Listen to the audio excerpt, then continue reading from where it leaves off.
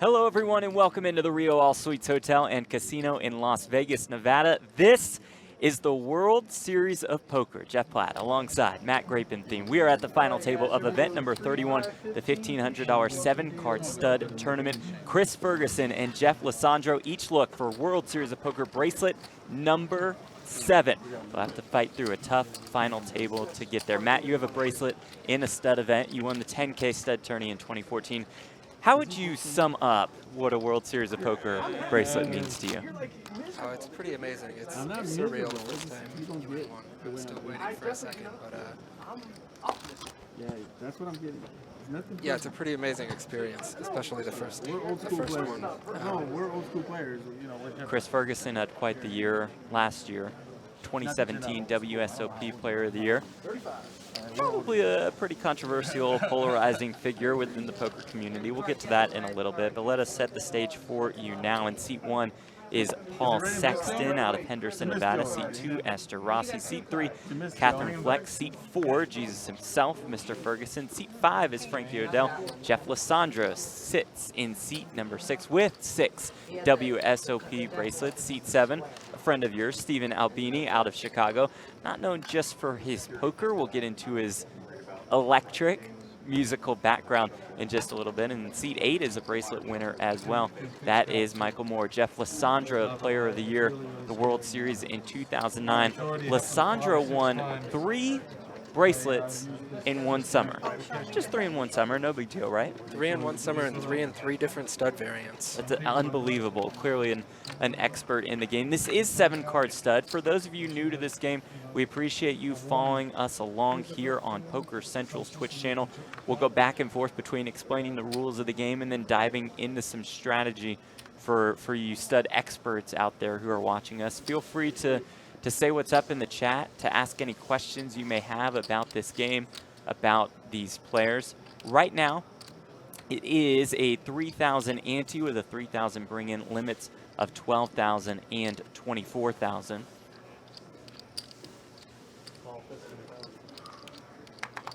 In 7-card stud, everybody at the table antes. 3 cards are dealt to each player to start. 2 cards down and 1 card face up. Then the action starts. The lowest card starts off that action with what is called the bring-in. Players then have the option to match that bring-in or to complete, and once completed, then raises can come into play. The smaller part of the limits, I mentioned the 12K, 24K limits, are on 3rd and 4th Street. Bigger bets are made on 5th, 6th, and 7th Street. So in our first hand of the day, we see Jeff Lisandro and Paul Sexton. Sexton with a queen and a 4 showing. Lisandro with Jack 10. 6 and a deuce dealt on 5th Street. You can see in our graphics in the bottom left corner of your screen that Sexton has a wired pair of 9s. That means that the 2 9s are face down. Lisandro has a split pair of 10s. That means one of the 10s is face up and 1 is face down. And you also see that Lisandro is a 70% favorite in this hand.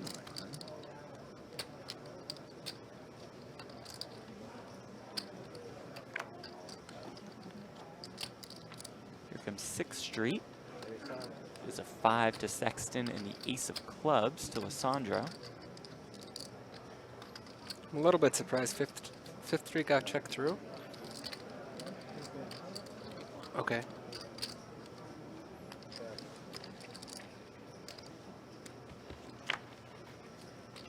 Looks like it went check, check again. Sexton makes queens and 9s. Lisandro makes queens and 10s. I don't even know. Yeah, I put the bottom one down and at the World Series. hope that was enough.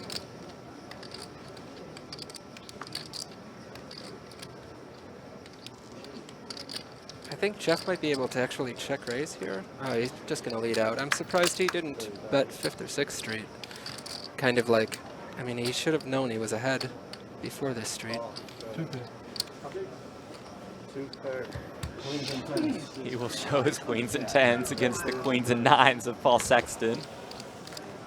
Pretty big pot shipped to Jeff Lisandro early on.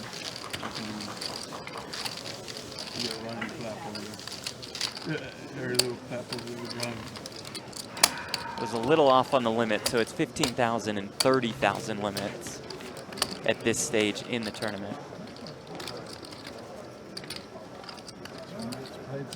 Yeah. No one else would do it. with a 3,000 ante and a 5,000 green. No one else is going to So it's Jeff Lisandro stacking the chips. Like the lineup there, those three: Chris Ferguson, Frankie O'Dell, Jeff Lisandro.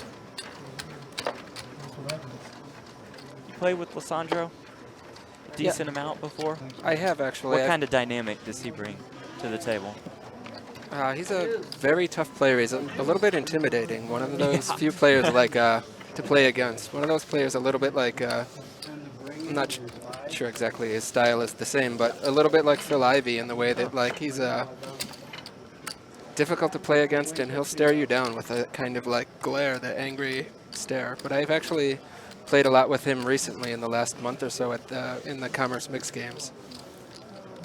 Has he mellowed out at all, or does he still bring in that menacing look? Yeah, he's still menacing. I mean, he's friendly at the table. Yeah. The man doesn't like to lose many pots. No. No, as long as he's running good, he's happy. Right. Say that for a vast majority of this poker community. Lisandro has more than $5.5 million in tournament winnings from Australia, resides in Italy.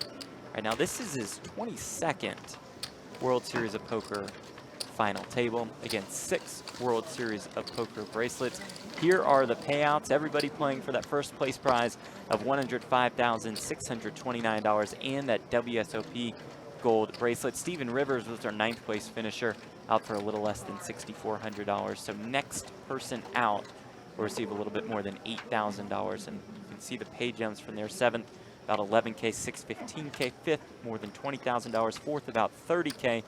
3rd, $43,765. 2nd, more than $65,000. And again, 1st is more than $105,000. $1,500 buy-in for this 7-card stud event.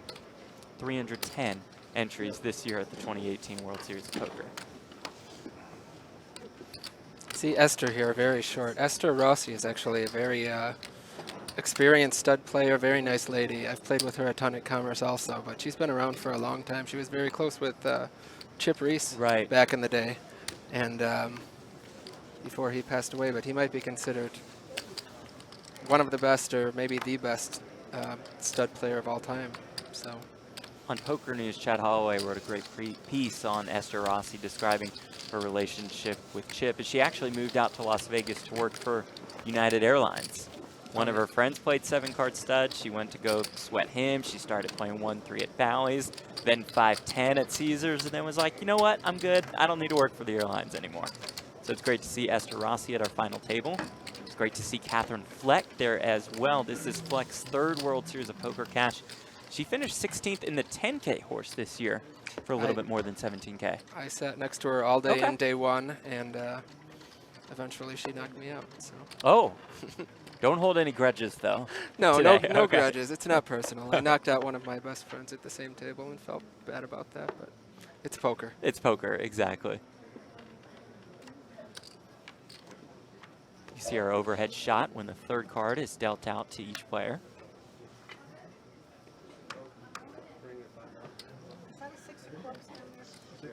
Oh, 6 of spades, thank you. Sexton the bring in here with the deuce of clubs. Actually has a pair of deuces. Esther completes with the queen 10 deuce, all diamonds. And given her stack size, once Esther completes here, she's committed to the hand. She is the short stack at the table. Less than 2 bets. You see the chip counts on the top of your screen.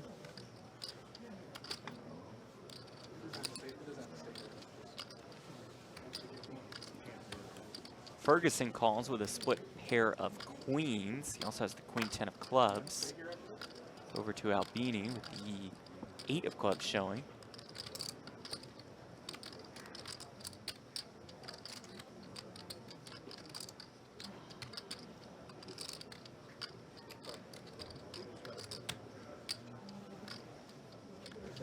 Contemplates and lays it down, more folds. Well, I mean, it takes away from the stud player when you have to put your card out, not over the top card. the way stud is played, though, correctly. And this is really not a good spot for Esther. Normally a live, her 3 flush I never listen. is a good enough hand, but if you look at the hands alive in the other cards, you see 2 deuces, 2 queens, and a 10 bet when she has queen 10 deuce. So She gets the ace of spades. Fires 15K. Her hand the best hand showing, so the action was on her to start. Ferguson comes in for a raise. And here we go with the rest of the chips in for Esther Rossi, who is the one at risk here. Ferguson, again, a pair of queens and also 3 clubs. 137,000 in the middle. Rossi a 28% favorite to more than double up. Ferguson gets the 3 of clubs on 5th Street. It's Rossi now has a pair of 6s. Chris has the 4 flush and the pair of queens. And now a straight draw 2. He just flips the 5 of spades, so Esther's fairly live here.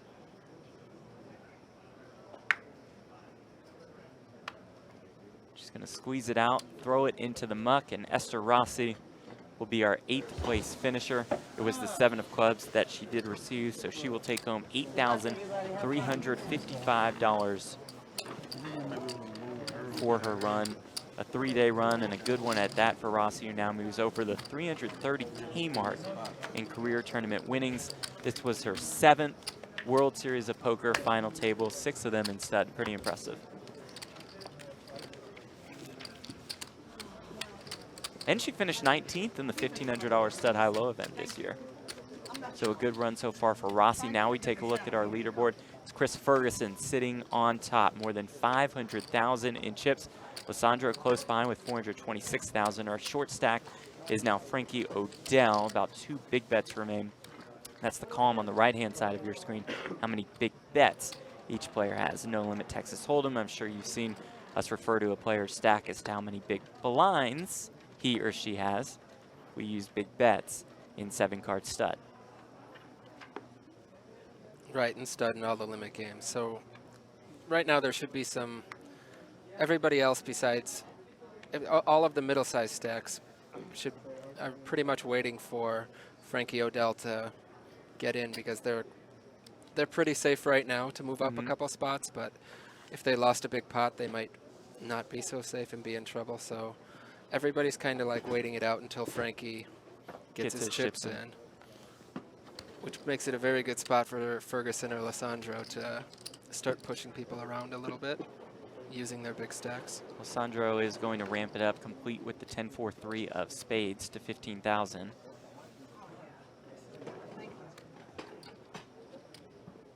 Moore lays it down and Lisandro takes the pot. There's about a $4,000 difference from 7th place to 6th place.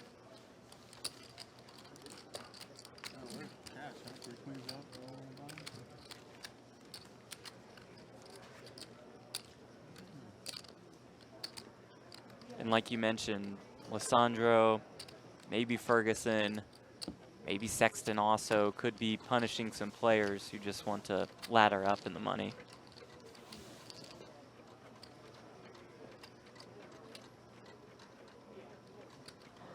Again, our limits are 15,000 and 30,000. The ante is 3,000. So besides Frankie, everybody else has a big enough stack that they don't have to worry about. One big hand isn't even going to kill them. Yeah. You can lose maybe five big bets in a hand, but that's about it. So and the smaller stacks, the 300,000 stack is 10 big bets right now. So everybody except Frankie has quite a bit of play left. So in No Limit Texas Hold'em, if we saw a leaderboard and we saw everybody with under 20 big blinds, we'd think, oh my God, this is going to go rapid fire, everybody's short stack. How do you relate big bets? I mean, obviously, you'll have a lot fewer big bets in a limit tournament. Generally, towards the end of a limit tournament, once you get towards the money or even the middle stages of the tournament, the average number of big bets for the average stack will end up at about 10 to 12 or so.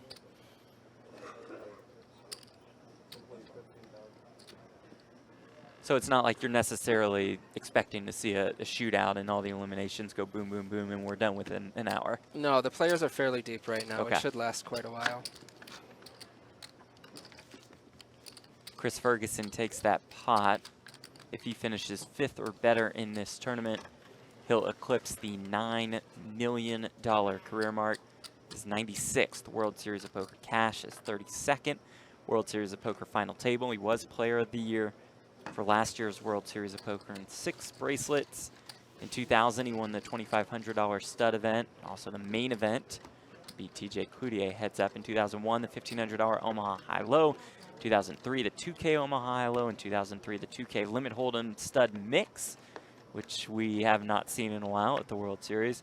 And then last year in Europe, he won the 1,650 euro buy-in, PLO 8 or better. Yeah, 96 cashes, that's pretty amazing. Especially since he took off 5 or 6 years recently, huh? After the He did take a after while Black off Friday. after Black Friday in 2011. Ferguson was one of the founders of Full Tilt Poker. Full Tilt, very long story, made very short, effectively was accused of running a Ponzi scheme. Yeah, it's still unclear what role Chris Ferguson played in that, but a very controversial figure at best in the poker community. Ferguson has drawn the ire of some players. The split jacks here. Sexton has King Deuce with the Queen of Diamonds showing. He will fold. Ferguson will take that pot.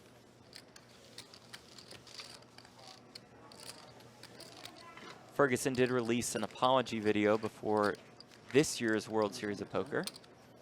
It was concise. Concise. It seemed maybe a bit scripted and forced. Maybe a bit scripted. Enforced, like he had almost like had a lawyer telling him to that he had to do it, but that he didn't really want to. It seemed a little bit. And he said, like you mentioned, that the full story has yet to be told on I'm Full not Tilt Poker. I wonder what he's waiting for. To Right. tell it We then. think that, you know, it's like we have an author sitting there. If he wants to write the book, he can go Yeah. ahead.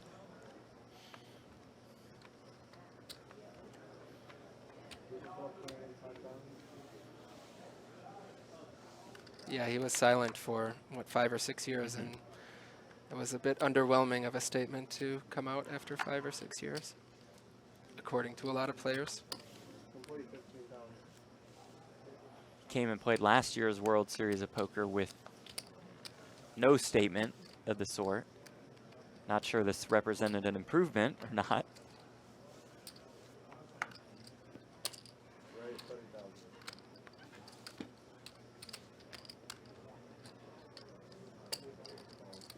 Yeah, he was a little shocked. I think it was level 5 or 6 of the 10K stud last year, and with no announcement or anything, he just showed up and Strolled sat down in. next to me, and that was the, Oh, he's I next think- to you. Yeah, That I think that was maybe the first time that anybody had seen him in a few years. But Right. the crowd went silent for a little while. I'm sure it did. Frankie O'Dell getting his chips in with a pair of 5s along with 9-6 more as Ace, King, Queen 3, 2 spades. That's why you asked how much. You have a pair of them. What's going on, man?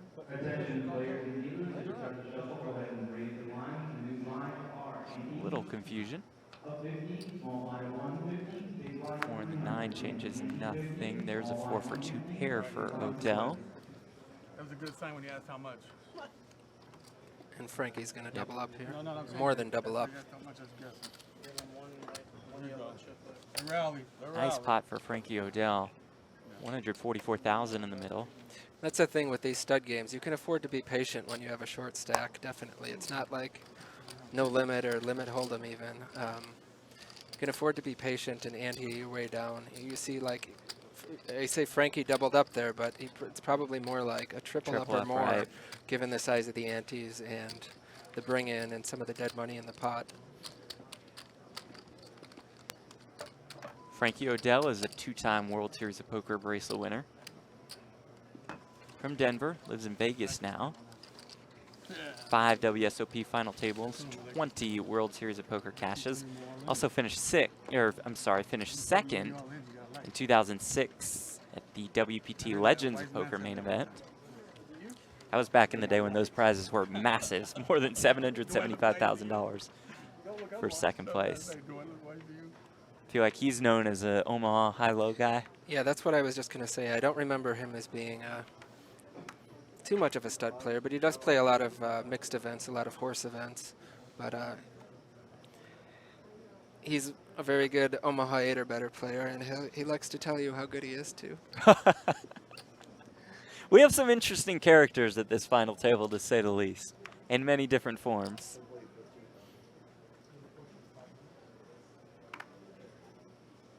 He doesn't lack for self-confidence. That much is true.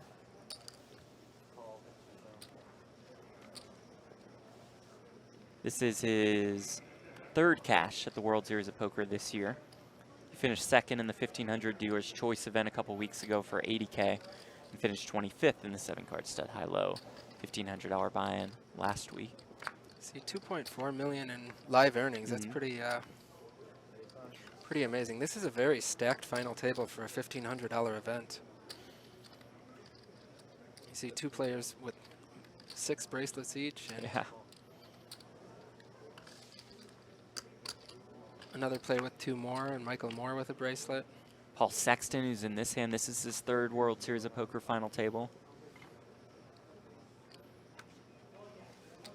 Sexton's dad, Keith, known as one of the all-time stud cash game players. He's played stud for a long time. Oh, I didn't realize the connection. Yeah, I know. I remember Keith Sexton and playing a lot with him, especially on full tilt. Paul has career tournament winnings of about $400,000. This is his 11th World Series of Poker cash. And I feel like I'm saying this about everybody, but he finished 16th in the $1,500 stud high-low event this year. You run into the same crowd when you play these mixed games tournaments? Definitely. It's a lot of the same players. You can predict most of the field. A lot of the field is going to be the same players in every one of the, at least the horse events, the individual events that make up horse. World Series of Poker event number 31. This is the $1,500 buy-in 7-card stud event. We started with 310 players. We are down to 7.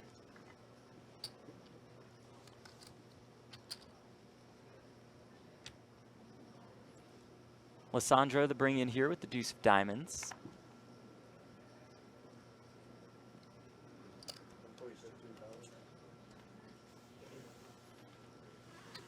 Albini will complete with his split pair of 3s. We wanted to bring in a guy who's never played 7-card stud before, so Maury Escandani is joining us now. Maury, how you doing? Doing fine, doing fine. Excited about this 7-card stud game, making the airwaves with fully graphics and automated. How about that? Yeah, it's nice to see. Maury running the show here at Poker Productions, dropping by in our booth here at the Brasilia Room at the 2018 World Series of Poker.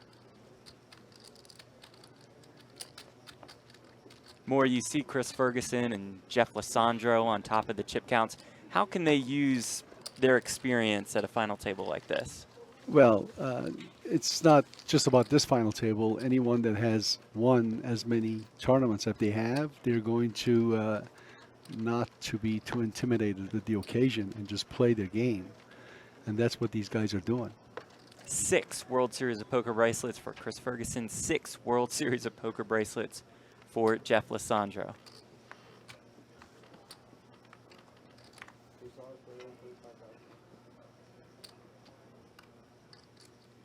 Again, if you have any questions for us on this great game that is 7-card stud, hit us up in the Twitch chat. Thank you for watching us on Poker Central's Twitch channel. Lisandro the bring in again with the deuce of hearts.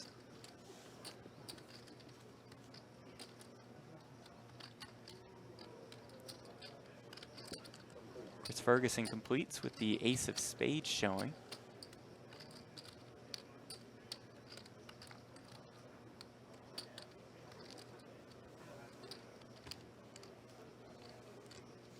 O'Dell folds, Lisandro folds. I feel like we've seen Ferguson and Lisandro take 90% of these pots. It is amazing how perfectly the graphics works when there's no action. All right. It's a lot easier to keep track of. The reason for that is actually we're unveiling 7-card stud, horse, mixed games, all that this year. And it's important for the players to give us a helping hand.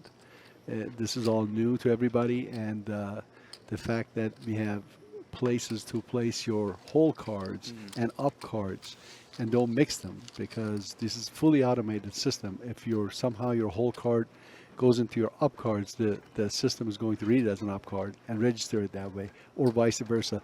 So we've been asking players, give us a hand, make these games, get out there like we did with No Limit Hold'em, let people see different variation of poker, different, doesn't have to be all no limit. Limit games can be a lot of fun, as the limit players would testify to that. Let's have fun with it. And along the lines of showcasing new viewer experiences in the World Series of Poker, this year we're running with PokerGo streams and with Twitch streams as well. How important was that for you to accomplish that, to be able to show poker on multiple outlets throughout the course of the WSOP? Absolutely. It was last year we didn't have the opportunity to do exactly what we were doing, and it took us a few months of preparation to make all of this happen. It is not, as you would know, Poker World Series is just a huge project for us, starting with all these bracelet events and moving into main events, and then the big one at the end, all being live every day. It's been quite a challenge. Grapes, you feel like this is a good learning tool of sorts for somebody who wants to get into 7-card stud, to pull up a final table to be able to see these whole cards? Oh, this is amazing. I mean, there's not very many resources out there to learn 7-card stud or 7-card stud 8 or better. And even in the past, when there's been streams or tables where you've been able to see games like this, mixed games like this, there haven't been this kind of technology, these whole cards. This is pretty amazing. I wish I could go back and see some of my past final tables and see what everybody had. I've seen some of the videos of my final tables, but and go back, and but if there's not a showdown, I don't remember like if I made a great bluff or I just had the nuts or. I laid out 10. Matt Grapentine with us. He won a bracelet in the 10K stud event in 2014 and got, I hate to bring this up, but also got oh so close in 2016. In 2016, I lost to Rob Mizraki in a second place, and actually, you know what, I was thrilled with that. That was a tough final table, and I think second place stings a lot less when you've already won one. I think a second place would have felt much more horrible sitting at a table, looking at a bracelet, having it on the table, and then losing if you hadn't have won one before. But I think I've been kind of lucky, I guess, if you could use that word, in that like before I won a bracelet, I played for 10 years at the series and had a few final tables, but the highest finish I ever had was like an 8th place. And so I never got close enough to like sniff it, and then felt the disappointment. And then the first time I actually got really deep, I actually won. So I can't imagine. I mean, I think a 2nd or 3rd place and getting that close, it has to be a really disappointing feeling. Yeah, it makes sense. It doesn't sting as much when you already have one. Even though it should be, like, by any objective standard, a great success for any player, an amazing success to finish 2nd or 3rd out of hundreds of players. I'm sure it doesn't feel good that night. Maury, thanks to the great folks over at Hendon Mob, I see you have 1, 2, 3, 4, 5, 6 stud tournament titles. Well, those were the days that I played as many 7-card stud tournaments as I could. Yeah. and I was running pretty good. They say you get older, you catch less hands. I don't know if that's true or not. We'll go with that. That's fine. I haven't played much tournaments lately, but the one memory that I have, the best memory I have, was having only 2 big bets at the final table in the 7-card stud Hall of Fame championship, and I won it. And it was thanks to no other than Johnny Moss. Wow. So I go back that far back. So yeah, there's a name from the past. Yeah. Thanks to him, why? He doubled me up. Okay, easy. Yeah, he doubled me up, Thank and you, then I Johnny. didn't look back, and next thing you know, I was just finishing everybody off. Maybe Frankie O'Dell can say the same thing. He was down to just 2 big bets. And maybe he'll have Michael Moore to thank. Maury, any time for tournaments this year for you at the World Series, or Well, I we had have the a 10K stud in a couple days? I know. I had a self-imposed rule not to play any tournaments that I'm producing. And now That it's seems just like about fair. all of them. And, of course, that became about a gaming rule now that no producer can actually play in the game, which is fair. No matter Sure. what, if I play the 7-card stud, we'll turn off all the cameras, take everything down. Okay. But I don't want to do Okay. that. I don't want to do that to the game. It's, you know, I say that, and you know how it is. I mean, when you're a stud player, you're a poker player, you just can't help yourself. See all these games going, you can't help, you know, let me jump in there. Come on, let me play, boys. Certainly, because it's the World Series of Poker, but outside of the World Series, there's not too many opportunities anymore to play 7-card stud in any kind of tournament. In the mixed games only, yes. Yeah, Can you read lips? it's part of a mix for sure. Right. Yeah, I mean, you can't hear. You have to develop the read. But even the mixed cash games don't include 7-card stud Yeah, I was high gonna as say, much anymore. How popular now is this game within the cash games community? Not very much at all. It keeps losing popularity. I'm not exactly sure why, but so many players disparage it a lot now. But even Raz and 7-card stud 8 or better have both eclipsed it in popularity. You see Raz even draws more players than probably. I think the 1500 Raz will draw more players than this tournament did. And I'm not exactly sure why. But I was a little bit upset. I heard Norman and Ali talking the other day, and they had a third person in the booth, but they were suggesting that they change horse and take out stud and replace it with triple draw. And I was getting pretty upset at that. Oh, no. I think the third person in the booth suggested that and said Oh. that stud was just a boring game, and I think Norman responded that it was Well, like the it's- smartest thing he'd ever heard, and so I wasn't too happy to hear that. This is a game that I grew up on, and Pair of 4s for Moore here. Ferguson has a split pair of 5s. It's always so scary when you pair your door card. It doesn't matter. Like, once you pair your door card, people automatically assume you made the trips. The truth of the matter is, there's less likely you have trips, but still, it's scary. You just got such a commanding lead of the hand. yeah, it's still a very dangerous proposition to continue against that open pair. Again, for those of you new to 7-card stud, on 4th Street, you are allowed to bet the higher limit if you have a pair showing, like Moore does with his 4s. I've said for a long time, I think that might be the worst rule in poker, Really? and I don't see any reason for it. I mean, you catch the best card possible in the deck, and then they give you an option to double the bet and kill the action even more. I'm not sure why that rule exists. Can you go get me a big bottle of water? I assume it was something from 30 or 40 years ago with That's a water over Okay, a bunch of yes, nitty it players. was. Yeah, There it is. but a bunch of nitty players sitting around being like, you He's can't like, get these "Wasn't me." flush draws out. And Yeah, but it gets the game going. Anything that, you know, you were saying why it's not slowing down, because it's a slow game, but it's a fascinating game.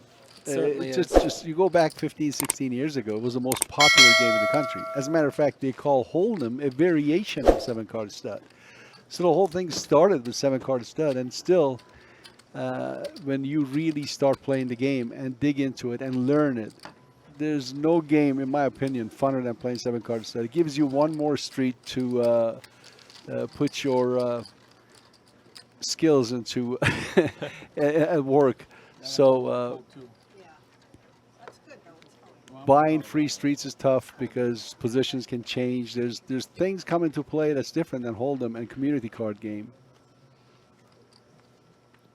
And I do feel like for viewers wanting to incorporate some mixed games into their poker playing, that this one's a pretty good one to pick up on. This is a pretty good introductory game of sorts. It's just a high hand only game.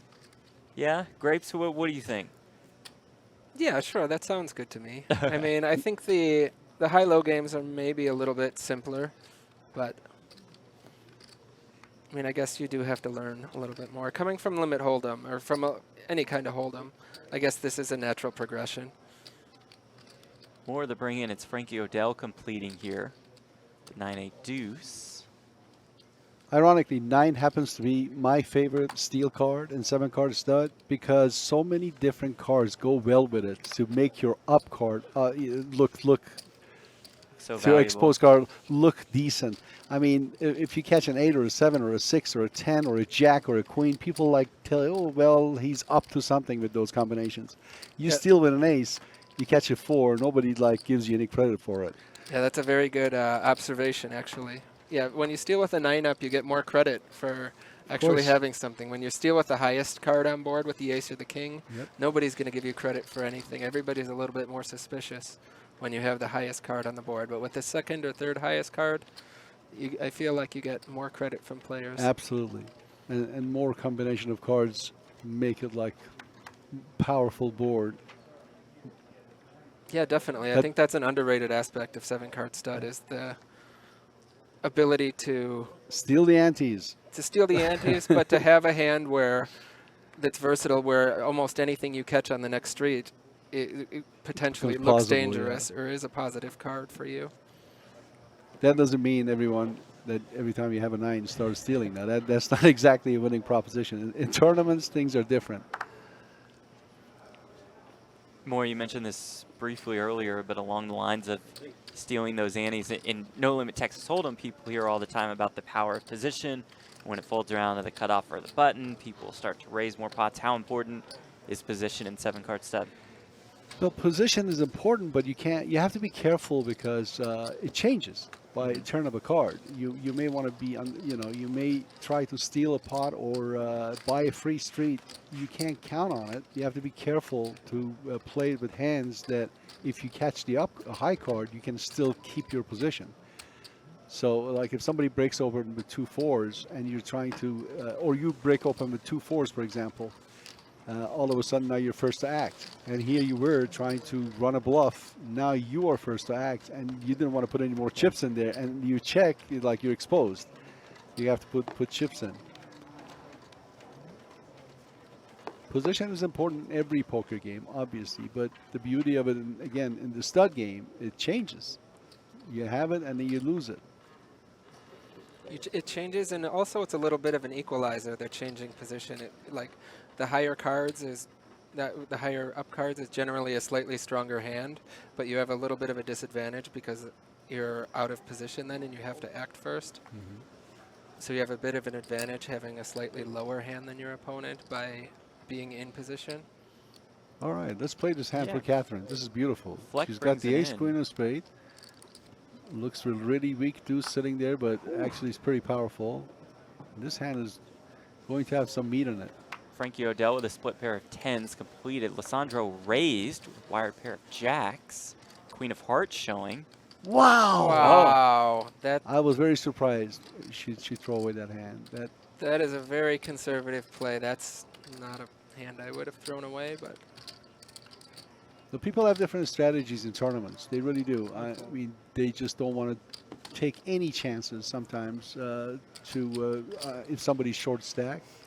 and That maybe she is the second shortest stack on Yeah. there, so she is worried if she loses a big hand, she could become the shortest stack. Right. And there's tournament considerations, ICM considerations that she has to worry about. And that was a very good disciplined fold of pocket tens. I mean, pair of tens against Jeff. He felt like there's no way he doesn't have the jacks. So Frankie, good play there, buddy. Yeah, Frankie's hand is a trap hand there. I agree. It's definitely a good laydown. Maybe if Frankie's kicker with the split tens would have been an overcard in the hole, then that could have made a big difference, and I think he would have played like if he had 2 tens with an ace. But 2 tens with a 5 against a jack re-raising, he doesn't look very good at all. There's that deuce of spades to Fleck again, who shakes her head. So that was a hand we expected to see a decent amount of action with the ace, queen, deuce of spades. Yeah, I'm surprised pair it of did tens not and go past jacks. 4th Street there. Or it didn't even get to 4th Street, did it? It did not. No, he did not. The completion and then the raise, and that was enough for Jeff Lisandro to take down this pot. Move up to 477,000 in chips. I'm always a little bit amused when people get all exasperated and disappointed when they see they have the bring in, even before they look at the Right, whole cards. right. I mean, you still have a decent possibility of having a good hand in this game. I mean, it's not like Raz, where if you have a king up, you don't even need to look at your whole cards. Stephen Albini takes this pot. That brings him up to 338K. Career tournament winnings, about $60,000. This is his first World Series of Poker final table. He's not just a poker player. Grapes, you know him well. He's a musician, record producer, audio engineer. I think he prefers the term recording engineer. He has worked on thousands of albums throughout the course of his career, most notably Nirvana's final studio album. And I have to highlight this, he doesn't take any royalties from the albums that he's worked on. No, he's a very strong proponent that he should be paid by the hour, by the album, Yep. instead Just of the work that flat he does fee. in the booth. Right. Yeah.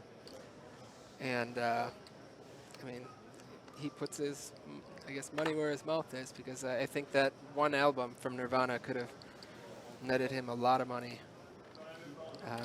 if he would have taken even a small royalty on it. But Steve also has, he doesn't have a huge poker resume, but that's just because he hasn't played been able to play a lot of poker tournaments. Right, He right. does play a lot of tons and tons of cash games, and he's been posting on a regular poster on the 2+2 stud forums for thousands of posts for the last 10 or 15 or 20 years. And he's usually the person everybody goes to ask the questions. He's not, they ask the questions to him, and he's the one answering. I know I've gone to him for 7-card stud advice several times. Picking So- this one up on 4th Street, Ferguson with Jack 10, 9, 7 showing. Frankie O'Dell, And ace, the- queen, 3 deuce, 3 spades. Yeah, 3 spade deuce of clubs is his. There you go. They fixed it. So that's what I was talking about. If the player pulls the card in, the system is going to change the position of the cards.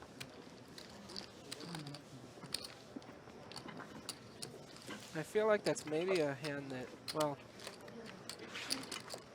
I guess Frankie has to worry with a really short stack there, but I think the 3 flush that he picked up on 4th Street plus the ace and queen in the hole might have been just enough of a hand to continue, or at least peel one and see what comes on 5th Street. Because there's so many cards that can help him there. With one more card, he can pair with a deuce or a 3 or a queen Right. or an ace, or pick up a spade, or a king gives him a lot more outs. And I have no doubt in my mind Frankie would have definitely continued with that hand in the cash game. But tournaments, things just change in people's mind. Very few people like John Hennigan and Nick Schulman, those guys treat them both almost identical. They have the cash game gear in the tournaments when they play these. Yeah, and if you see, Frankie is just under 3 big bets left, so I'm sure his stack size was a consideration there. Albini brings it in with a 5-3 deuce of spades. Moore with wired pair of jacks completes. See Frankie O'Dell's ace of spades. I doubt this deuce of spade is going anywhere. I'm guessing. I'm sure Steve's not Yeah, folding this. he's going to try to produce a nice song with this.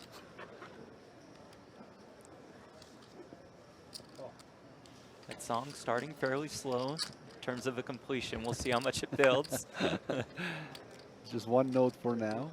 Now he gets to represent the 3 deuces. There you go. Power of doorbell. He's picking up the tempo. Really hard to make these calls. Yeah, I mean, this is an interesting spot. Now that he's defended, I mean, normally against the bring-in, you're not as afraid, but Steve actually had to call the complete bet, so he has something here. I think it's kind of hard for a pair of jacks just to call here. and he did. Moore does just But he's that. going Good to. call so far. 7 of That's spades. spade helps. Yep. On And- 5th Street for Albini. And Third. now Moore catches the deuce to block, so now he's less afraid of the 3 deuces from Steve. He can now actually make the deduction that if he doesn't have 3 deuces, what else does he have? He's either got a big pocket pair or any kind of pocket pair or 4 spades. And There's no if. It's one or the other. And as you see here by the equity, Steve is actually ahead here, even though he's behind with only a pair of deuces. It's 7s and deuces showing for Albini. Moore caught the queen. Now, if he's You see Moore's reaction there. He doesn't look very happy. He's not too worried about the tells he's possibly it getting is, off. yeah, exactly. If he's built this hand in his head, not giving him 3 deuces, then he should have called. But Right. again, it's easier said than done when you're sitting in the tournament that every chip that you lose can take you away from the prize money. Right. He had exactly. He had a tough decision on 4th Street there, but once I think he calls 4th and 5th Street, then even though Steve made open 2-pair on 6th Street, I think he still has to call with his overpair. Nice pot for Albini there. That will please Brandon Shack Harris. He's playing the 50K Poker Players Championship. He tweets, "Today is going to be amazing. Best guy and my original poker running buddy from the start. Steve Albini playing the stud high final table today. One of his best games. Our champion. Amazing, I tell you. Oh, man.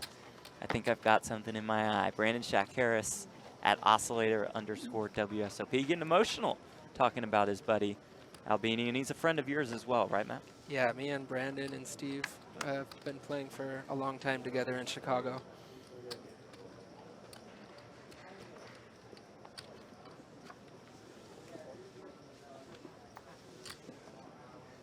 Ferguson brings it in. Lisandro completes. Ferguson has a split pair of deuces. Lisandro has a pair of 6s, wired 6s. There's a raise from Paul Sexton with a split pair of aces. Be interesting to see what Jeff does here. I guess Jeff is going to take one off, but we haven't seen Sexton be very active, so a lot of times the ace will re-raise and won't get a lot of credit for having very much, but I think against a player like this... And a pocket pair. Pocket we'll pair is see. always so different. Wow. Of course, there you go. Power of door cards again. Yep. Lisandro It and wouldn't queens and surprise me 6s. if Paul lets this one go because it just looks like he made 3 queens. Yeah, But this is a fold. He might have decided to call if he had another club or something. 3 clubs, but this. Yeah, there he and I goes, think yeah. once you shake your head like that, I don't Yeah. think you can shake your head and then call down. It's the side fold from Paul Sexton. That's wrong. Jeff Lisandro takes another pot. Lisandro and Ferguson over the $500,000 in chips mark. Jeff Platt alongside Mac Memorias. Johnny, event number 31 of the World Series of Poker, $1,500 7-card stud. Final table, 310 players started this tournament. I mean, I wouldn't get anyone out, but you gotta understand Just this. 7 I've got expenses. And as I was saying before, there's a lot less pressure in this game on the short stacks. Even compared to like limit hold'em, you see Frankie O'Dell with 75,000 after he enters in this hand. He's going to have 2.5 big bets left. In a game like limit hold'em, he's going to be looking to raise and commit on 3rd Street and pretty much get it in a game like this, we see there's what Thanks for the humor. about 25,000 in the pot with just the bring in. And Frankie's only forced to put in 3,000 per hand, so he can ante himself down quite a ways and wait for his spot. And he's not forced to just get it in. He does complete here. King Jack 9. Take that small pot. And no matter what he has there, even if he has a split pair, he's happy to take down the antes. Every time he steals the antes, it's a significant addition to his stack. Yeah, like you were saying, I mean, that added about 33% to what his stack was. It's now around 100K in chips. Yeah, you get that low. You should have seen my finals. We had like 60, 70 people that And the other screaming players as like loud as they Katherine can. Fleck, I mean, I'm it sure felt like inside they were are screaming in my ear. sighing a little bit every He was time that, remember? Frankie Tom is shut able up, to some steal the people shut antes up. or stay alive. How loud was that finals? It was terrible. Because I lost, but you know, it was loud. The loudest one so far. I think Frankie talking about one of his rail experiences when he was at the final table. A final table, I should say. World Series of Poker rails can get pretty rowdy. They probably make for good television Oh, at yeah. times.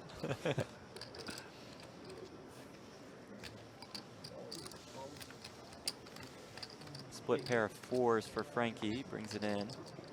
Sexton completes, King Jack 5, a couple of diamonds. Fleck makes the call. Split pair of 8s.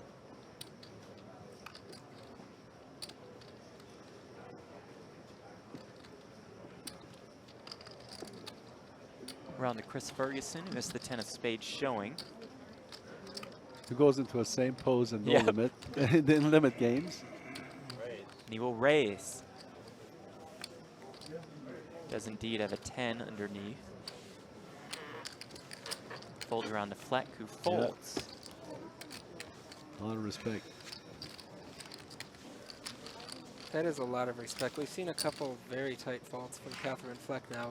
You have to assume that her strategy here is to wait to see what happens to Frankie the next time he commits to a pot and hope to possibly ladder up a little bit before she takes risks herself. And I heard you guys talking about Chris and his apology and coming back and full tilt and all that stuff, and it's only right for me to say that with all the years of experience that I've known him personally, unless I am just a total buffoon when it comes to reading people's characters, this man is far from what has been discussed and described. To me, he's got a lot of honor. This is the last person on earth to scam anybody. People love to mix mismanaging something with mischaracter of something. Just like in the poker world, how many times a very successful businessman sits in the game and plays a wrong hand, everybody thinks he's an idiot. He's not. And he may be the smartest guy on the table.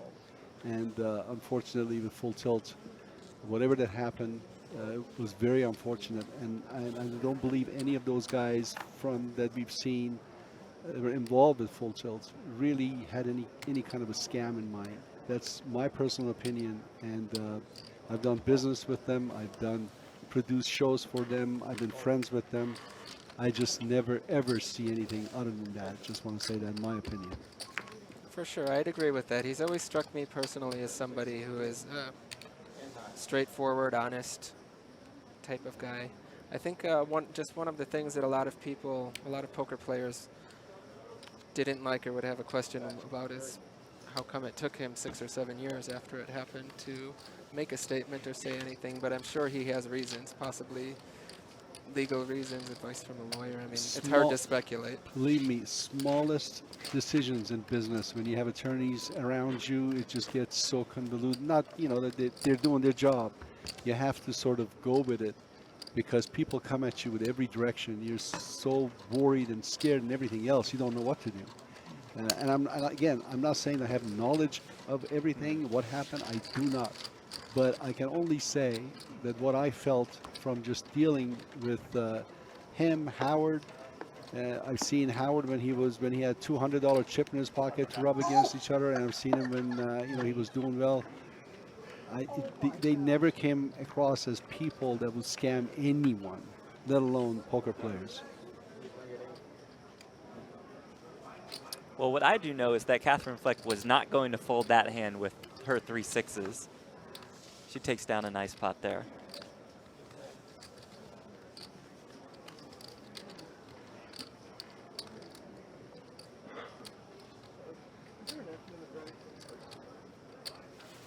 It's Ferguson with the king of clubs showing.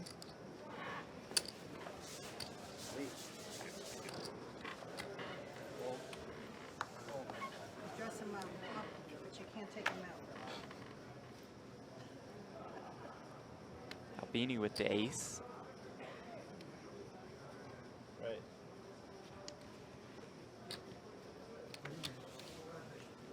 He raises back over to Ferguson. Are we allowed to look at our phones? You're gonna get away from the table. Okay, thank you. Ferguson, a split pair of kings. Couple diamonds as well. Albini with ace, king, 10, a couple hearts. Yeah, Albini this is kind of a combination of kind of a re-steal situation, and he has some equity with the 2 flush and the 3 high cards, and also he's discrediting Chris Ferguson a little bit from raising with split kings because he has a king himself. And he's not going to go anywhere now, even though that ace is a really bad the ace that Ferguson caught is a really bad card for him after Ferguson continued on 3rd after getting re-raised. 5th Street now, a 10 to Ferguson, a 3 of hearts for Albini.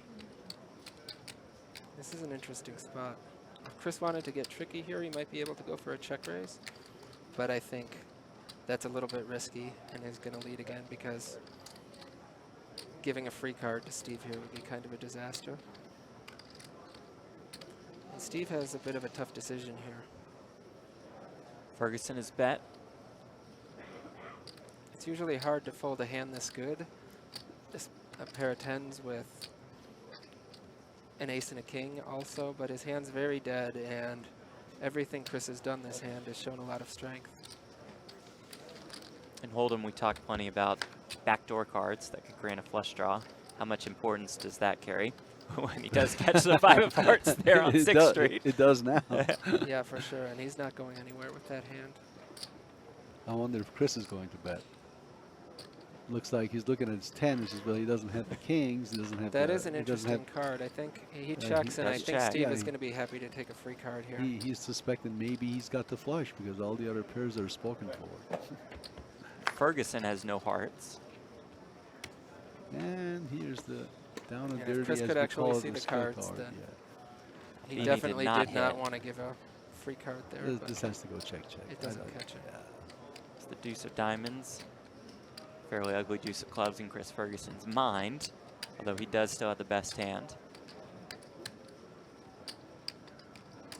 Goes into his no limit mode. Come on, Chris, No you limit can't mode move all in. engaged. There's the check.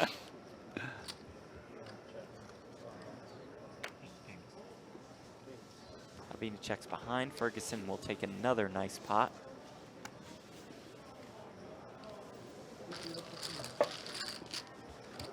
I don't think anybody made a that could have mistake been this more time, did? expensive for Steve there, with no bets going in on 6th or 7th, but still a big pot for Chris. See Chris over 700,000 chips now. Almost 200K more than who is in second place at the moment. That would be Jeff Lisandro. Both Ferguson and Lisandro looking for bracelet number 7.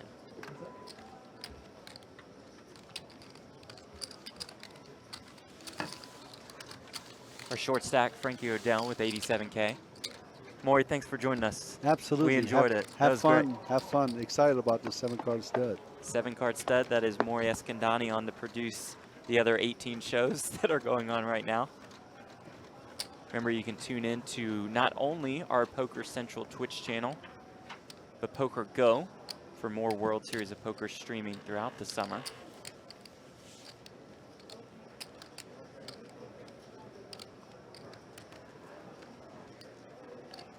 Well, Graves Maury was here and we didn't get fired, so I mean, I think pretty good for us. Pretty good spot.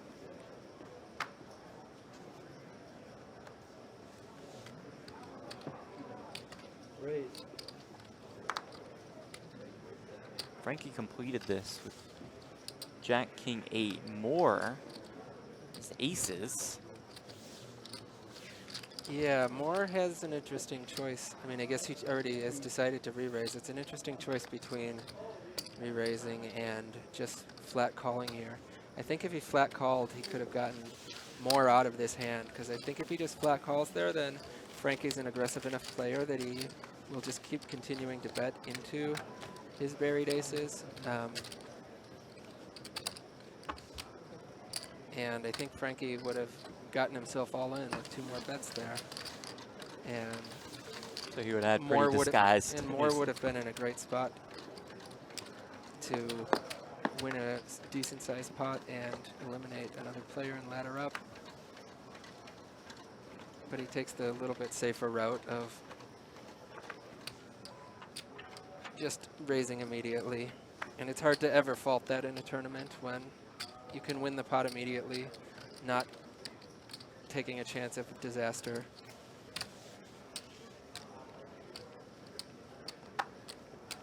Fleck the bring in here with the 6 of spades.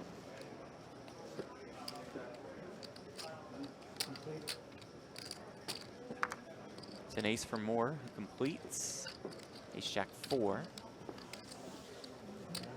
Fleck makes the call. See that she has a deuce of spades and now a 4 of spades. other card is a spade as well. Moore, the one who bets. Fleck makes the call on 4th Street. She picks up a 4. It's a pair of 4s for Fleck, at least. Yeah, so we're still missing one of our whole cards. This is interesting. Goes check, check. 7 for Fleck and a deuce for Moore. Fleck leads.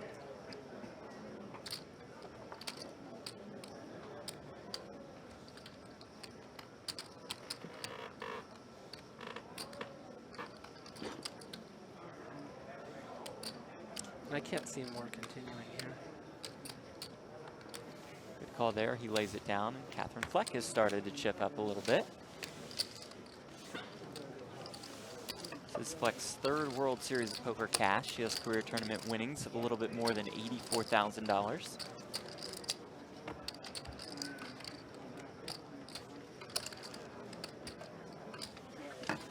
The ante of 3,000, a bring in of 5,000. The limits are 15 and 30,000 here at this final table at the World Series of Poker in the Brasilia room at the Rio All Suites Hotel and Casino.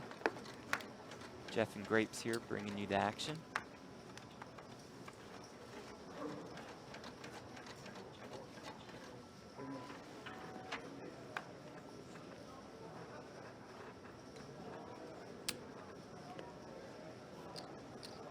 Lisandro brings in with the 4 of clubs. He's got ace-jack underneath. Jack 4 clubs. Albini calls and then Moore completes. Albini the split pair of 7s, Moore with split jacks.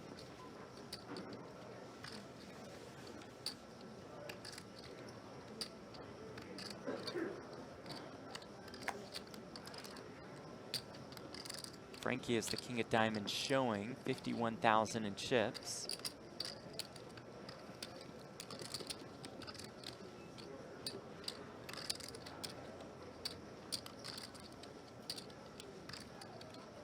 So Frankie's decision here is not really even just a call right now, but if he puts in any chips right now, he's going to basically be committing his whole stack. He and Lisandro both fold.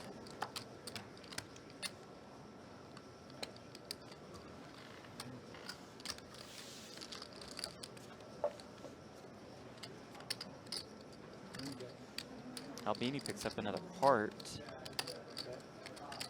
It's just enough to continue probably for one more street, but it'll might have a tough decision on 5th Street. Moore bets with his jacks. Albini does make the call. Gets the jack of hearts on 5th Street. Now 4 hearts for Albini. Just the 4 of spades for Moore. You see the percentages on the bottom left of your screen. Even though Moore has the better hand right now, Albini is favored to win. Yeah, that's just a great card for Steve.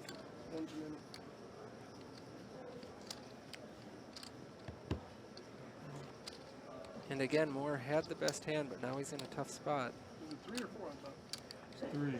If he knew what Steve had, he certainly continued. Yeah. But he has to worry about maybe a potential overpair of kings or aces, or given that Steve played with a 7 of hearts, that he could have started with 3 hearts and now has a flush. Quite the pot developing here. And he gets the 10 of clubs, and it's the deuce of spades for Moore. Now an interesting decision for Steve. If Steve continues here, then I think he's also going to be betting 7th Street regardless. I think the reason for this bet is potentially to get a fold, not immediately, but on 7th Street. Let's get the call here. More than 200,000 in the middle. You see Steve makes the flush. Albini does catch that heart. It's just a 3 for Moore, so Moore just has a pair of jacks. I think he's going to go ahead and bet, but a check raise would be a tricky option here. He is going to fire.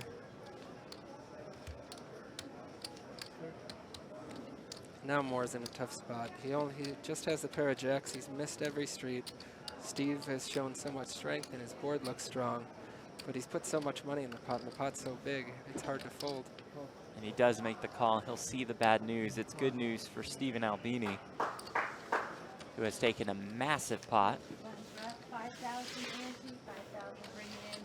to go along with a massive ovation, and it's just one guy clapping. It's still nice to have some support when you're on that final table Yeah, round. I think I have a good idea who that is. Another friend of ours from Chicago. Okay, okay, the Chicago group. I don't think he did anything.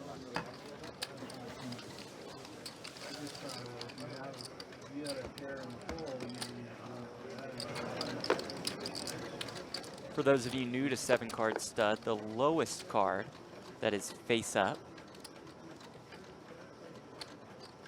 has the bring in. Now some players look at their cards before they fire off that bring in, and some players just do it blind, right? Yep, I always just throw it in. Okay. Throw it in blind. But Oh, it is.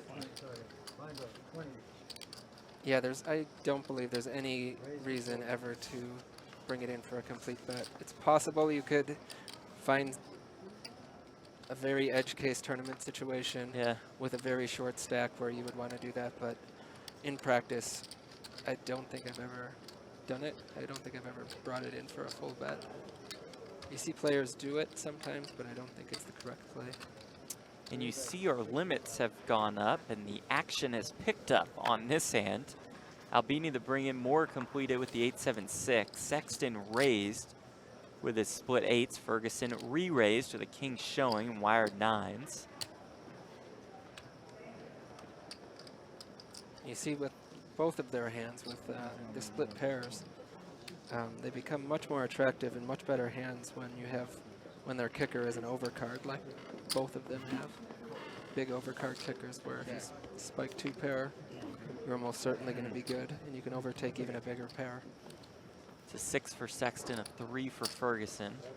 Ferguson's going to bet 20,000.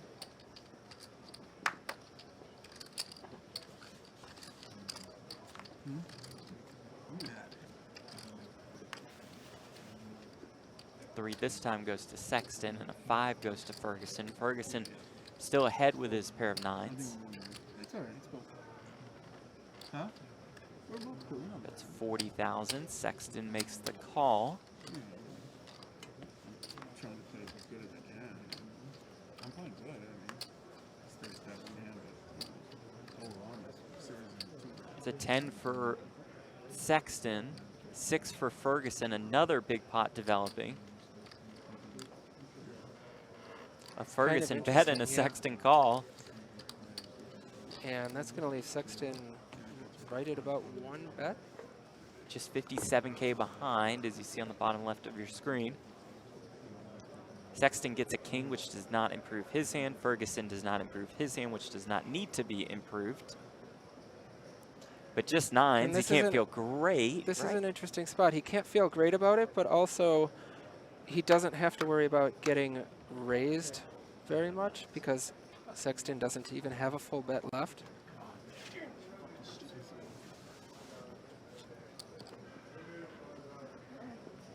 Folks, you don't need us to tell you that Sexton lost this pot.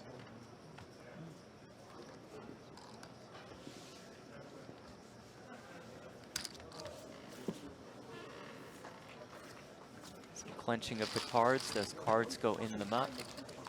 Those chips go to Chris Ferguson, who is now a significant chip leader here with more than 900,000 in chips. Sexton, our short stack, who's not particularly pleased at the moment. I think given that he had 1.5 bets left, I think if he would have had just a little bit less, maybe like 37,000 instead of 57,000 with a 40,000 big bet on the river, that Chris could have and probably would have bet out, putting Sexton all in.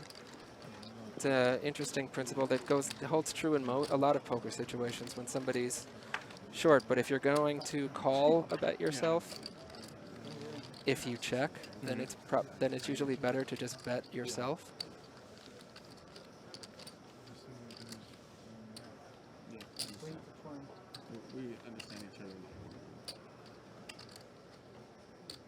Sexton the bring in. Fleck the completion. Couple aces for Katherine Fleck. Fire to aces. Will they receive any action? She's been playing pretty snug, so I think she's going to get a lot of credit.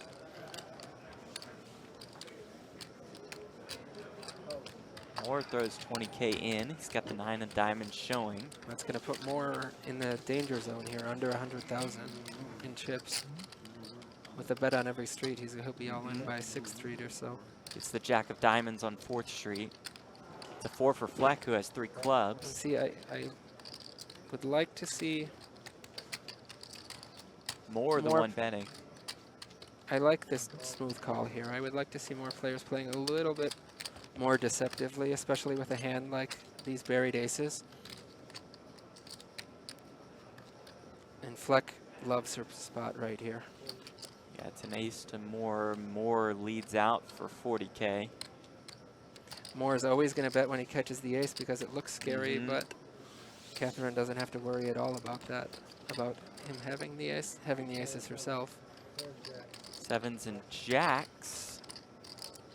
Now for Moore, Fleck with aces and 7s. Moore is going to put the last of his chips into the middle. Well, we'll see if he has a jack. Insta call here. Do we show? Yeah. Yes, please show. Up so far. Did he have another jack? No, but he does have 4 diamonds. Because he caught the 2 jacks running. Diamonds there and the 3 of hearts there. Wait, that's 7 cards already in front of them. I don't think he was supposed to. Usually they deal the last card the face down, but so to get the sweat. The sweat does not come for Michael Moore. no, he Brutal doesn't way get to the go. sweat, but He finishes in 7th place, $11,095 for him.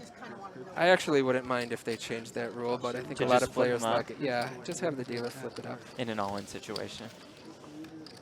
It's especially brutal when you have a player like you're all in for your last bet, and you're against the chip leader, and they squeeze for 5 minutes to like.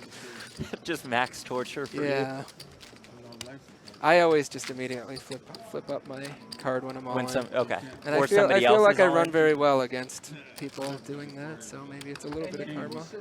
I just think it's a. Who? You. I've been playing, my friend. Didn't I double you up? Didn't I double you up? Didn't I double you up? you one spot. Yeah. I gave you one spot. Listen, he left you alive. This is like two people on the edge of a cliff, and they tell it, and they Listen. coincidentally got the. Listen. And it's like, who's gonna jump first? Come on. Yeah. He was supposed to bet that. Which one But gonna I'm jump? not Which blinding one gonna out. jump first? I'm trying. No, tell him, Chris, I'm trying. I'm not blinding out. Frankie He was O'Dell supposed from the to bet that. tabletop. Try to let you guys listen in No, I as would much bet as we that. can. Whenever we hear them, we'll get out of the way. Makes sense. No, I'm saying. And that's actually quite a coup for Frankie here to. I mean, he's not just like blinding off. I think he's waiting for a spot, but he can't afford to be patient. And he's been the short stack for a long time, and now he's been moved up the ladder another spot as the short stack. Sexton and O'Dell, probably the happiest people at the table, maybe besides Fleck with Moore's elimination. That means they've earned at least $4,000 more dollars. That's the pay difference from 7th place to 6th place. That was the only thing my bright spot. I remember those days. I'm impressed with Frankie's I'm saying. patience here. He's I down tried to to one make a big play on bet, you. That or was my actually bright under one big Yeah. bet now. When you had 3 kings. But with a $5,000 ante, It's so just- just stealing the antes is going to more than When double you his got that stack, big even if he gets no action You think I want that on right the up? next hand he does play. People are texting me. And right even now if he about was it. down to 5,000 chips and was all in for his last ante, he would 8x his stack by winning his all-in hand yeah. blind and get back above where he is right now. So he has, I think I see a lot of people in this situation feel desperate and just shove their last one bet in, but he can afford to be patient here. I'll have to shove a bring in here. The 3 of clubs showing.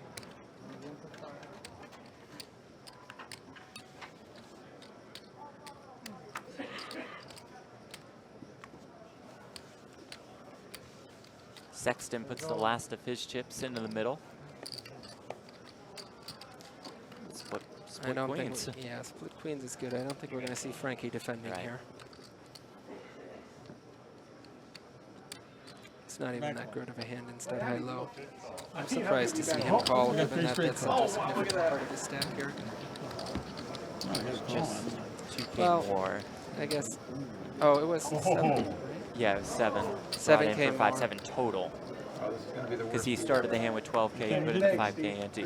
3 queens for Sexton. Oh, straight draw now. Sorry I said anything. Yeah, maybe I was want me to kill? misunderstanding the stack sizes there. If it was only 2,000, Well, okay, well, yeah, he's all right. Time out. even if it was only 7,000, the pot's big enough, I think, to defend with any 3 cards.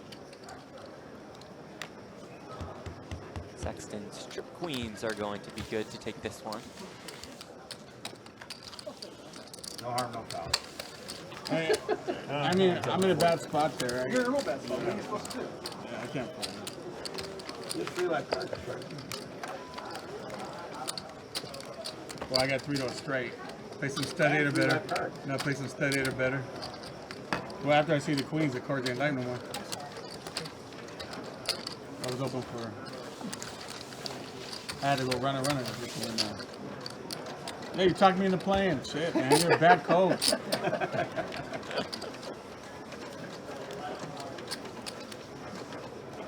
I gotta make the play with a 7 high.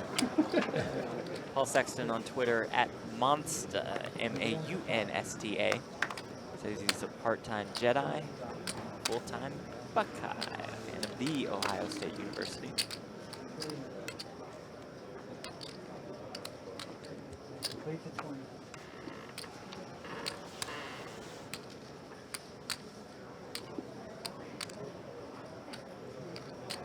Not from our chat. We had talked earlier about 7th Street being dealt face up a couple hands ago that we saw with more on for his tournament life. It's Beer O'Clock asks, what happens if the dealer accidentally deals up 7th Street but the players are not all in? 11. It's under what you got over there. Tell me you were The bluffing. house rule changes in different places, Okay. and it also depends on. I'm almost positive. Actually, in a tournament here, it depends whether it's the first. If it's heads up, Got a player all in and at risk. It is Frankie O'Dell now with aces and 5s. What are you worried about? He doesn't know anything yet. he's got a 7 or a 9 to hit a straight or trips. 7s for Albini. Frankie O'Dell shows a 3. It's on, my friend. And Frankie O'Dell says it's on. So I know. I mean, we're friends.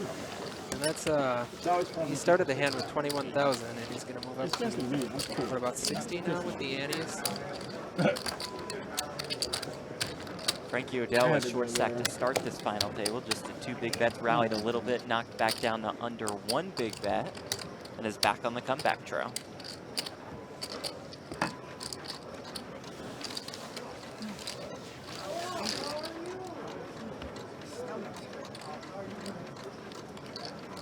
$67,000 in chips for O'Dell. Almost 2 big bets. Sexton is about 1 big bet. See, I can never get ahead, man. Every time I do something, I get juiced.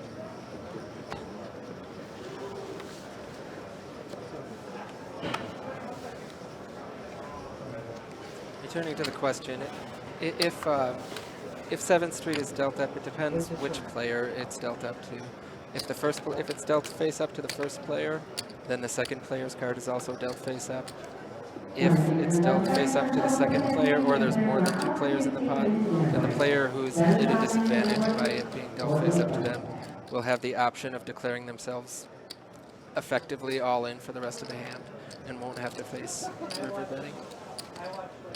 Fleck firing here on 4th Street with some queens.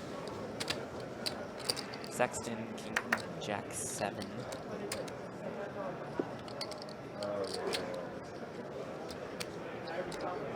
Someone thrilled with life at this moment.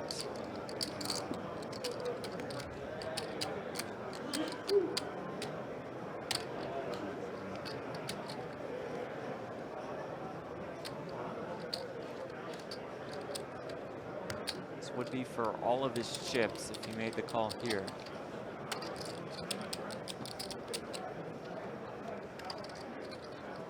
And especially given that he's up against Katherine, who hasn't gotten out of line at all, I think he can lay this down and live to fight another hand. look for a slightly better spot. The king, queen, jack looks really nice on 3rd Street, but the 7 is a really bad card. I mean, I think even a 9 and he's up easily for a gut shot. If he would have picked up a gut shot on 4th Street, then he snap calls here, but I think he can fold.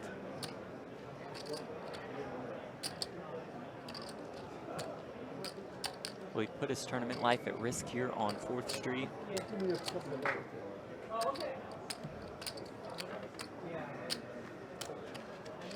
And he does fold. He holds on to that small amount of chips. Katherine Fleck takes another pot. Oh, I want a four.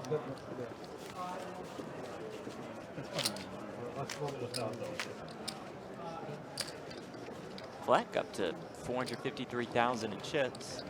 I didn't think Ferguson, a massive chip leader, then the next swooping source, Lisandro, Fleck, and Albini. I really didn't think it because there was another king out. All very close. How do you Super short stack, Frankie O'Dell and Paul Sexton. Maybe they can see who dropped it.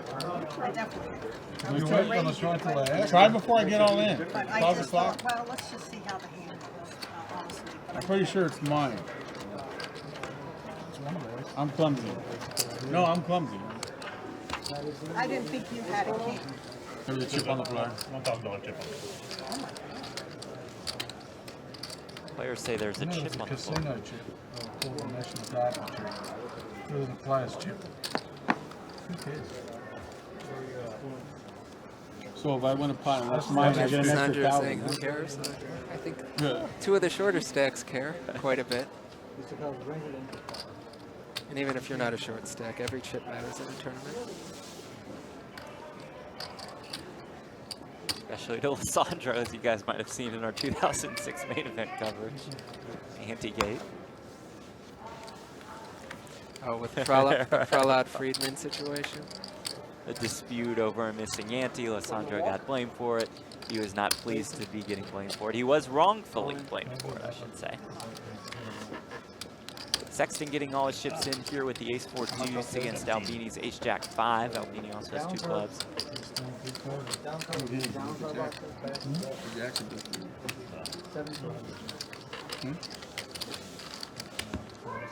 Paul Sexton at risk. Basically a coin flip here. Catches a pair of 4s. Sexton in the lead. Pair of 4s still good. He's got Not sweat, good now the anymore pair of against eights. the 8s. Sexton will need a little bit of help. He doesn't get it. And Paul Sexton is our 6th place finisher. He will be taking home $15,096. And the happiest player at the table now is Frankie O'Dell, who's now Frankie passed, O'Dell ladders passed yet again. another player with less than 1 bet left. That pay jump is about $6,000 between 6th place Something about and a chip. 5th on place. Yeah, it's between me or him. Yeah, once a chip hits the floor, it becomes immediately out of play in all tournaments at all times. Obviously, if you knock some chips over and they go down, we're going to look for them or anything like that. But if there's No matter what, if you always, drop all a tournaments, chip. all the time. Okay. Yeah, if you find them, we just can't identify or do anything along those lines. No, but if you drop it and pick it up right away, Of course, if you're walking to the that's what I'm getting at. But Yeah, you got to clarify that. for sure. Yeah, okay. Knock it over. Well, I'm just saying, yeah. Okay. Yeah, it that has was to be interesting the retrieved way right he away. explained Immediately. the And if one hand goes I by, thought he was saying that as soon Okay, as the chip okay. hits the Forever. ground, Okay, that now it's we know. dead. It goes into But chip heaven. Okay, well, one of us got that's my screwed. experience. Yeah, that's all right. Don't worry about it. You know we're still homies. For sure, always. Even you, remember you threatened to kill me. Charlie No, is no, our no, tournament no. We're not gonna directors bring here that at the World Series of They're live Poker. streaming this, man. Does a good job of expressing all the rules to the players. Yeah, the floor staff here at the World Yeah. Series of Poker is pretty amazing all around. In the reporting, all of the staff in general I do mean, a great job. Imagine everything that this staff has to go through to put on I always drop a massive event like the World Series of Poker. We're throwing in a broadcast, a stream into the mix. There's so much that goes into this at the WSOP.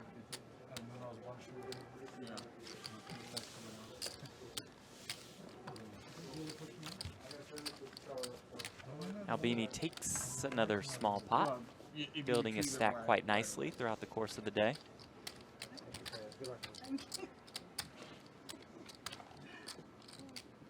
I want to see a massive pot cap with. Our dealers will switch out. Speaking of people who do an amazing job, Cap every street. No, a so double many bet, dealers here pair at the on the Rio for the turn, World Series of double bet, Poker. Cap, double bet, cap.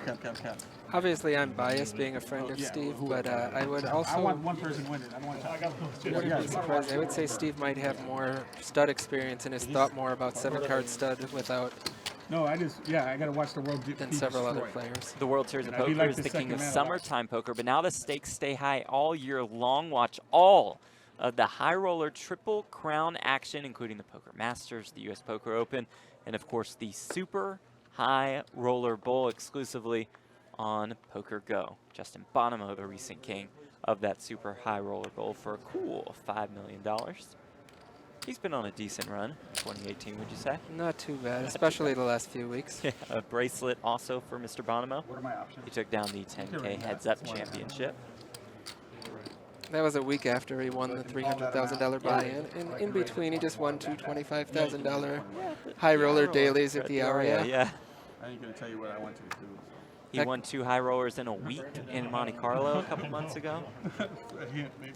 That coverage is amazing, though. I mean, I'm not even a big No Limit fan, and I don't watch very much, but I watched his transfix to all 3 or 4 days of that Super High Roller Bowl. I mean, that is the best of the best. It's the amazing. Top-level players that this game has to offer. To be all able of the to play on To be display. able to watch, some of these best players with their whole cards and the 30-second shot clock for No Limit Hold'em is one of the best things I've ever seen. Yeah, I'm much better. Thank you. Speeds up the game immensely. It helps the viewers experience so much. So much.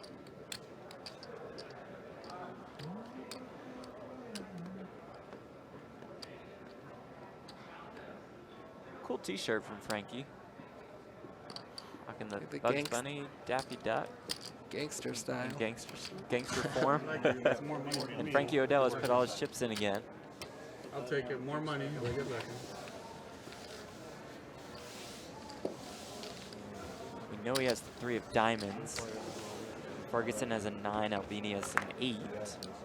It's interesting here. Sometimes you would have ICM considerations where the other 2 players might check it down in a spot like this to make sure they knock out Frankie and ladder up. But both of these other 2 stacks are very experienced players, and they both have significant stacks right now, so it might not be too much of a consideration. Hope you got air.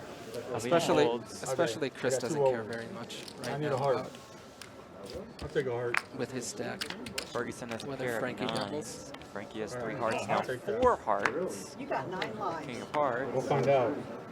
Yes, I do. Oh Ace my of hearts. Yes, I do. You have Frankie And the O'Dell. royal flush draw for style points. Flip that Queen of Hearts over. Oh my God. Okay, he No, does it, but no still, Queen of Hearts, no royal flush. he will I've take never that seen pot. anybody get so lucky like you do. Ace is up. Running good against Chris. I wanted you in there. I wanted him out. I was like, I want Chris. All right. Trimmer don't want me out, guys. Trimmer don't want me out. That's a sign. Okay. But I'm still not drawn too far behind you with the Jack 10. So, the hearts. I'm still, drawn not too bad. We got the nines. You know. But when I catch that heart, I'm like, all right, now I really got that shot.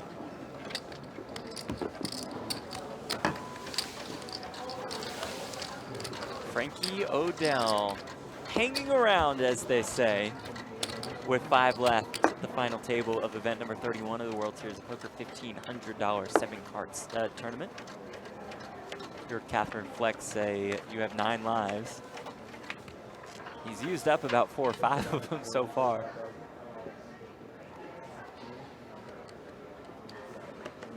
Don't bleed.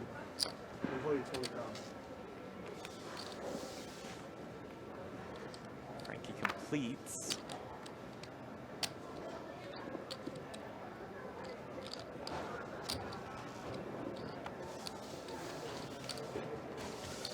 Ferguson is the 6 of diamonds showing.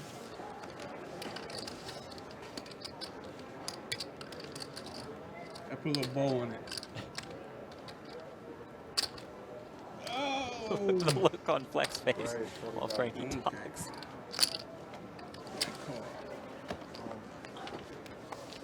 So Ferguson raised with the 6 of diamonds.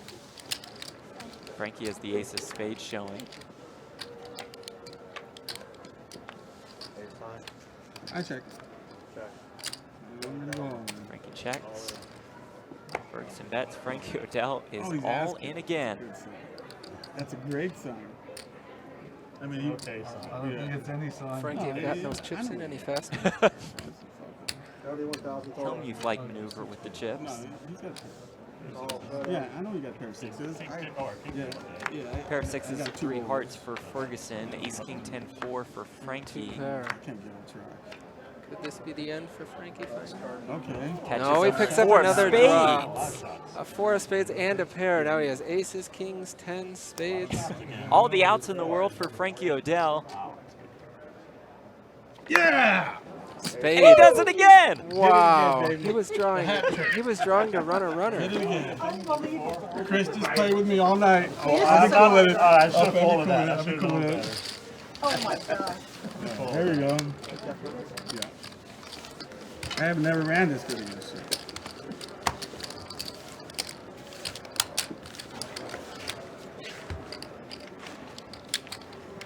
All right.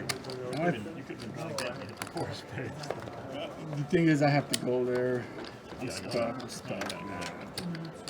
It's too That high. 60. Yeah, that was too high. You know, you been that spot. Yeah. Well, I was just hoping that you had. I'm pretty sure you had the 6s. I'm like, I'm cool with the 6s. And then I seen the king, and I was all like, oh shit. But then I got that 10. What, 500? It's always nice getting players who talk at the table and do our jobs for us. Works for us. Who needs us? With Frankie O'Dell at the table, especially if he keeps getting more and more chips. That's going to put him up to something, looks like around 150,000 Yeah. maybe?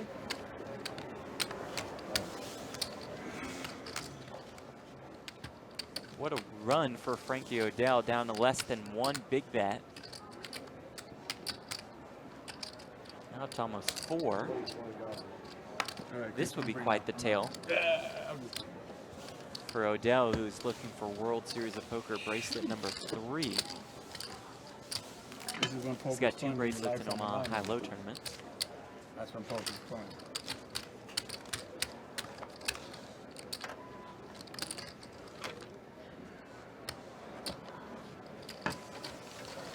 Five players are left. 5th place will receive $21,000. 4th place about 30K.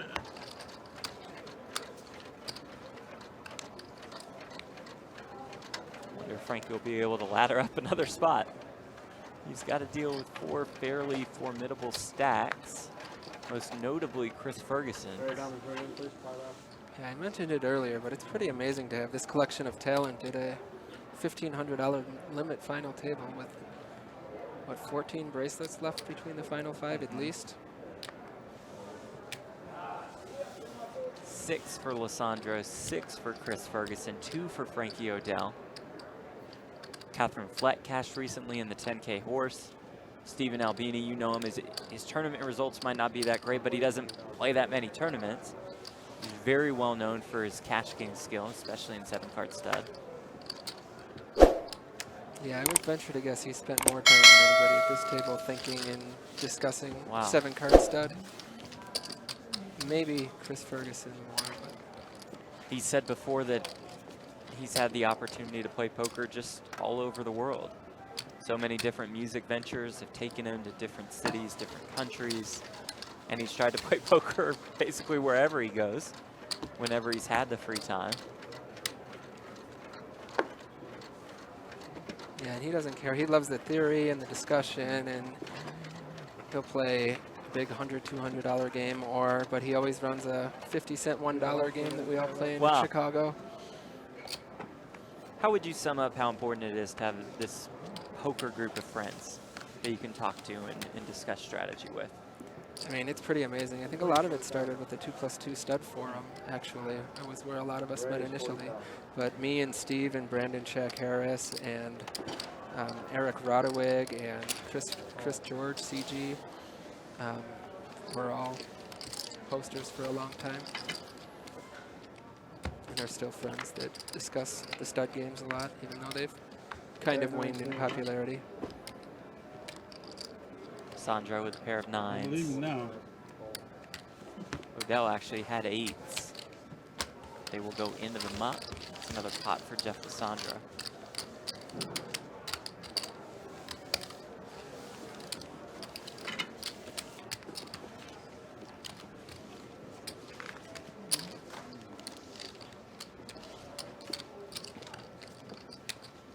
'22nd WSOP final table for Lisandro. 2009 World Series of Poker Player of the Year. Won 3 bracelets in that summer. 1,500 stud, 10K stud, and $2,500 RAS.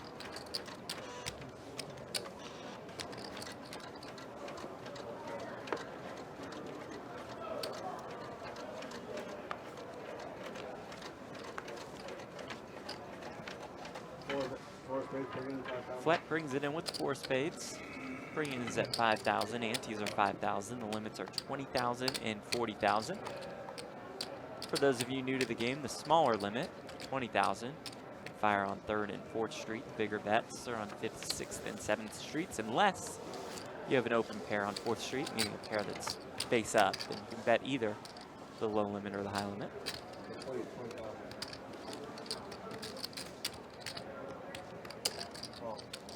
And in relation to the other limit games, the ones that are maybe more popular, like Hold'em and Omaha, of course that means there's one more big betting round, and that means the pot gets a little bit bigger when there's bets on every street towards the end. Fleck with that open pair of 4s, fires 40K on 4th Street, gets the snap fold from Albini. And the extra big betting round has some implications for how often you'll end up peeling on 4th Street. If you peel on 4th Street and catch a great card on 5th Street, you'll be able to potentially win 3 big bets from each opponent or more on the big bet streets, as opposed to only 2 on the turn and river in Hold'em or Omaha.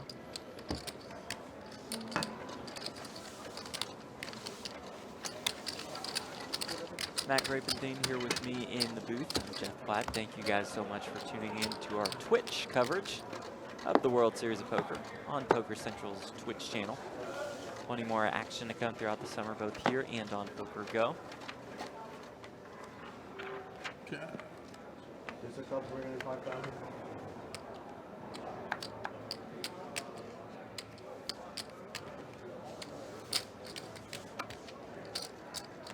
$105,629 to the winner, along with that illustrious World Series of Poker bracelet. I'm going against the book here. Going against me, against the book? No, I'm saying, you have a monster. No, that I'm running good against. I'm surprised you didn't go. No. Ferguson takes down that You pot. should have just limped, and I would have popped it. He limps, I pop it. You don't Oh, understand. wait, I can't pop it. I brought it in. You don't understand. I don't want to play a pop. I get it. Yeah. Ferguson, our wouldn't do chip that. leader. Frankie O'Dell is our short stack. That's a compliment. You would I have would have just been embarrassed. You would have Yeah, Taking the final 5 Yeah. Thanks for the compliment. of the $1,500 7-card stud tournament.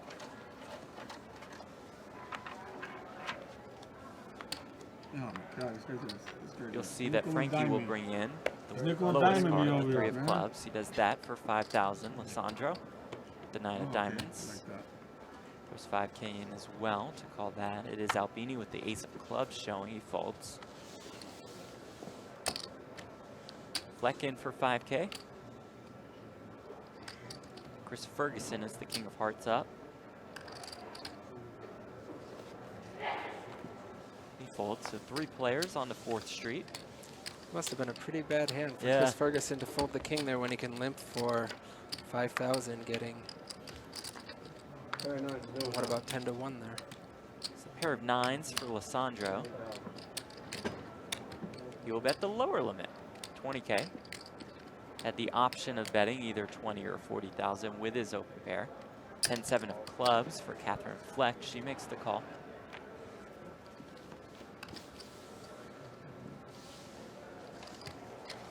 This is interesting by Jeff taking that option of only betting the half-size bet. Pair of sevens now showing for Fleck. Lisandro's pair of nines. Still means he leads in the betting action. He bets 40K. If I had to guess, I would say that Lisandro has 3 nines here. That single bet there on trying 4th to Street seems like he's begging slope for it. action. 10s and 7s. Super interesting showing card. for Fleck. 5 on 6th Street for Lisandro. It looked like on That's 4th Street that 40,000. Fleck might have had a flush draw. Calls. This is a very interesting hand. 2 pair, 10s and 7s. Receive 7th Street face down. Fleck first to act. She'll bet again. And she's got it. She's got a full house, I believe. Pretty Either sizable that or pot she for hit a me. flush. I don't think she's betting here with on a bluff with just the 10s up. I'd also be surprised to see Jeff fold. But he's played with her a lot now. And I'm sure he has a similar read to mine.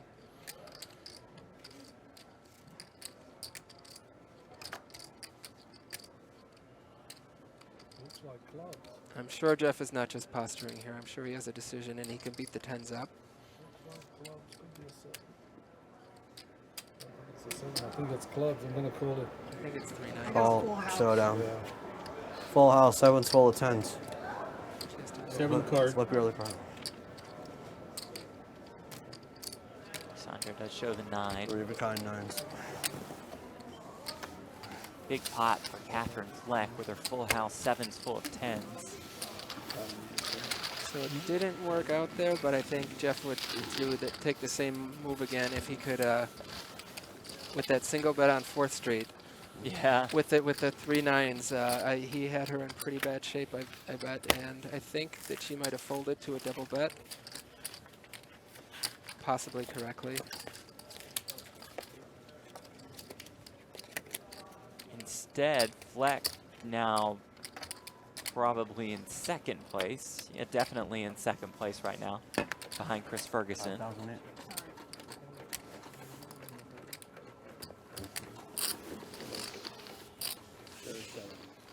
So Lisandro and Albini have fairly similar stacks.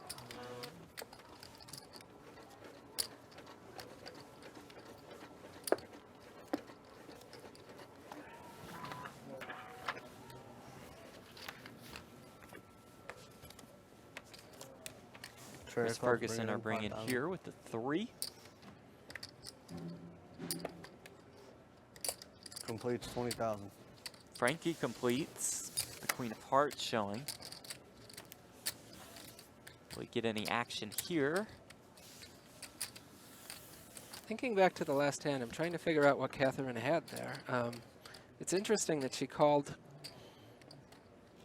the open pair of 9s on 4th Street when Jeff bet, and then ended up making a 7 and 2 10s later, and Queen ended up showing 7s full. So it looks like 20,000. maybe she just had the pair of 7s and was calling getting a great 40,000. price. All right, All here we in, go call. again. Frankie O'Dell all in.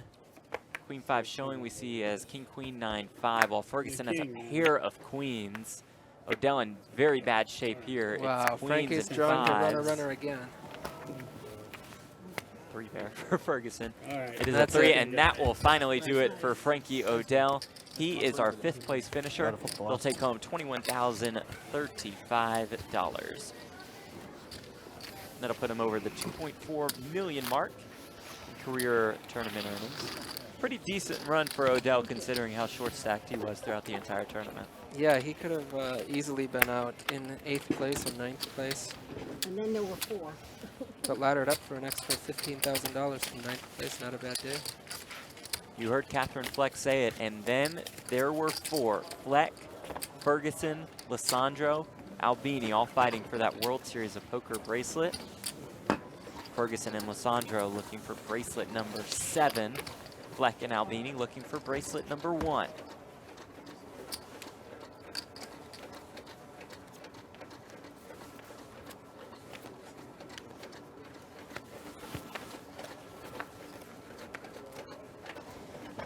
Five of hearts, bringing in 5,000. Fleck will bring in with the 5 of hearts.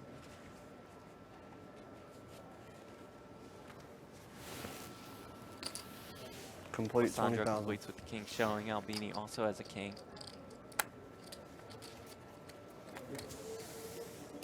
Calls. Folds. Fleck makes the call.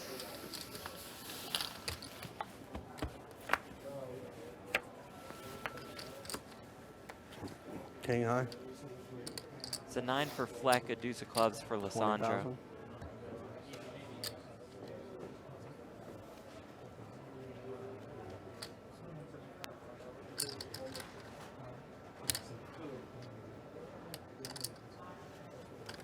Fleck makes the fold. Lisandro takes the pot. All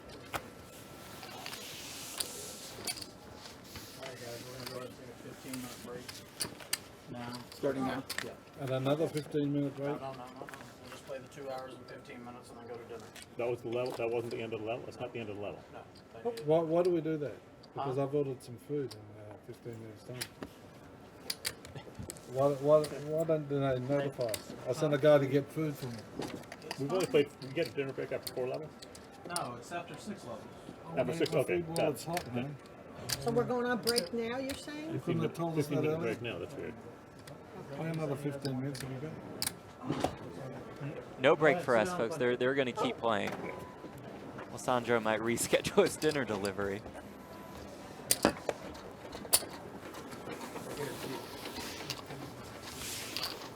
Lisandro loves his fine dining options. I've talked to him at the table before. I mean, he can give you a list of the go-to restaurants in I've town. heard, yeah, I've talked to him.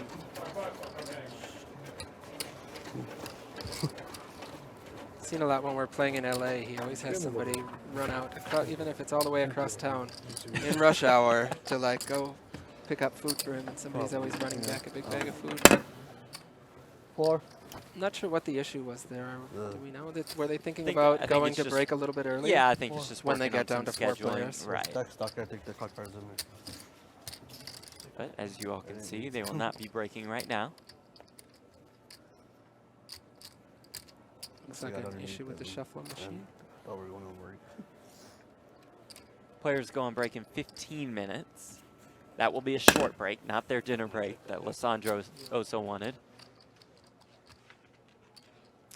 And when the players come back from that short break, we will have our card graphics back up and running, and our chip counts graphics, our pot size graphics. There you see the payouts for this event, 105K on the line for first, fourth place. We'll receive 30K, so about a $14,000 pay jump between fourth and third, and it's $65,282 for second. Katherine Fleck, Chris Ferguson, Jeff Lisandro, and Steve Albini are final 4 at this event.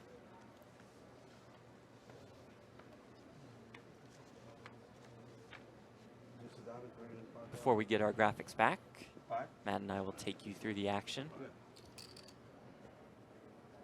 It's Matt Grapenthien, I'm Jeff Platt. We're at the Brasilia room at the Rio All Suites Hotel and Casino, the Brasilia booth. Fleck completes with the Jack of Hearts. Lisandro calls with the Queen of Hearts. Albini calls as well.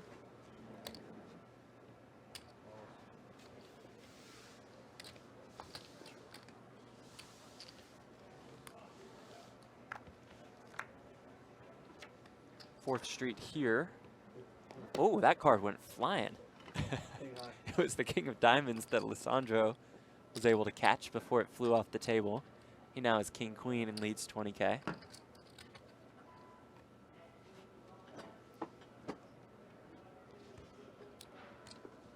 Albini has the 8 deuce of diamonds. Makes the call.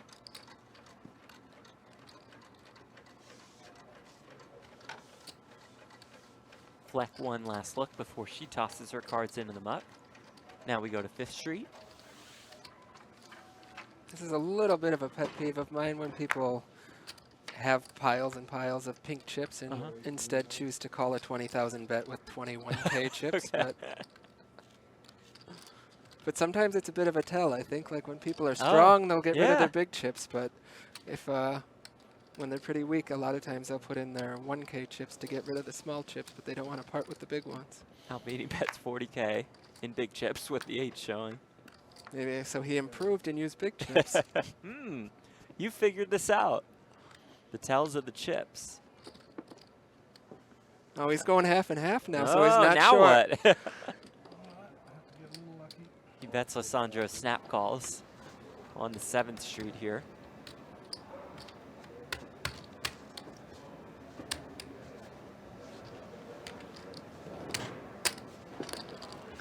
Another sizable pot developing. My check. Albini check dark.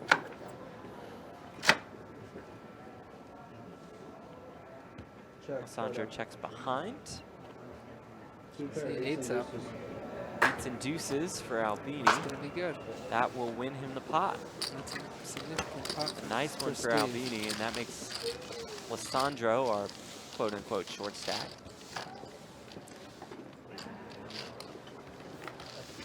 Looks like Lisandro has about 250K or so. He's got one stack of pinks in the back. So maybe there was something to that with Steve. So he Ah. just had the split deuces, and he just called a bet with 20 small chips. But then he made 2 pair and got excited and put in And big fired chips. the big chips. And then he All right, still now had that 2 we have the pair. note, let's see And he if it still holds. had 2 pair on 6th Street, but Jeff caught a kind of scary card too, so he went with a half and half. Steve might get mad at me for giving away his secrets. I was going to say, after today, maybe you have a chat with Steve. Say, I noticed something on the stream. Just wanted to throw this out there. You could have a tell.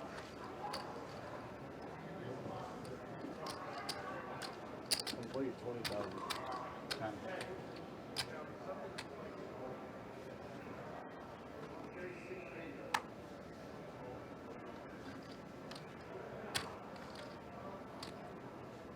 Albini busy stacking his chips. What is the situation this year? Have we had any female bracelet winners yet? We have not. We have not. We are still looking for our first woman to win a bracelet event in the 2018 World Series of Poker.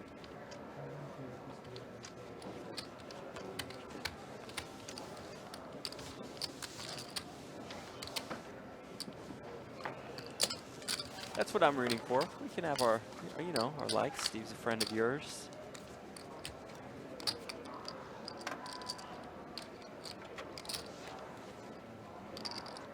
Yeah, that's always great for poker, though. It's great. It's great. Esther Rossi finished in 8th place in this event. Again, it is Katherine Fleck, who is still alive. Career tournament winnings, about $84,000. There you see the stack of our chip leader. Probably a familiar face to those of you who have watched poker for a while. That would be Chris Ferguson. This tournament, it'll eclipse the $9 million mark in career tournament winnings. This is his 96th World Series of Poker cash, his 32nd World Series of Poker final table. He has 6 World Series of Poker bracelets. He was the 2017 World Series of Poker Player of the Year. One of the more controversial figures in the game. We have not shied away from that throughout the course of the day. Maury Eskandani came in here, joined us for a little bit. Maury knows Chris, spoke about their relationship.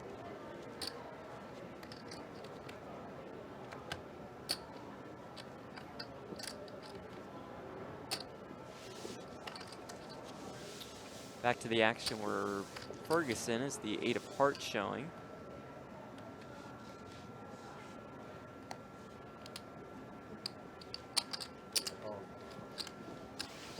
He makes the call as Albini, who completed with the 9 of clubs.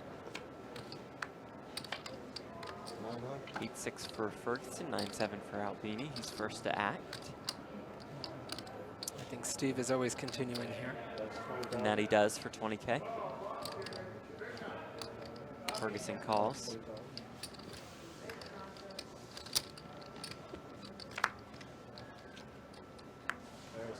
Pair of sixes showing for Ferguson, a 10 for Albini, 10-9-7 showing. Ferguson first to act. This is a bit interesting. There's a lot of hands that Albini might be able to still continue with here.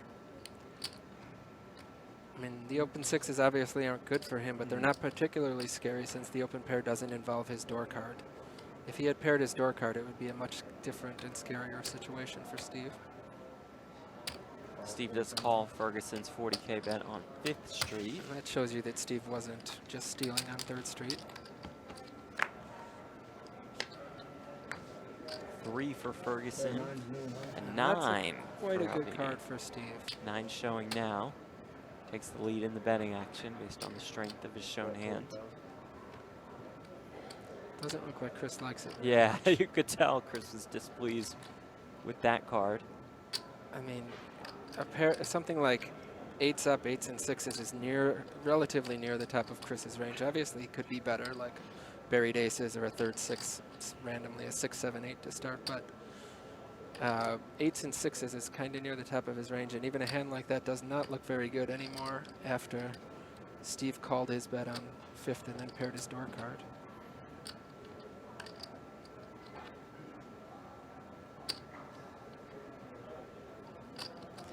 Looks to me like that's what Chris is considering, calling with a hand like 8s and 6s.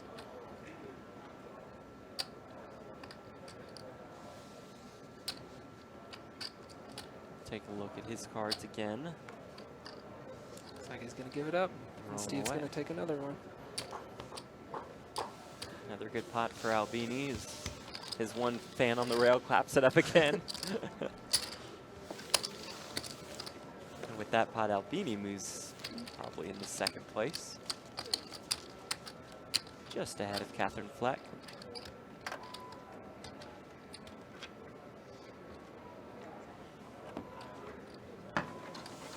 It's like about 235K for Jeff Lisandro at the moment.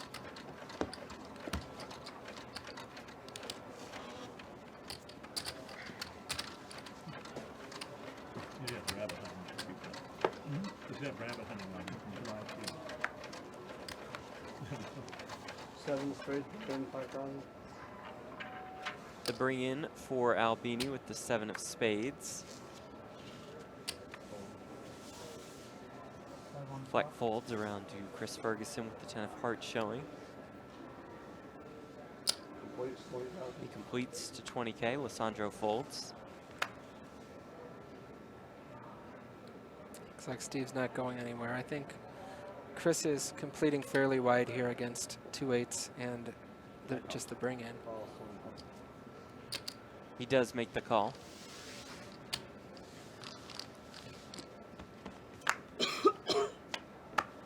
On the 4th Street. Oh, a 10 ball for Chris Ferguson, who now with the pair of 10 showing has the option to bet 40,000 instead of 20,000. Grabs his stack of pink chips. And Steve hasn't moved yet. This is interesting.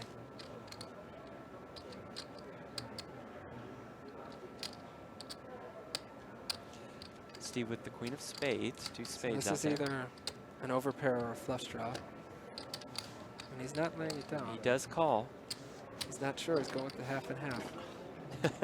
Half big chips, half small chips.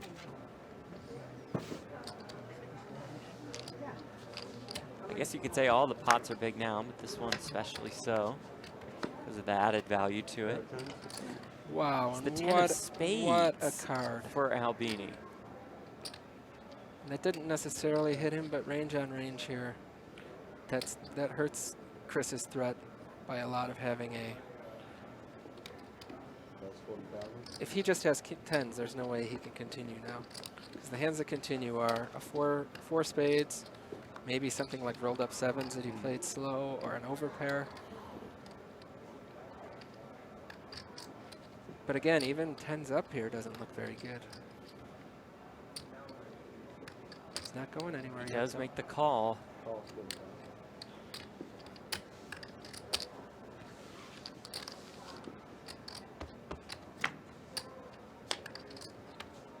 Ace of clubs for Ferguson. 5 of hearts for Albini. Ferguson first to act.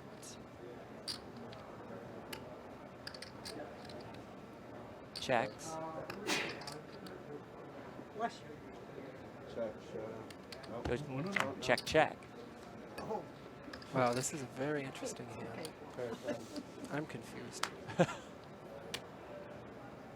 Ferguson squeezing his 7th card. Was about to. Or he already did.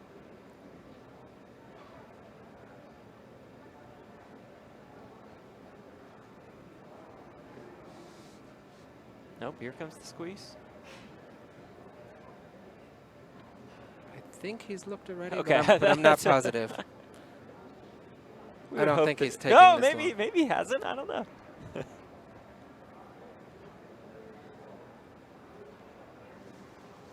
He was about to grab his chips, rechecks his cards again,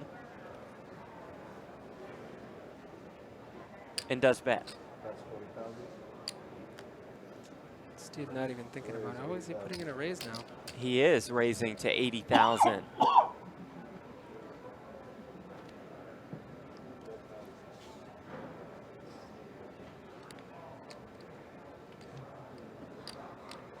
This is the biggest pot we've seen at this final table. Well, Ferguson, re-raising. wow, to 120,000. I can't fold. I call it queen's full. Oh, showdown. Queen's full's good. Queen's full's good. This queen's Maybe full. king flush. Full house, queen's full of sevens. Ace high flush.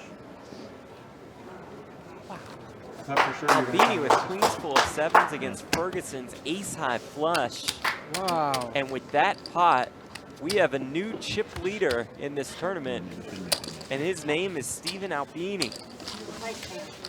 I'm a little bit confused at how Steve was the one calling on the end there. With queens full blocking a 10 against just an Yeah. open pair. I'm surprised that there was no Fire, 4-bet fire, there. fire.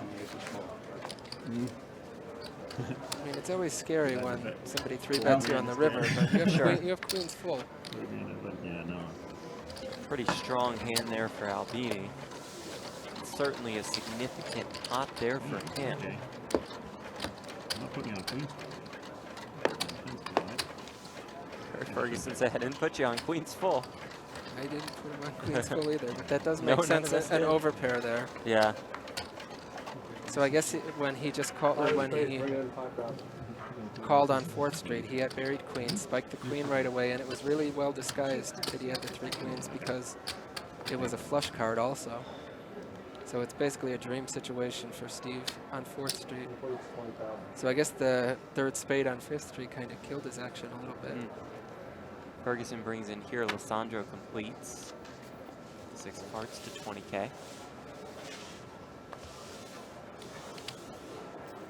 And Katherine folds.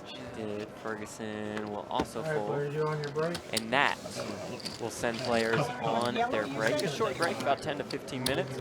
We're going to take a short break as well. Thank you guys so much for tuning in to our Poker Central Twitch channel. The final 4 at the $1,500 7-card stud World Series of Poker event when we come back. I won't take anything. Final table, just 4 players remain. Steve Albini, the chip leader in this tournament, trailed by Chris Ferguson and Jeff Lisandro, both of whom are looking for bracelet number 7. Since we left you last, Albini won a pretty sizable pot against Katherine Fleck. So Fleck is now our short stack with about 4 big bets. And Albini, our chip leader, he has eclipsed the 1 million in chips mark. That 1 million figure, 1.05 million, looks like he's approaching half of the chips in play, which is a really great spot to be in any tournament at any point. He completes with the ace-king-8. Fleck raises with split jacks. Albini basically snap folds. Decent pot for Katherine Fleck, who is looking for her first World Series of Poker bracelet. Same to be said for Stephen Albini out of Chicago, the founder, owner, and engineer of Electrical Audio. a recording engineer who has worked on thousands of albums, including Nirvana's final studio album. Here is the action continuing with the 3 Fleck will bring in.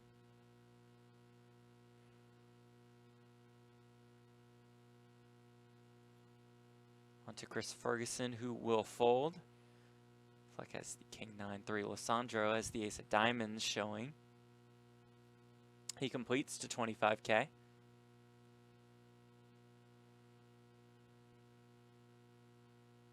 Goes fold, fold, and Jeff Lisandro takes that pot.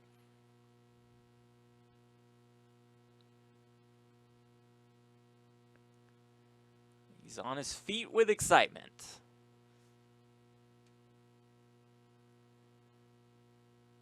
See the chip counts at the top of your screen. Albini, 1.022 million. Ferguson, 666,000. Lisandro, about 400K. And Fleck, again, our short stack with 236,000 in chips. With the 3, it'll be on Lisandro to bring in.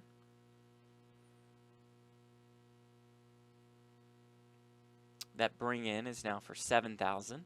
Limits 25 and 50,000.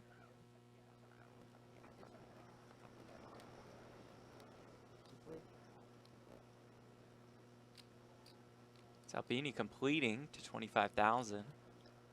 The 10 of clubs showing 4-3 diamonds. Is this a case where he's utilizing his chip lead of sorts?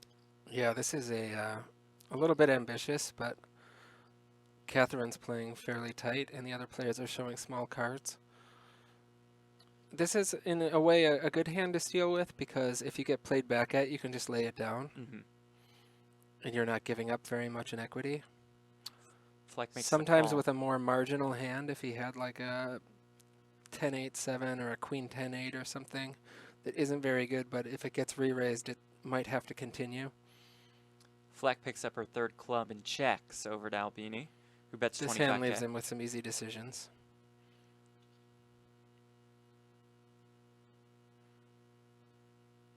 Fleck makes the call on to 5th Street. King of Spades for her, the 9 of Hearts for Albini. This is an interesting spot. Fleck Neither checks player in. has anything. This is a very interesting spot for Steve. I was thinking he might try and continue Try one here. more time. Picks up the ace on 6. Both players pick up aces on 6th Street.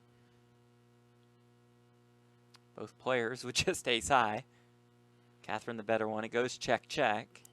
And both players still with just ace Still high. with just ace high. Fleck the better one. It'll be interesting bet to and- see if and a Steve win, bets but- here. And now that Steve's checked 5th and 6th, it's not sure what story he's trying to tell here, when he could just check back with a lot of pairs, but Katherine might get suspicious. She is suspicious. And she makes the call. And a fantastic call at that. Wow. Katherine She Fleck looks- with she ace looks high as shocked calls, as- and it's good. She looks as shocked as anyone. I'm not sure. After that pot wasn't so big that after both of the big bet streets had been checked through. It's interesting that she decided that hand when she's been playing relatively tight all Yeah. day. She chose that hand to call down with. And she looked shocked herself The after hero she call won the from hand. Katherine Fleck with ace king high to get her up to 358,000 in chips. That's got to certainly serve as a confidence boost too. Yeah, for sure. It looks like it puts her about even with Jeff Lisandro. She brings in for 7K with the 4 of hearts showing. She has the ace jack of hearts. Lisandro completes to 25K. Fleck says, oh,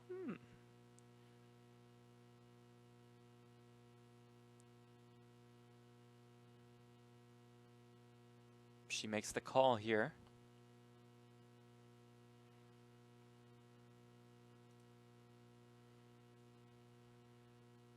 Onto 4th Street, it's the 9 of hearts for Lisandro. 6 of diamonds for Fleck. Lisandro leads. See, a hand like this 4 ace jack suited is such a good hand. I think I would like to see. I understand the motivation just to call and see what happens, but I think I'd like to see her playing back a little bit more. If she had put a little bit of pressure and raised maybe 4th street or re-raised on 3rd street, I think given the Queen 9-6-4 Badoogie that Jeff had, that he would have just laid down to any pressure. Instead, Lisandro picks up a pair of 9s on 5th Street. Bets again and gets a fold from Fleck. Fleck at 6 big bets now, Lisandro at 9.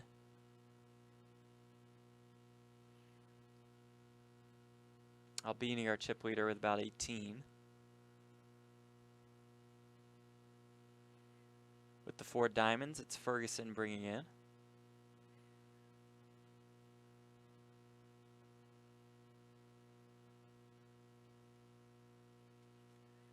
Fleck completes. And that's not a hand that Ferguson's ever Right. defending. It's Katherine Fleck hanging around. 25K, 50K limits. $29,999 will go to our 4th place finisher. 3rd will take home a little less than 44K. 2nd, a little more than 65K. And to 1st place, not only a World Series of Poker bracelet, but also $105,629 in cash, if you choose to take it that way. This time it's Fleck bringing in with the 3 of diamonds.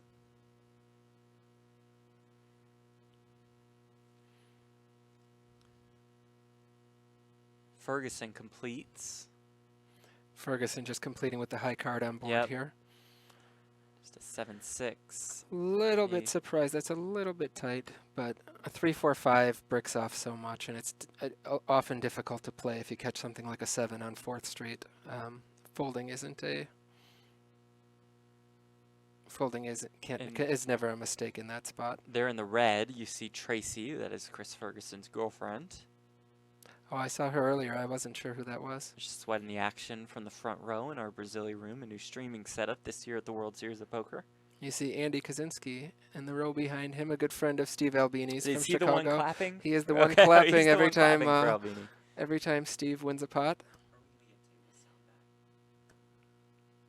Lisandro is split 6s. He brings in here a couple diamonds as well. It's Albini, the one completing. Ace, Jack, Deuce. Jack of clubs showing.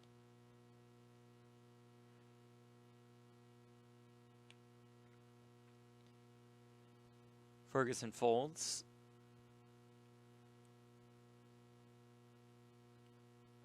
Lisandro will not be going away. He makes the call. Again, with a hand like that, I mean, I understand the motivation to just call here, but I think I would like to see people playing back a little bit more with a hand as good as split 6s. Interesting 4th Street. Albini catches a pair of aces. Lisandro now has 3 diamonds. Yes, bets out. This is going to be interesting. Pair of 6s showing for Lisandro. Little does Albini know Lisandro has a 6 underneath. You see by the percentages in the bottom left corner of your screen, Lisandro in a commanding position in this hand. And again, like pairing the door card is so scary in 7-card stud. When somebody pairs their door card, the problem is that so often once he called the complete, he actually had to call a bet on 3rd. If he didn't have to call a bet on 3rd, then he could be in a lot more trouble. But I thought Steve might be able to lay it down here, but oh, wow. Another ace for Albini, now with 3 aces. And given that neither of the aces is his door card, it's going to look to Jeff like it's aces up, or and I think Jeff is going to put in a raise here. Well, maybe he's going to delay the raise. I'm not sure what's going on here, but he just makes the call here. I would be surprised if this only went bet call on the regardless of what they catch. It's a 5 for Neither Lisandro, one fills up, but Mr. Lisandro not going to be pleased here. Action on Albini. He bets. It's going to be just a call from Lisandro. He'll see the bad news.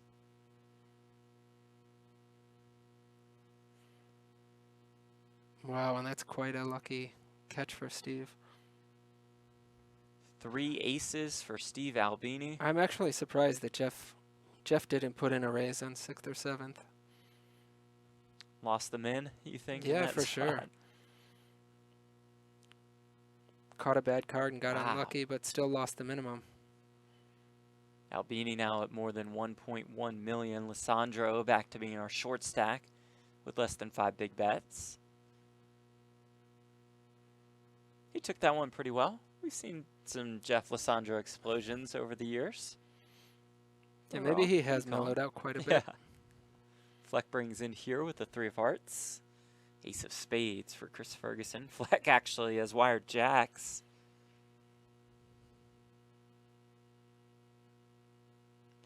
Ferguson completes to 25K. The Queen 4 of hearts underneath. Albini folds. Fleck will not be folding here. Oh, What?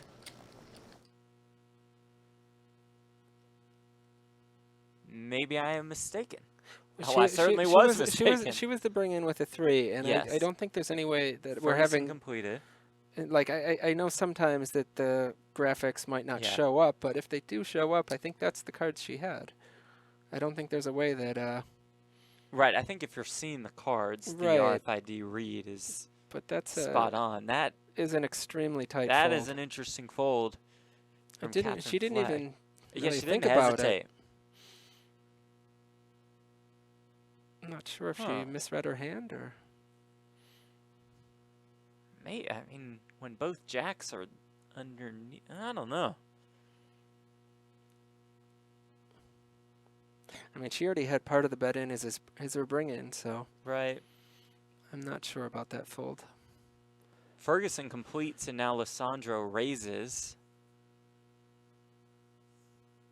Albini will fold his pair of deuces. Lisandro split jacks. Also a couple spades back to Ferguson.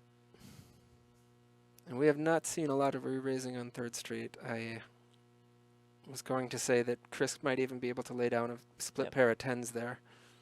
But with the Queen 10-6, no decision really. Just had Queen 10-6 there. Lisandro wins the pot. But when people aren't playing back, like these players aren't, they're just calling the completes, even from steal position raisers, that incentivizes the players to steal more, because even if you do get called on a pure steal, you can always catch a scary card or catch an open pair or catch up very easily in this game. There you see Jeffrey Lisandro's Player of the Year banner from 2009 when he won 3 World Series of Poker bracelets in 1 year. A $1,500 stud, a $10K stud, and a $2,500 Raz tournament. One of the best World Series of Poker runs we've ever seen. Chris Ferguson, the Player of the Year last year, takes down that pot. Again, Ferguson and Lisandro each with 6 WSOP bracelets to their name. Only 8 players have won 7 or more World Series of Poker bracelets.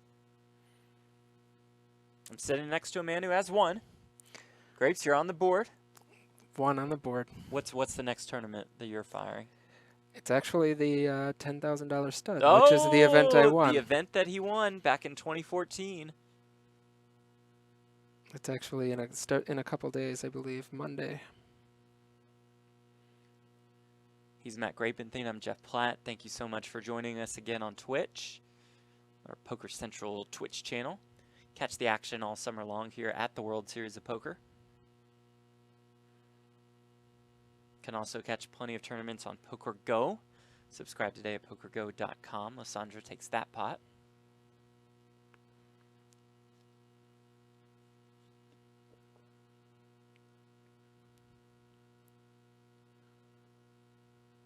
So Lisandro and Fleck are short stacks. Both with less than 6 bets, but as you've preached throughout the day, there's certainly no panic within either of them at this moment. No panic, but given that they're both about equal and they both have about 5.5 bets left at this point, Neither one wants to be the next one to play a big pot, because if they lose it, they could be down to 1 or 2 bets and then be in deep trouble. We're talking about a $14,000 difference between 3rd place and 4th place, which is quite significant. Chris Ferguson completing once again. Fleck has 3 diamonds. Ferguson split 10s, and Lisandro. And the 3 flush led in by for an a ace is a raise. really strong hand. Wow. It's queens for Lisandro. We should see some action this hand, especially since we just saw this same scenario where Chris completed, Lisandro re-raised. Maybe When Fleck it folded looks the like jacks. maybe it looks like well Chris completing and Lisandro re-raising, and Chris laid it down. Maybe Chris thinks there's a little meta game now, and Chris thinks that Lisandro's trying to bully him. I would be surprised to see him lay down. I think that's too tight of a fold again to fold a 3 another flush. fold from Fleck. Like you said, Ferguson not going to fold this time.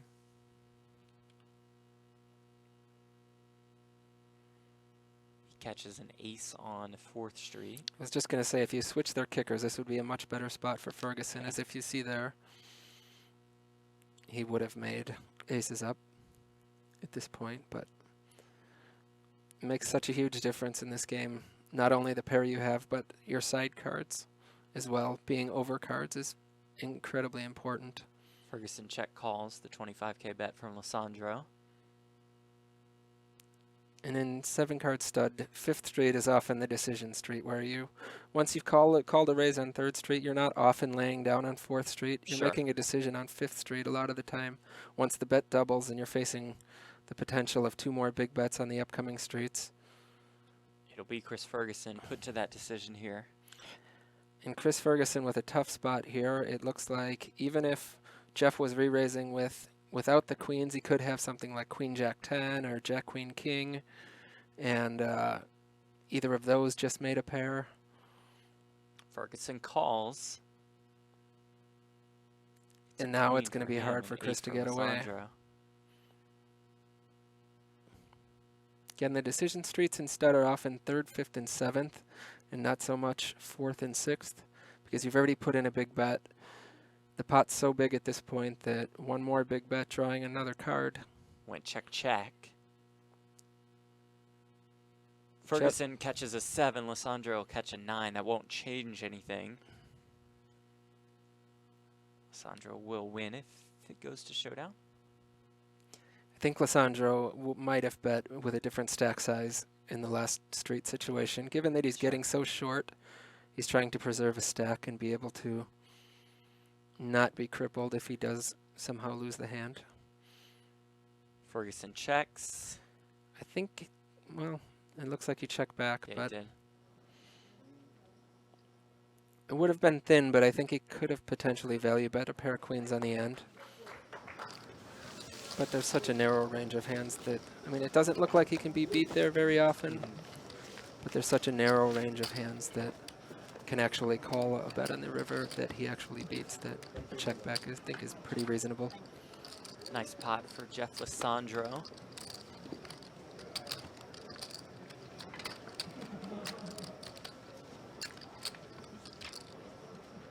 Taking a look at our leaderboard, you see Stephen Albini with more than double the chips of Chris Ferguson in 2nd place. Albini in the commanding lead. Katherine Fleck, our short stack, 269K in chips. A little bit over 5 big bets.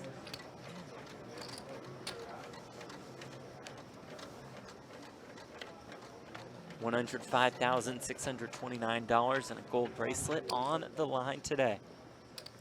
310 players started this tournament, down to our final 4.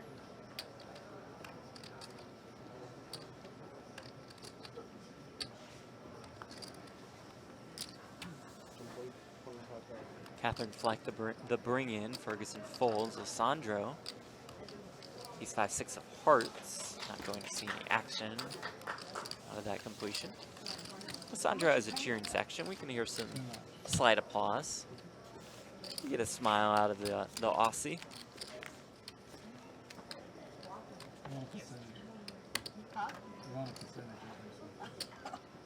Yes, that's twice clapping? 460,000. Makes the job, it makes the job easier. It's like them winning.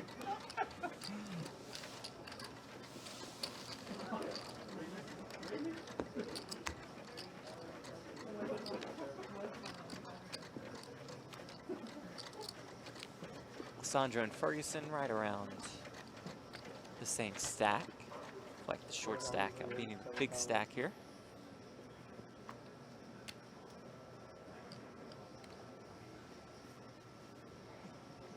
Jeff will bring in with the 4 diamonds.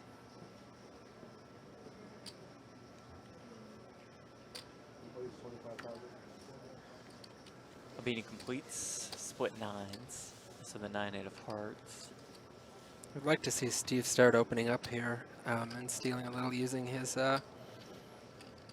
chip lead. Is that the best way to utilize a big stack in 7-card stud? Just to open things up a little bit more, especially right here on 3rd Street. I think so. I think that in poker in general, and Yeah. especially limit poker, actually, now that these stacks are all relatively short. I mean, you're talking about 10 big bets for Lisandro and Ferguson and 5 for Fleck. But if Ferguson or Lisandro lost a big pot with a bet on every street, they'd be back down at the bottom with Fleck. And there's a big jump between each remaining spot.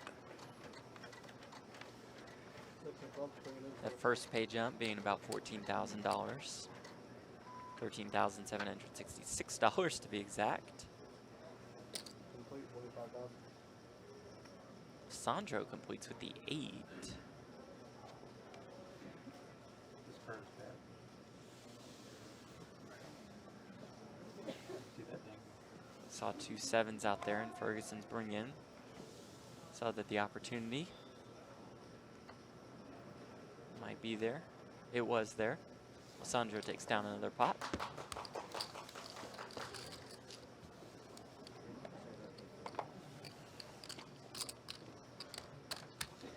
$5K ante from each player. The bring in is 7,000. The limits are 25 and 50,000.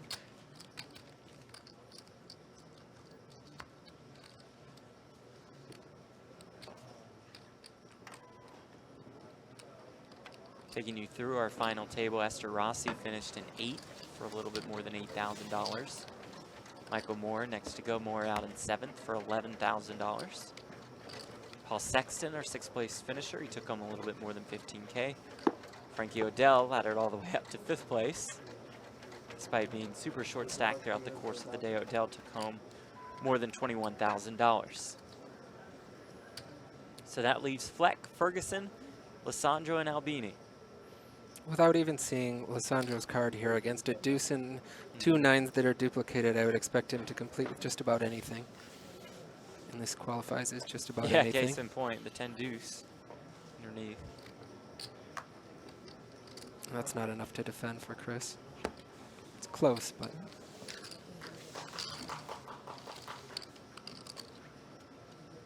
He gave us a couple slight nods of appreciation to his fan on the rail. Just clapping it up every time Lisandro takes down a pot.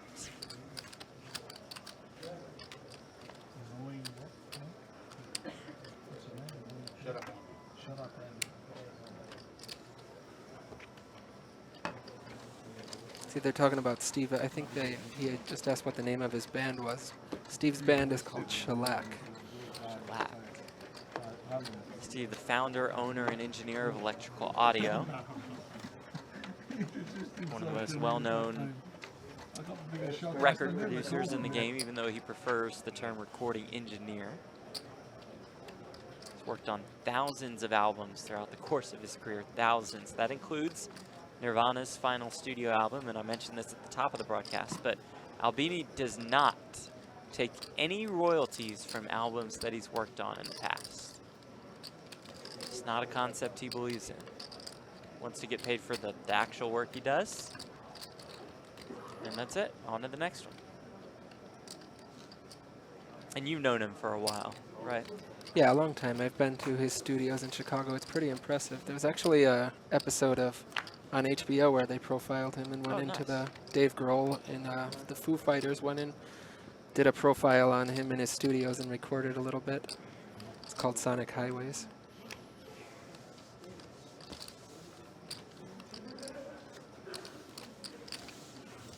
He doesn't play that many poker tournaments. He doesn't have the time, but he does play a lot of cash games. No, he does a lot of, he's very busy. Recording albums and traveling with his band. And, Yeah. but upstairs in the studios, he used to host a home game that we played in. Big stakes? It was, I think, $1, $2. Love Maybe it, the no love it. limit was 50 cents a dollar. And It's time for a group to have a good there's several players now playing in that 50 cent a dollar game who all have bracelets or have had deep runs at the World Series of Poker. I know Brandon Shaq Harris has played, Eric Rodewig, a bunch of different people who've had a lot of success and could be playing a lot higher.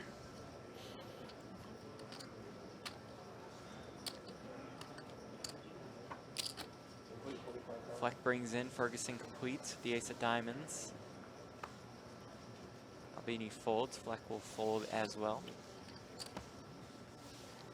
Your space makes me nervous now.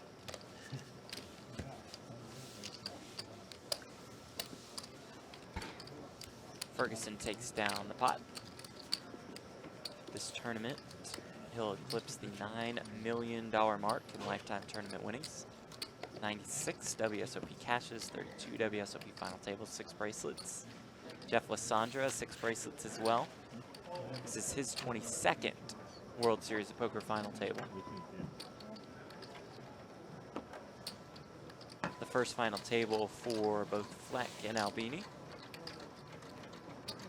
Albini's best World Series finish before today, 12th in a 1K seniors event in 2013 for about 40K. Fleck right at 200K in chips. That puts her right at 4 big bets. You always pick on the short stacks, don't you?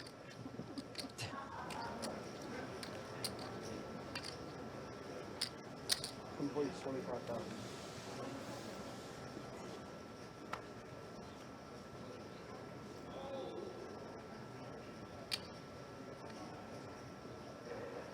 So for those of you new to 7-card stud, the lowest card that's face up starts the betting action, what's called a bring-in. That bring-in is for 7,000. Chris Ferguson completed that bring-in to 25,000, and Albini made the call with split sixes, a pair of sixes.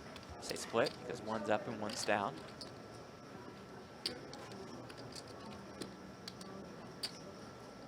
He's jacked over to Ferguson. We'd call a pair in the hole either like a buried pair or a wired pair.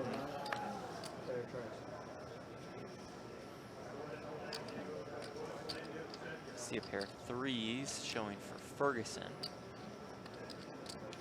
In most situations, it's a lot more valuable to have a buried or wired pair because for the deception value when you make 3 of a kind, because people are always afraid of the door card pairing, and you're more likely to actually pair your door card and scare people out then when you have 3 of them to hit instead of 2.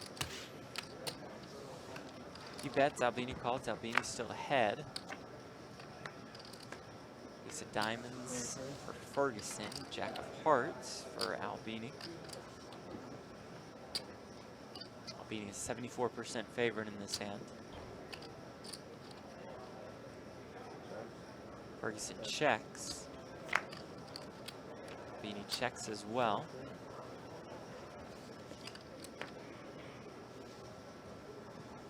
Neither player improves with their 7th card, but Albini is going to win this hand if it's a showdown.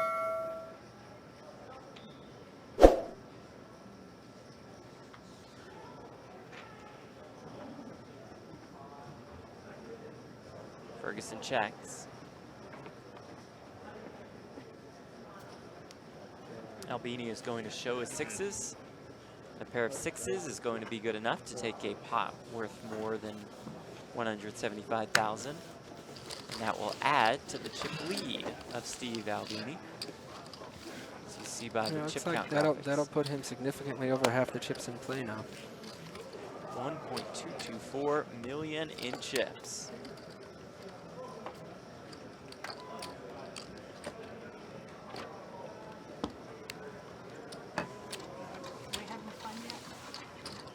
at the time of my life. Granted, I'm very young.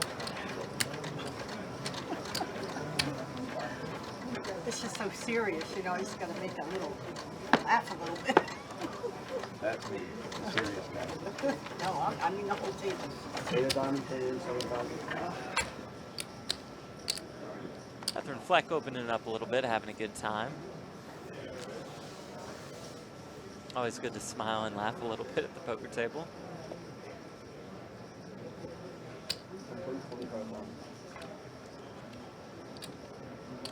Ace King 3 for Albini completes.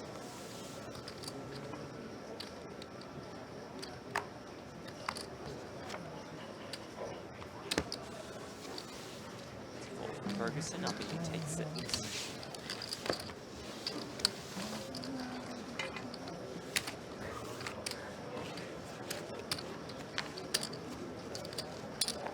Albini out of Chicago, Illinois. For his first World Series poker bracelet.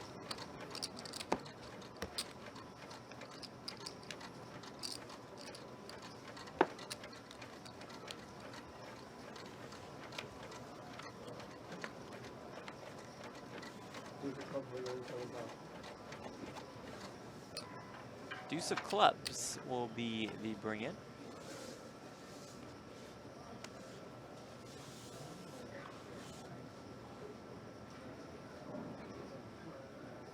Ferguson the one to complete. Lisandro will raise.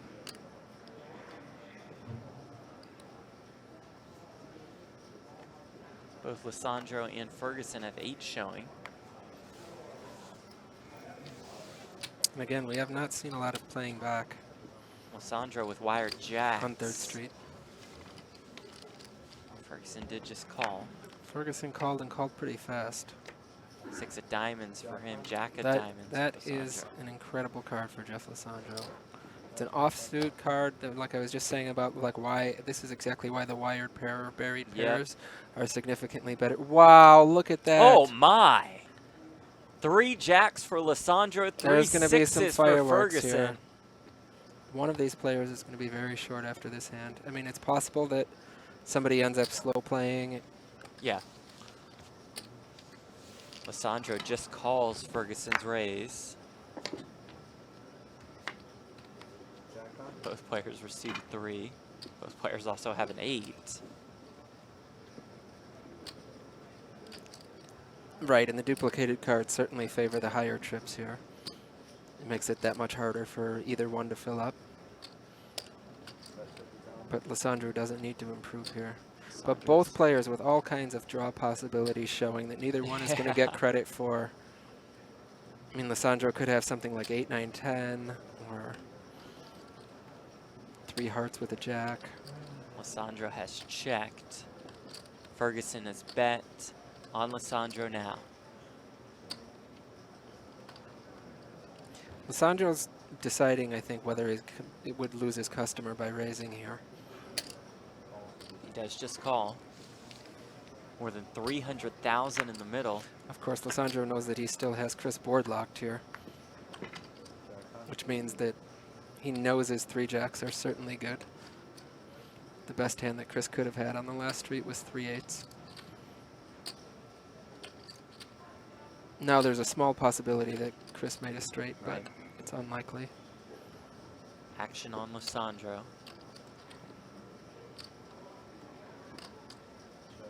Checks.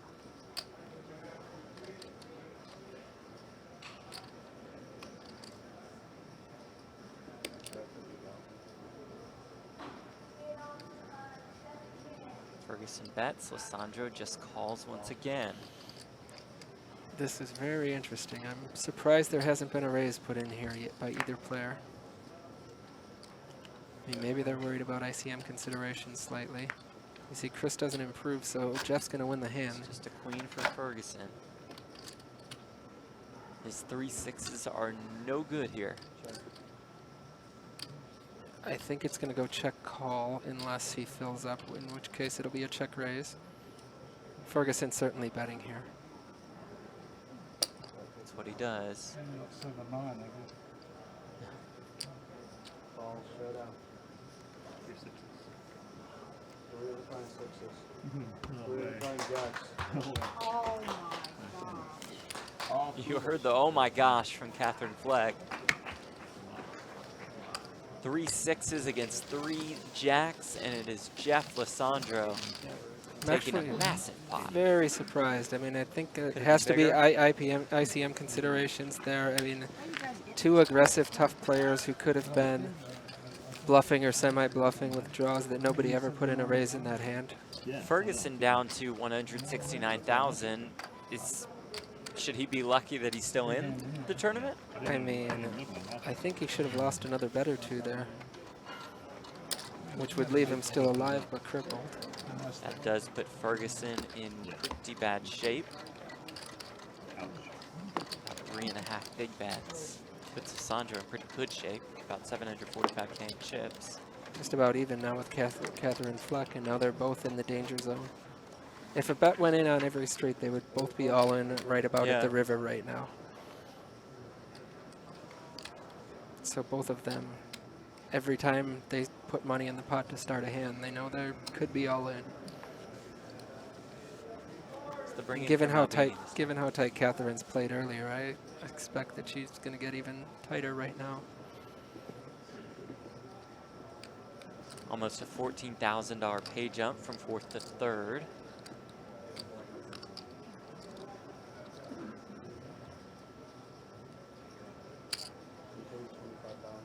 Ferguson completes to 25K. Lisandro folds.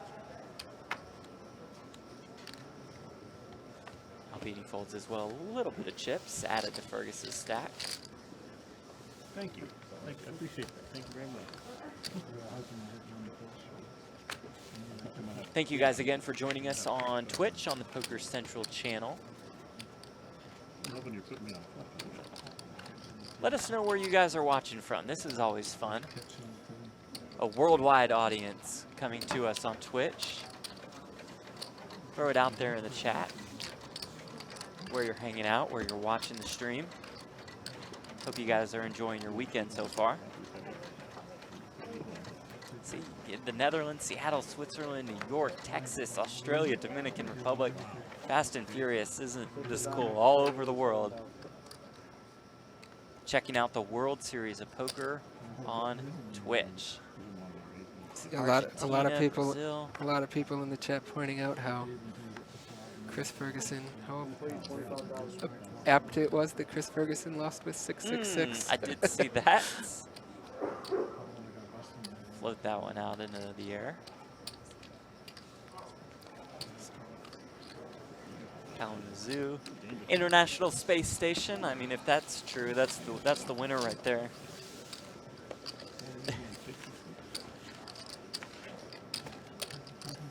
How's the internet service on the space station? I guess you're close to the It's pretty satellites good. for satellite Yeah, internet. right. You got the Twitch stream up. Born to Run Goods is from Steve's home game in Chicago. What's up, Grapes? We got Ian Griffin from Dallas, Texas. How's it going? I can't say I know from your Twitch nickname who that is, but hello.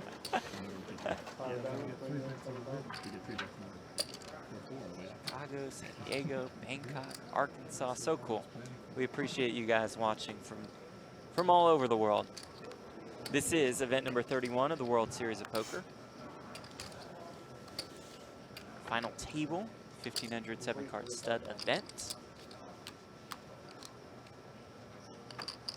Jeff Platt alongside Matt Grapenthien. He's at mgrapes on Twitter. I'm at Jeff Platt. You can hit us up there. Show us what your viewing setup looks like. Canada, New Zealand, Mexico. I have a lot of ways to get through it. Aussies here. They're supporting their guy, Jeff Lisandro, who is from North Bondi, Australia. Lives in Italy now. That sounds nice. It does. Salerno, Italy. Actually, is that Bondi Beach? I've been to I spent quite a while in Sydney. It's just outside of Sydney in Australia, if it's the Bondi I'm thinking of.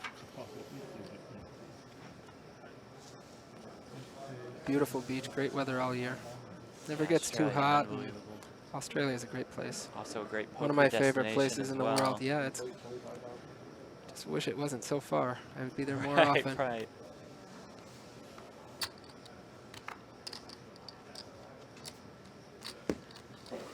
Ferguson completes 25K, takes that pot down.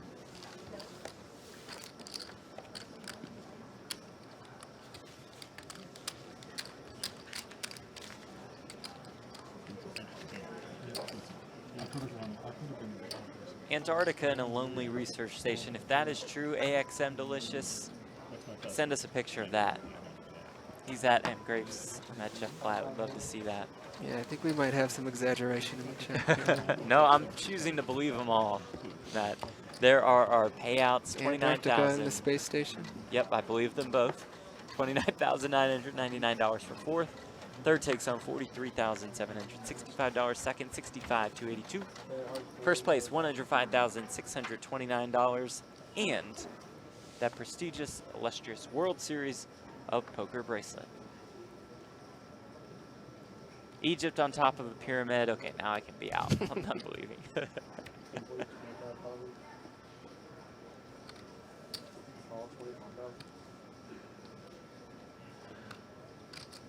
Lisandro brings in here Albini, completes Fleck, makes the call. We know she has the 10 deuce of clubs. And now we know she has the 10-8 deuce of clubs. It's too late. 3 clubs for Fleck, ace high for Albini. An 8, so now a pair of 8s for Fleck and a pair of 5s for Albini.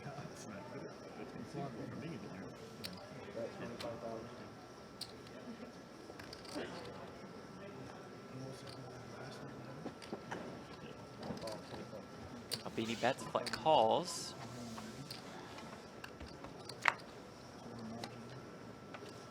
King of spades, deuce of hearts are dealt out. The deuce to Albini. He has the betting lead. Should he choose to take it? He does.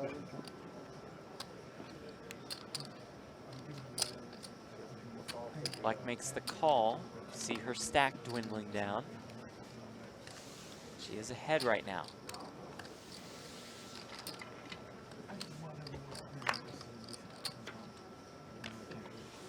It's a king of clubs. So not only does Fleck have 4 clubs, she also has 2 pair kings and 8s. She'll be the one to lead here for 50K, and it's a fold from Albini. Nice pot for Katherine Fleck. I'm sorry, say it one more. 7, 10, 30. Okay, thank you. Here Charlie said that the levels have gone up. 7,000 ante, 10,000 bring in. Now we see Chris Ferguson down to just 3 big bets. Limits are 30 and 60,000.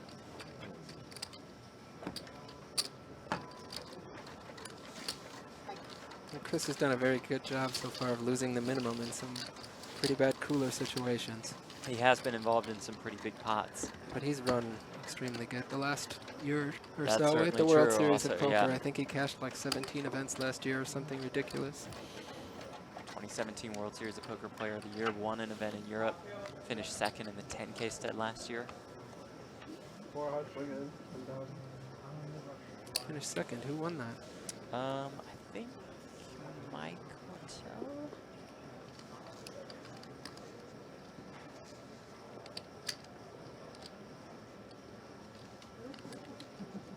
That's correct. Mike Martel. I actually thought Chris won that.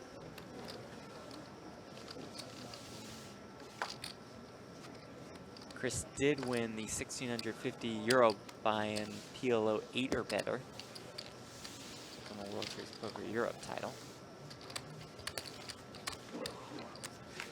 It's always hard. They're the biggest tournaments of the year for myself. After I bust out, I can't pay attention anymore. Yeah, you're just out. Yeah.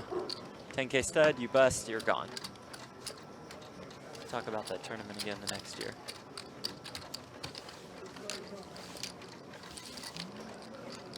It's like after the Cubs lose in the playoffs and not, You're not just out watching on the the World rest of the Series. baseball. Yeah.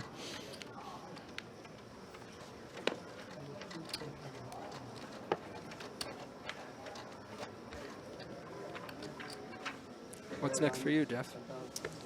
Next for me, I mean, don't mean to brag, but since you asked, in day 2 of the Win $1,100 okay. buy-in. Pretty massive prize pool. That day 2 is tomorrow. Nice. And then next for me, some Poker News video interviews next week. Check those out on pokernews.com, and might be firing some World Series events within the next month or so. Maybe just the tag team in the main. That should be fun. I love the summer poker experience overall, you know? Yeah, definitely. It's great. It's almost like a, I mean, it could just be a full-time social event. Like I would be here even if I wasn't playing any events. Oh, right, just right. Just to see, just your to see friends. everybody Yeah. that you don't see the rest of the year, and kind of joke that I've like, I mean, maybe not joke, but I mean, it's been a long time since I've been in a place that has more of my friends all in the same place at one time. Like even back at home, there's more people here. People come in from all over the world. That place would be the Rio All Suite Hotel and Casino in Las Vegas, Nevada. And that's what I do love about the World Series. Like you said, people coming here from all over the world. And, you know, some people are just, they come out here for their one shot, and it might be the Colossus or the Giant for $500 or $365. And it's just a special experience all the way around. You don't have to be like a high-stakes, super intense poker player to enjoy the World Series of Poker. Definitely not. There's deep stack events every day for several of them. At the Rio alone for $300. There's tournament series all over town at 5 different casinos going with 3 tournaments a day each. And there's 2 or 3 events at the World Series every day. And 4 or 5 going on at a time, or 6 or 7 with. It's just a massive undertaking here at the World Series of Poker.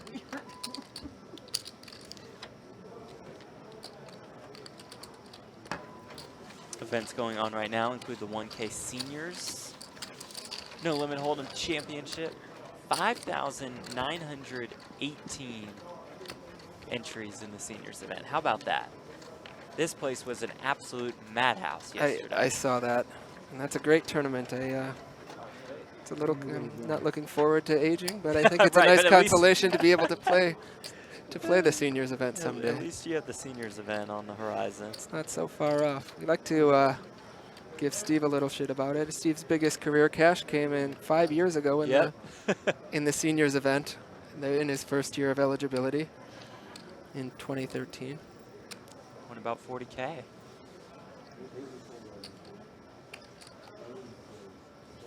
Ferguson's completed here to 30K. Not going to get any action. Also going on right now, the 50K Poker Players Championship. It's one of the crown jewels of the World Series of Poker. Yeah, once long ago, back in the online poker days, I fired that tournament. Did you fire the 50K? One time. I had a lot of backing, and it was back in the day when it was very, very good. There were a lot of Full Tilt and Poker Stars were putting in all their pros, even if they didn't play any mixed games, because and there were some of the models who were sponsored by Full Tilt who didn't even play very much poker, but they would wear a patch. So I guess Full Tilt decided it was worth putting some of them in. All right. Well, Chris Ferguson had that Full Tilt patch. Saw his girlfriend Tracy in the audience in the red.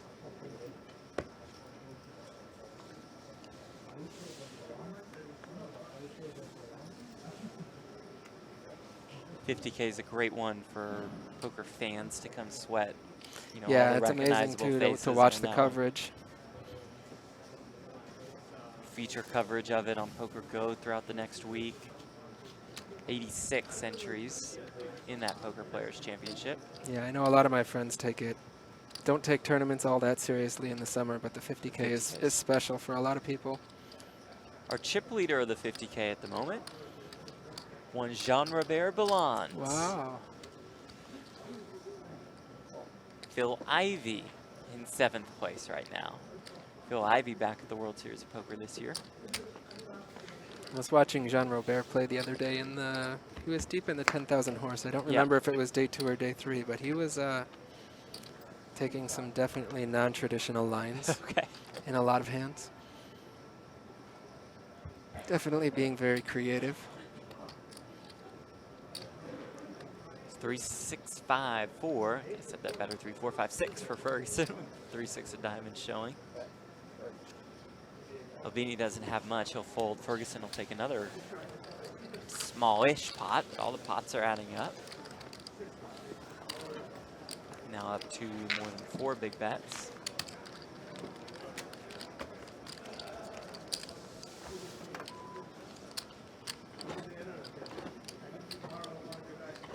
And there's a balancing act for the other two, for Albini and Lisandro here. They want to put some pressure on the short stacks, but they also don't want to double up a dangerous player like Chris Ferguson too easily.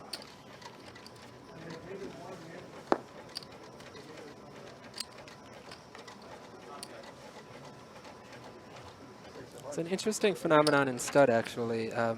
As the game gets shorter, you don't really have to change the hands you're opening with all that drastically, because even though there's less players at the table and fewer players that you need to beat, there's fewer antes in the starting pot, which is different than a game like Hold'em. Yeah, sure. Either no limit or limit. I mean, if you go down to 3 or 4 handed in something like limit Hold'em, the button's opening like 60, 70, 80% of the time. Maybe that's a little bit too much, but Or did I put 2? It's 10,080. Oh, No, so the antes in the bring-in right now 10,000 are about 65,000, I'm which is sorry. again big My bet. bad. I'm mixing up the Earlier on antes. at the beginning of the table My with bad. 9 at the starting table, it would have sorry. been Yeah, significantly no, I know. more. I just got mixed up, sorry. Yeah, I'm mixing up the antes and the bring-in. Oh, I'm sorry, that starting pot is about 30,000 in antes now.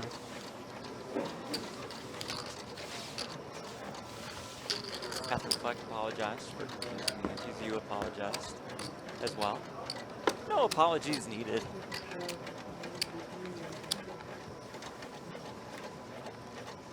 It'll be Lisandro with the 7 of diamonds here. Start the action.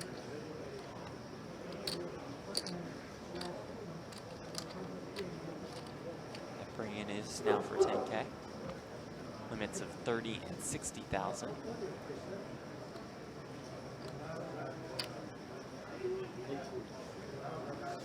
The ace of hearts showing. Albini will complete 30,000. Queen 10 in the hole.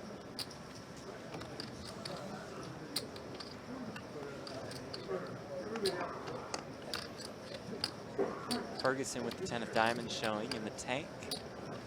I wonder if he's really tanking here. I don't think we've seen him before. Once he capped his chips there, I don't think he's ever folded. That's a good point.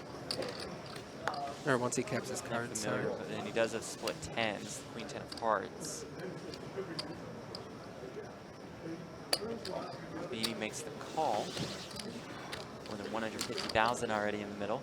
Some of Steve's cards dead here, but that kind of hurts Chris too a little bit. I was going to say Steve's hand has some good cards here, like a king or a jack that don't necessarily look like that great of a catch, but now Steve with a gut shot and some overcards, he's definitely not going to be laying down right now. Just check over to Ferguson, who fires 30K. Like you said, he's not going anywhere. He makes the call.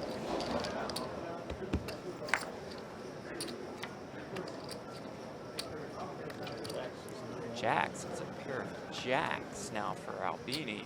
That's an interesting card. Ferguson now with an open-ended straight draw to go along with this pair of 10s. It's big bet time, 60K from Albini. And with Ferguson with, what, 3 big bets Yeah. left, this is an interesting spot for him. I don't think, this is way too much hand to be laying down, I think, with a jack blocked. If he's going to put this bet in anyway, I might like a raise Oh, here. just go ahead and raise. Then he can take a free card if he misses, possibly. I don't know if Steve would give him a free card with 1 bet left, though, so. Chip counts at the top of the screen what the player started the hand with. Chip counts in the bottom left corner what they have at this moment. So if one bet goes in on 6th and one bet goes in on 7th, that virtually puts Chris all in. Aces and jacks for Albini. To call here and call the river is going to cost 120,000 for Chris. Would leave him with 3,000. I mean, he's not calling here and calling the river, most likely. This is a tough spot. I'm not sure what I do here in Chris's spot. I'd have to think about the tournament considerations here. As a cash game player, I'm not used to like these really short stack tournament situations as much. About 400,000 in the pot.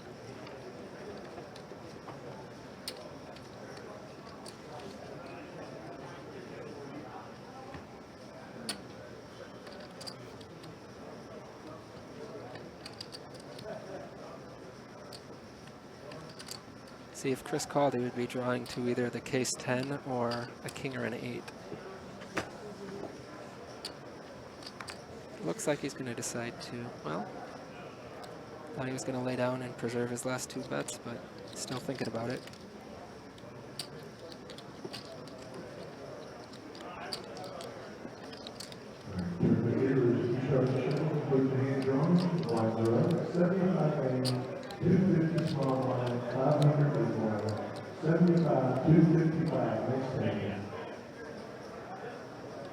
Chris Ferguson on the ropes here, does choose to lay it down.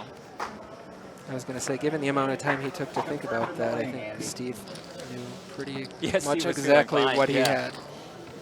Well, that he was behind, but also exactly what he had. That it was an open-ended draw, maybe with a pair. And that moves Stephen Albini up to more than 1.2 million in chips and moves Chris Ferguson down to 123,000. Just about 2 big bets remain. Girlfriend Tracy in the red sweating the action. Who'd you say was there from Albini's crew? That's Andy Kaczynski. I think actually him and his girlfriend have tickets to Penn and Teller tonight. Well, so, gotta go. The bracelet's nice, but Penn and Teller's on the stage. We're out. His girlfriend is a very nice girl who I just met a couple days ago, but she's in Vegas for the first time, so they need to go out and do this. Yeah, you gotta can't really have your girlfriend here and be like, let's just rail a poker tournament all night on your last night here. So they don't get the whole cards either, like we do. Right. And actually, I think it works out well that the Penn and Teller show overlaps quite a bit with the dinner break. Yeah, true. Timing-wise. Now, you just met the girlfriend. Did he just meet the girlfriend? Because if she's new, then he absolutely has to take her to the show. I think it's been 4 or 5 months, so 3 or 4 months. I think he said February. Okay. Yeah, new enough that they need to go to the show. For sure. Sorry, Steve.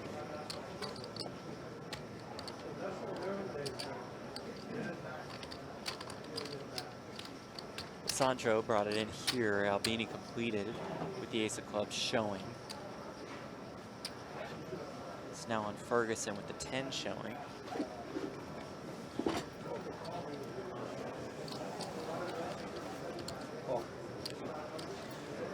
He folds, Lisandro makes the call.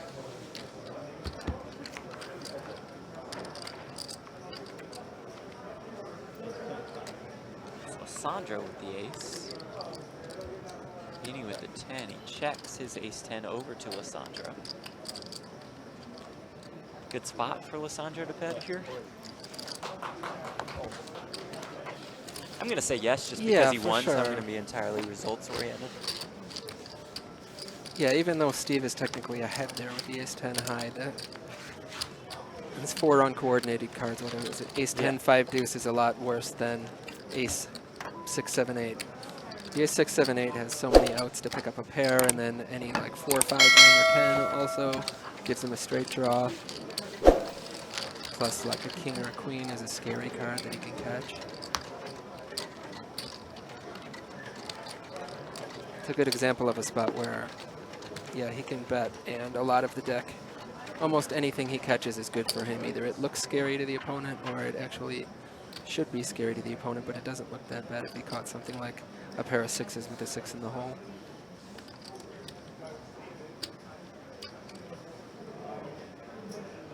Fleck brings it in with the 3 of spades. Actually, split threes. Ferguson going to complete. Ace of spades showing. He has 10-8 in the hole. Ace-8 of spades on the Lisandro.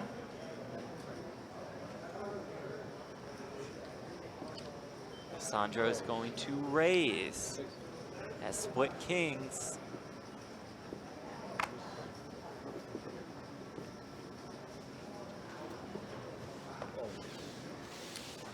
Albini folds, Fleck gets out of the way. Back to Ferguson.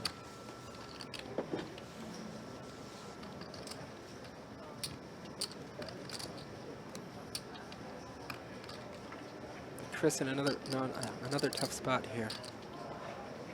He's got about 85K behind. Touch loss.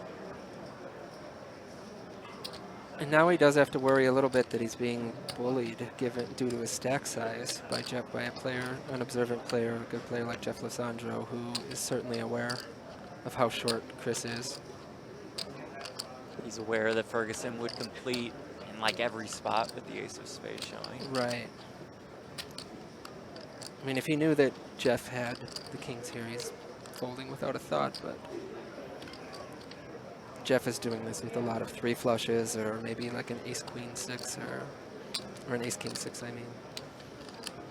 Maybe with 2 diamonds or something like that. Looks like he's going to go with it. Put the chips in. Once he puts that in, yeah, there's no getting away from right. it.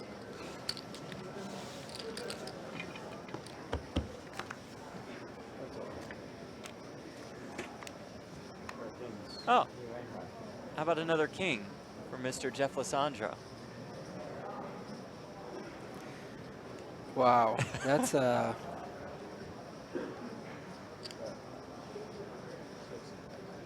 He's gonna bet full 60. I mean, that's the only way, I guess, that Chris was laying down. Chris Right, if there was a king. Chris has been in a lot of growth spots recently.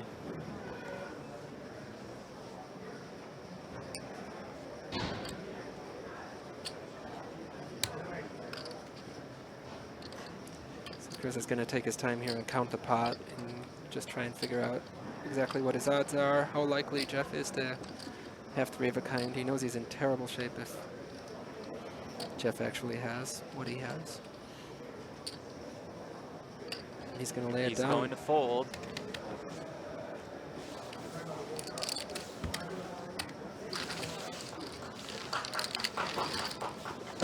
Chris Ferguson now down to 49,000 in chips.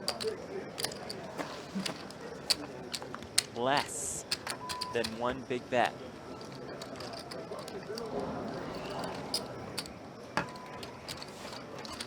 Girlfriend Tracy gives him the thumbs up, the run it up sign. Or it was a hurry up and bust because we also have tickets to Penn and Teller. Not quite sure.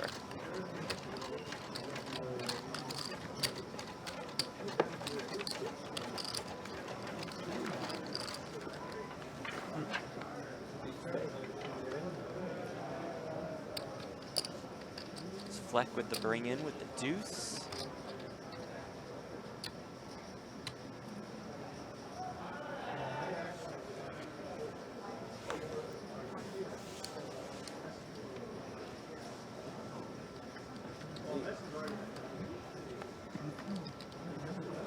Lisandro completes with the 10 of diamonds. He has 3 diamonds. Albini has the 10 of hearts showing.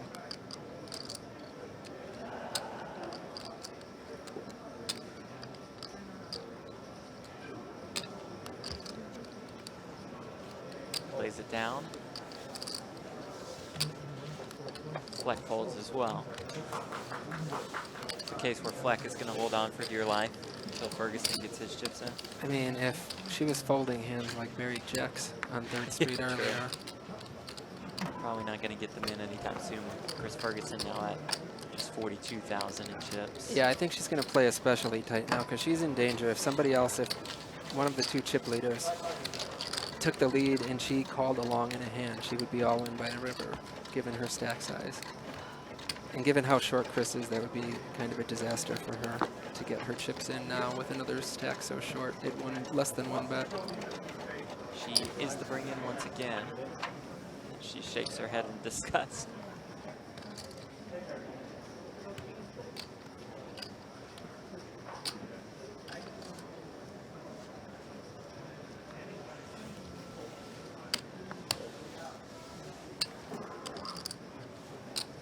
Over to Albini. Certainly going to complete here. That's what he does. Fleck lays it down. Albini adds to his chip lead.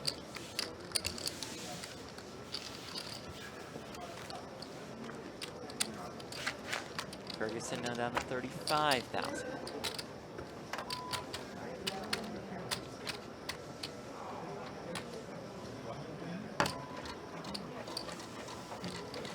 I'm sure Chris knows the math on these short stack situations. Even though it looks so desperate, he can ante off a couple hands. I mean, he doesn't need to get in the next hand with total garbage. Because if he was all in for his last 7,000 with the ante, he would still be getting 3 to 1 on his money. Well, the deuce means you'll have to throw at least some chips out there. Yeah, and that's a pretty bad break for Chris. Having to put in more, almost half his stack is the bring-in. He actually has a split pair, so he's certainly going with this hand. That's the completion from Albini. Ferguson thrilled to see the pair. Yeah, he's ahead here. Here we go. He's ahead and has one of Chris Ferguson at risk. He is ahead right now with his pair of deuces against Stephen Albini's ace high.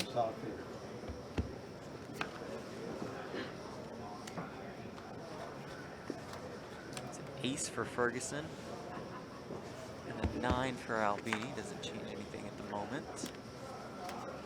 5 for Ferguson, a 7. Now a pair of 7s for Albini, who has taken the lead here.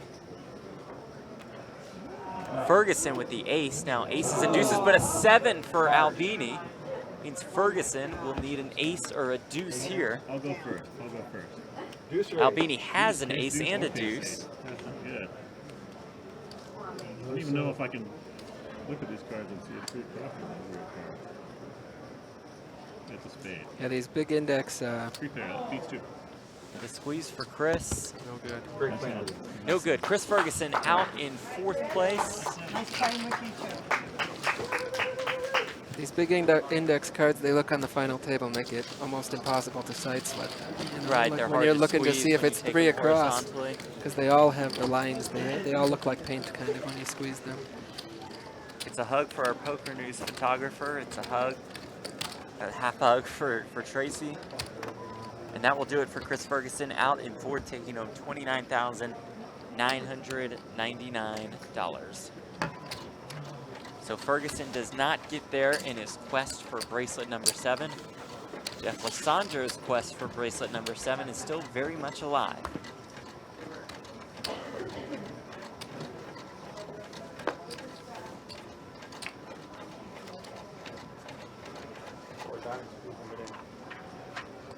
It's Katherine Fleck, now the short stack.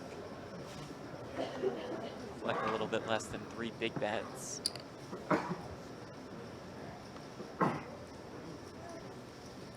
Lisandro the bring in here. 4 diamonds. Albini completes.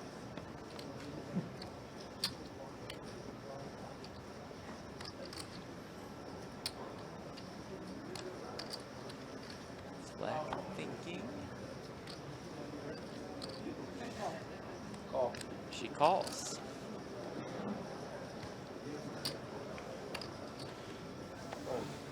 Fleck with queen deuce.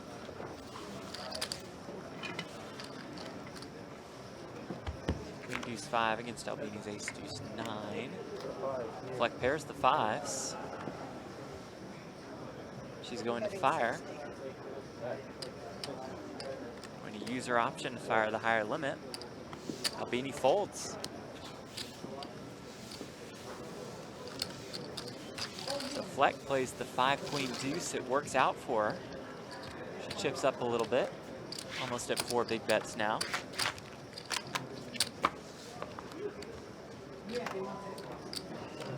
Katherine Fleck, career tournament winnings of $84,165. is her third WSOP cash. As you can see by looking at our leaderboard, she has her work cut out for her. She trails Jeff Lisandro, who is at 881,000. You see the number on the right column. That was the amount of big bets that each player has. Katherine Fleck, a little bit more than 3. Stephen Albini, our chip leader, with more than 20. Fleck brings in with the 5 of clubs. She has split 5s. Lisandro has split 10s. He's completed a 30K.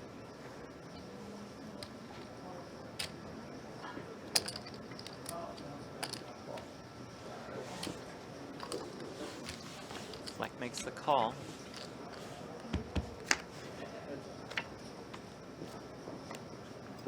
Nine for Fleck, the 4 for Lisandro. He has the betting lead.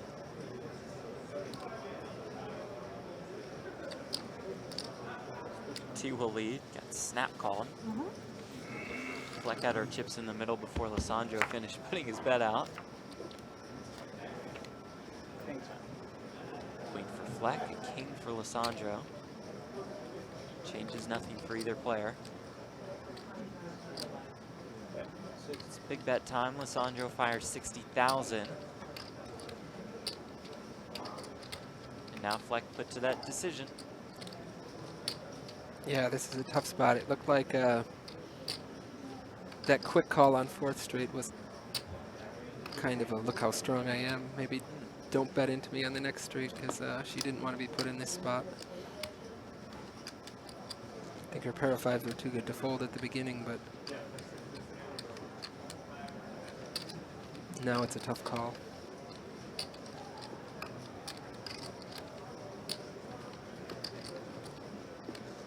Again, leveraging the stack sizes. This could be all in if she has to call a bet on each street. She puts the chips in to make the call. Down to less than 100,000. Unless somebody open pairs or something, it's Right. probably going to be an all-in hand. No help for anybody. She does pick up a gut shot. Draw to go with her pair. Lisandro She leads. just moves Fleck in immediately. snap moves in. Lisandro will be making the call here. Is Katherine Fleck's tournament life at risk? For now, she needs a 5, 9, 6, queen, 7, or 8. Want me to go first? Let me see. Is a deuce. 5, Jeff says 6, yes, you go 7. first. Deuce is And not the that'll do card it. she wanted. We're going to be heads up. She squeezes out a deuce. Sandro's queen does not matter. And that will do it for Katherine Fleck. Good luck, guys. Quite the run at this final table. She will take Yeah, home you too. $43,765. Her biggest World Series of Poker cash. Waves her goodbyes.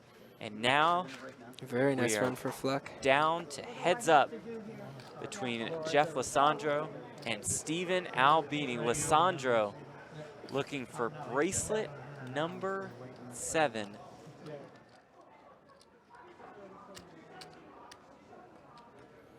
Hello everyone, welcome back inside the Rio All Suites Hotel and Casino in Las Vegas, Nevada. This is the World Series of Poker. Jeff Platt alongside Matt Grapenthien. We are here at the final table of event number 31, the $1,500 7-card stud tournament.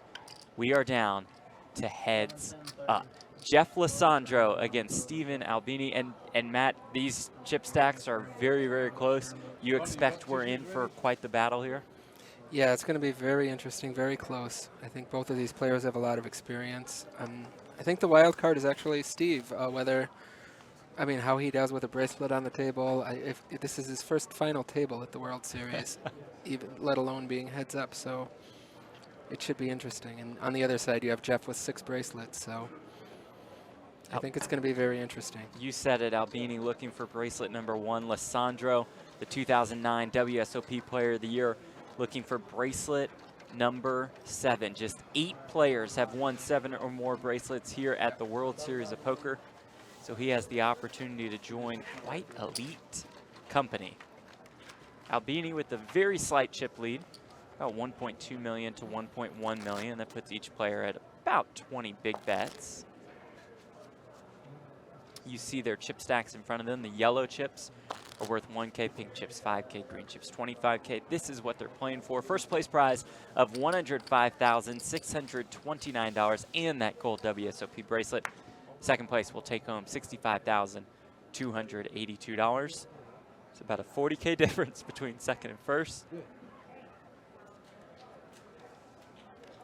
Steve waving to his fans in the crowd, and we are underway. And heads up. Yeah, I noticed Steve has picked up some followers who unfortunately busted out of the 50K, but some of his good friends, Matt Ashton and Brandon Shaq Harris, who are both have quite the resumes. It's a good way to cure the tilt from busting a tournament. How's this to start a heads-up match? Lisandro, ace, king, queen of hearts. Wondering why the bets are still out in front of them from the last street. That's what Lisandro pushes forward. Albini bets and he receives a 10. Jack of hearts for Lisandro. Hello, royal flush draw. Well, Albini has a pair of tens. He fires 60,000, limit still 30, 60,000. Lisandro just calls. 5 of hearts, Lisandro makes his flush. It's a 3 for Albini, who makes 10s and 3s. Albini checks. I think Albini actually likes his hand. He's not that afraid of a flush here, but this is a very good hand to be bluff catching with, to just check call with, because well, Lisandro definitely has something if he called the bet against an ace-10-10 board on 5th straight. And I think 10s and 3s rates to be pretty good here, but Jeff Lisandro is aggressive enough that he's going to put in a bet a lot of the time anyway. It'll remain 10s and 3s for Albini. It'll remain an ace-high flush, not a royal flush for Lisandro. Albini checks. Here comes the bet from Jeffrey Lisandro.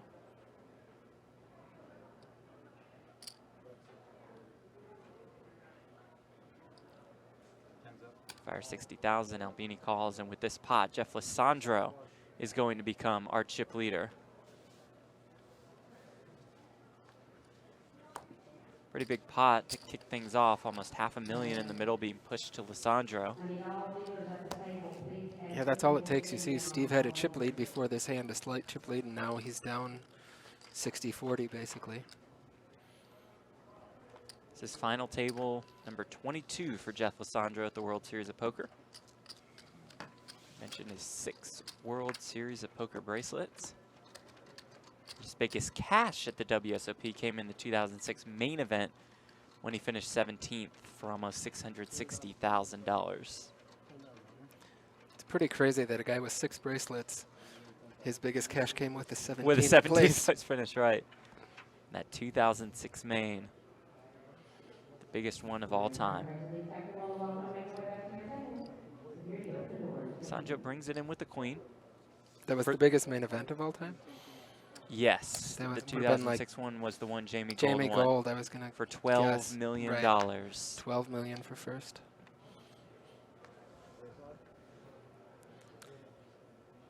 The low card in stud is the bring in. That's why Lisandro started the betting action with this queen of diamonds. While Albini had an ace. Albini now has a pair of 9s. Split 9s, which means 1 9 face up, 1 9 face down. Lisandro raises to 60K. Albini makes the call. Now we can guess what Lisandro has, but we're missing one of his whole cards, huh? We are missing one. We know that he at least has deuces. Yeah, and that's a very non-threatening looking deuce. So this could be trouble for Steve.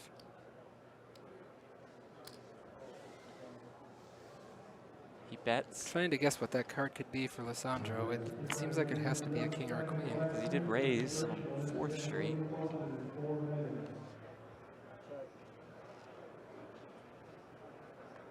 Six for Lisandro. Unless 5 he's for getting Albini. very creative, but it doesn't seem like either of them have been doing very much super creative. We see 2 pair at least. We see at least the 6s up plus the other whole card Yep. for Lisandro. And Steve doesn't improve. He is first to act. He checks. It was the ace for Jeff Lisandro. Maybe. Oh, so he was bluffing on 4th. I mean, relatively. Not Right. bluffing, but a semi-bluff.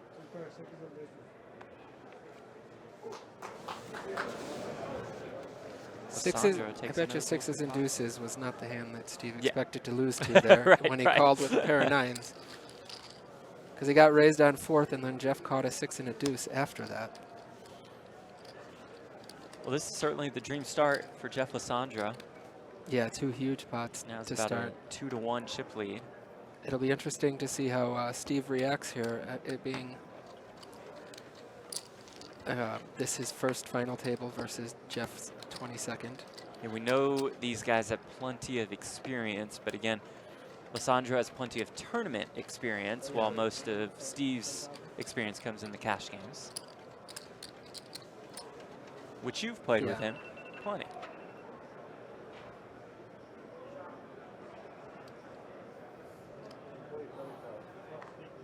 Yeah, it's difficult in this situation. I mean, Steve's playing his first few hands with looking at that bracelet on the table. I mean, you can't avoid like the glitter, the shininess of like your eyes are just drawn to it, and he loses a couple big pots to start. I mean, he's got to just shake it off. Let's see how he reacts here. I mean, that is the pinnacle of poker, the World Series of Poker bracelet. We talked about this at the top of the broadcast, but you have one from winning the 10K stud event, and can you put into words what it means to acquire one? I mean, it was mostly a relief more than anything, I guess, at first, being not as much of a tournament player, but just that I didn't screw it up. I mean, Okay. I had played That maybe, I works. had played at least 100 World Series tournaments before that, and I'm just super grateful that that a first and a second place didn't come in the other order. Yeah. And having the second place first would Got have a been second place crushing. later. Both players with kings showing. Lisandro now is ace king of clubs to go along with the queen of clubs. In the deck, just running over Jeff so far in a 3 or 4 hand sample. He bets and he'll take that pot. For those of you new to 7-card stud, we'll run through the rules for you real quick. Both players at the table ante. 3 cards are dealt to each player to start, 2 cards down, 1 card face up. Then the action begins. The lowest card starts that action with what is called the bring-in. Players then have the option to match the bring-in or to complete, and once completed, then raises can come into play. The smaller limit, which in this case is 30K, that bet takes place on 3rd Street and 4th Street. The bigger bet, in this case 60K, as you see on the top left corner of your screen, 5th, 6th, and 7th Streets, unless you have an open pair on 4th Street, meaning a pair that's face up. Then you can bet either the low limit or the high limit. This is a high hand only game. Players are looking for their best 5-card hand.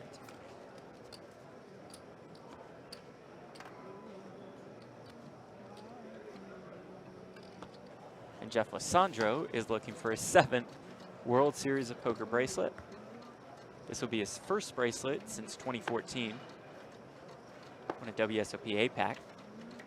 1,650 Australian dollars PLO event.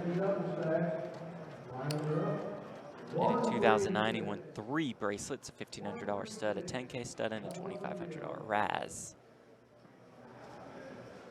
Albini brings it in here. Lisandro completes with 3 diamonds.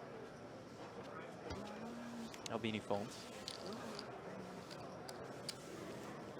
It's crazy how tournament poker works, like how high the variance is. I mean, his last 3 bracelets, I guess, at the World Series of Poker here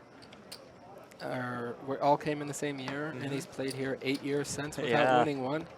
I mean, I have another good friend, Bill Chen, who won 2 bracelets in one of his first years here in like 2005, won 2 bracelets in 5 days, and didn't win one since in the next like 10 years after that. So, and it's not like for both Chen and Lisandro, their skill all of a sudden fell off the map. No, definitely not. If anything, they got better. Tournament, for sure. Tournament poker variance is insane.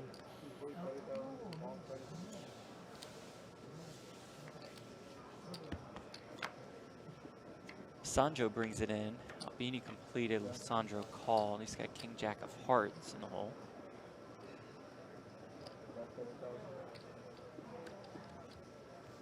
Albini doesn't have that much, but he had some appealing face-up cards. Bet got the job done.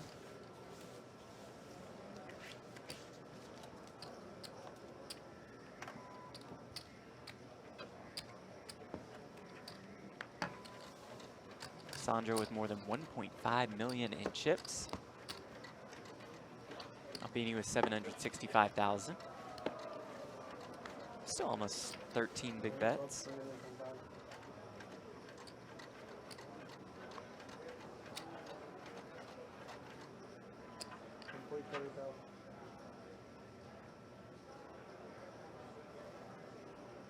Albini brings it in. He's got the queen of clubs showing ace deuce of hearts. Lisandro completes.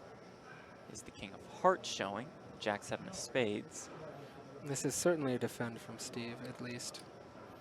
I'd be interested to see. It's basically a stylistic question whether he wants to re-raise here ever. He does raise to 60K. But I love that. He got it. That was basically a Got the 50-50 fold. spot.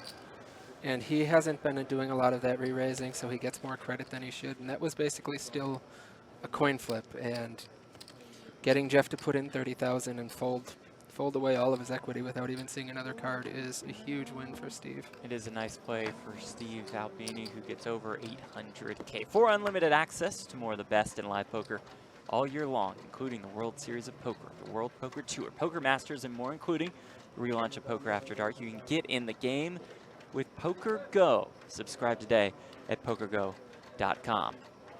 We're streaming plenty of coverage throughout the rest of the World Series of Poker, not only right here on our Poker Central Twitch channel, but also on PokerGo.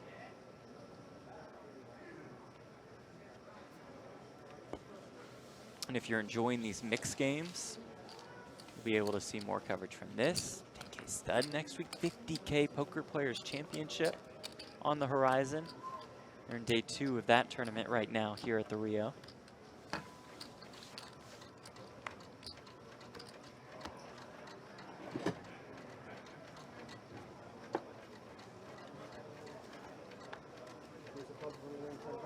Be the deuce of clubs for Lisandro. He'll bring in ace of spades showing for Albini.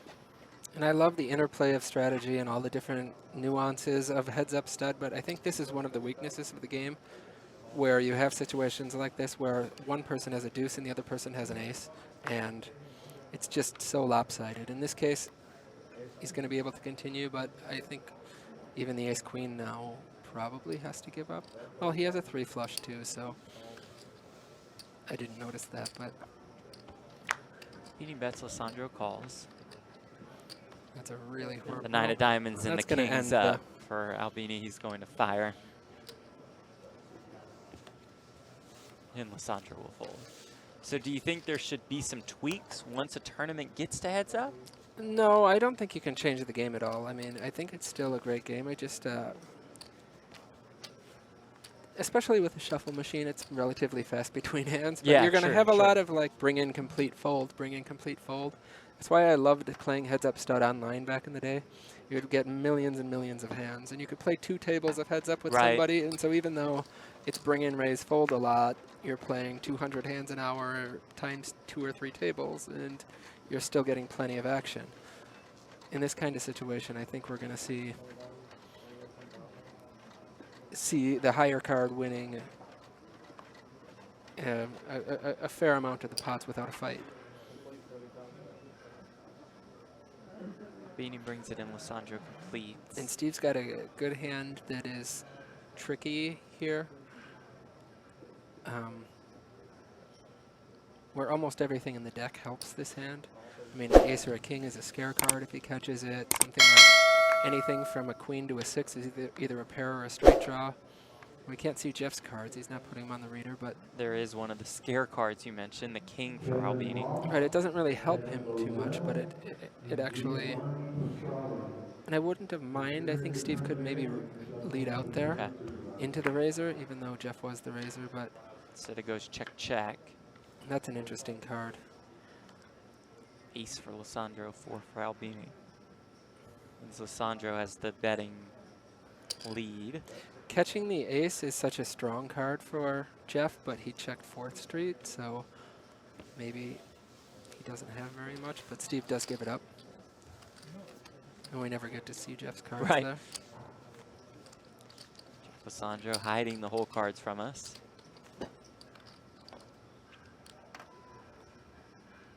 Taking the chips. Got 1.5 million in chips for Lisandro. 25 big bets.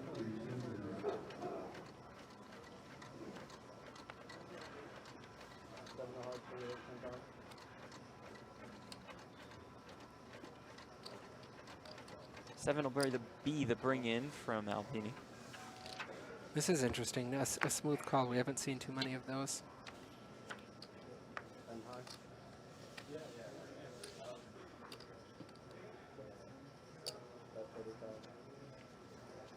That's going to be enough to win.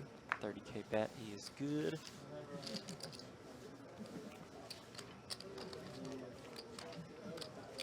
Sandro takes down the pot. Do you think we'll see a little bit more of that where the bring-in is not necessarily completed in heads up? Or is I just think it's a stylistic question. I don't think that the game is...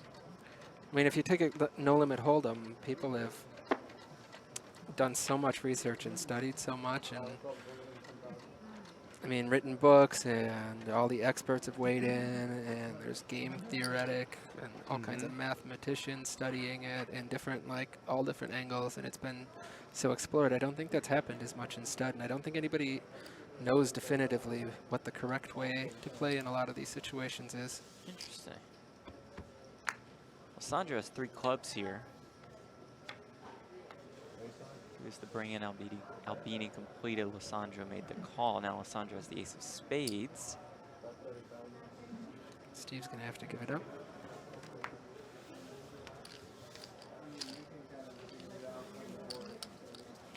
Lisandro takes down the pot. Now at a little bit more than 1.56 million in chips.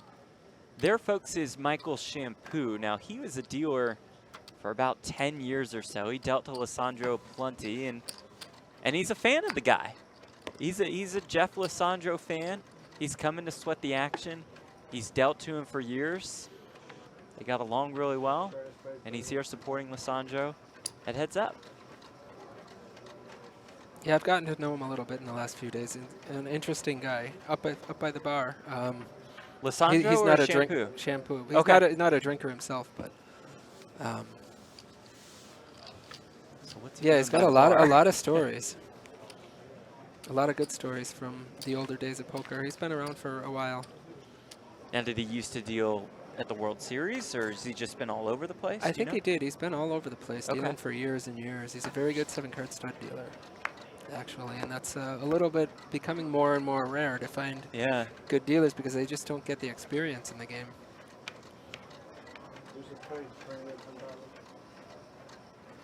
Some of these dealers here at the World Series of Poker, you'll see time and time again. Players build friendships with those dealers.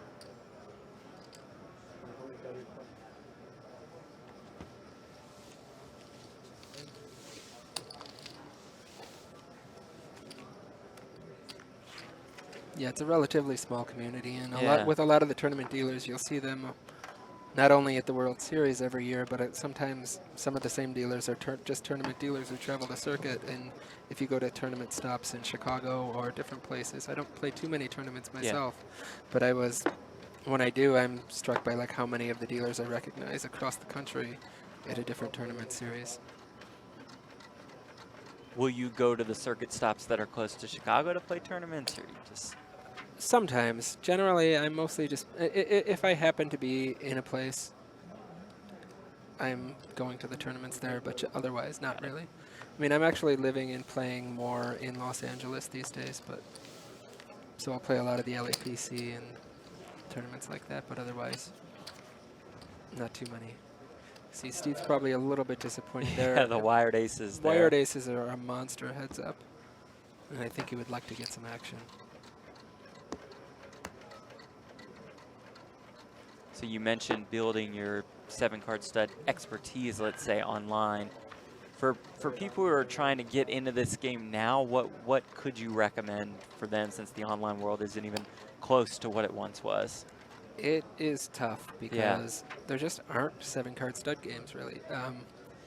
And even in the mixed games at any stakes, it's almost been removed from almost all the mixes. You see stud 8 or better a lot, and sometimes res even, but not very often stud high. It's even removed from all the big mixed games. You can still play at Commerce, and out east you can play Borgata and Foxwoods, but besides that, it's hard to find a stud game anywhere. I think they still run them at lower limits at different cities, but they're becoming harder and harder to find.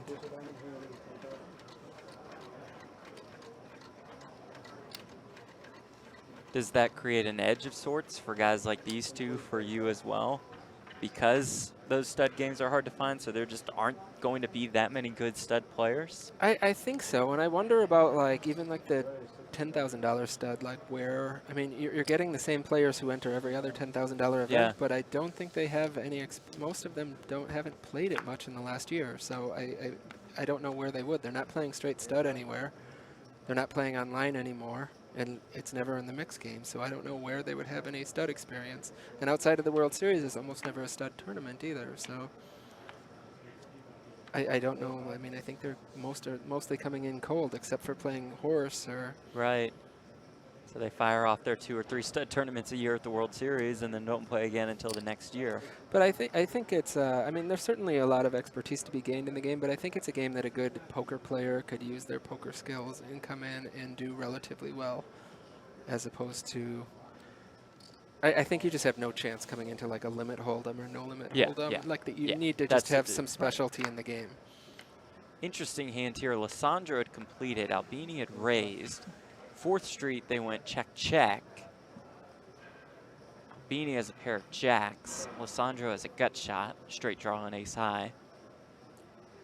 It's a scary board, but I would like to see Steve bet here. I mean, he's probably a little bit afraid of getting check raised, but you still have to just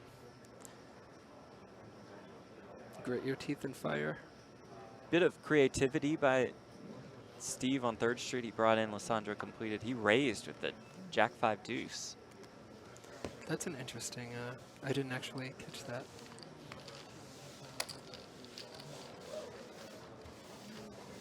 It's going to That win is the a pot. creative play. I like to see that. I was thinking about it on break because I haven't played a ton of heads up stud in a while either, and I think that playing back a lot as the bring in, because you're going to get raced so often, and he's going to be so weak that he can't continue to any pressure so often that you need to be re-raising a lot. And you can't just be doing it with your big pairs and things like that because you just don't have enough of them. So adding in some random hands, I think, is a strong way to do that. I don't know if the Jack 5-2 is quite good enough, but certainly made him more comfortable with the play overall when he hit the jack on 4th Street. yeah, that makes it a lot Didn't easier. hurt his confidence. A lot of strategy elements can be discussed, but I think we can all agree that poker's a slightly easier game when you make your hands.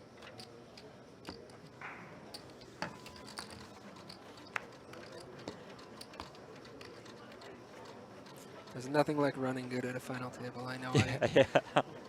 When I won, the deck just nailed me for the whole final table, but I feel like I took so many beats over the years before that. Yeah, that you're I like, was I due. was owed this. Good time for it to come back.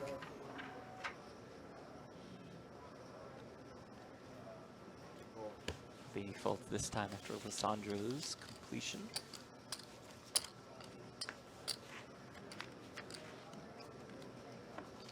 Chip counts on the top left corner of your screen,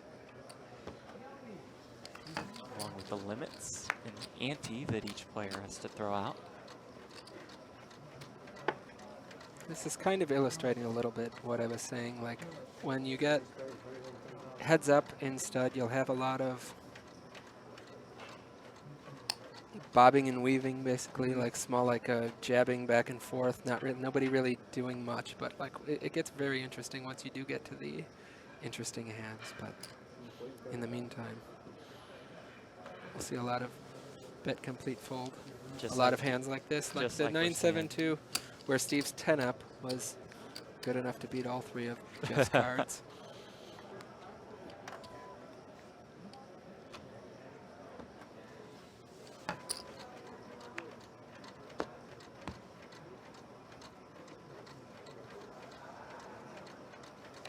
Event number 31, the final table, the 1500 7-card stud event here at the World Series of Poker.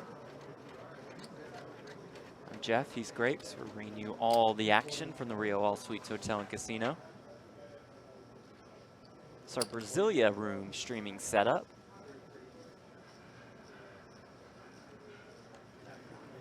Albini folds and Lisandro can't be thrilled here with his split queens. But again, he was never getting any action. Yeah. 10-9-6 against a pair of queens is not really a fair fight.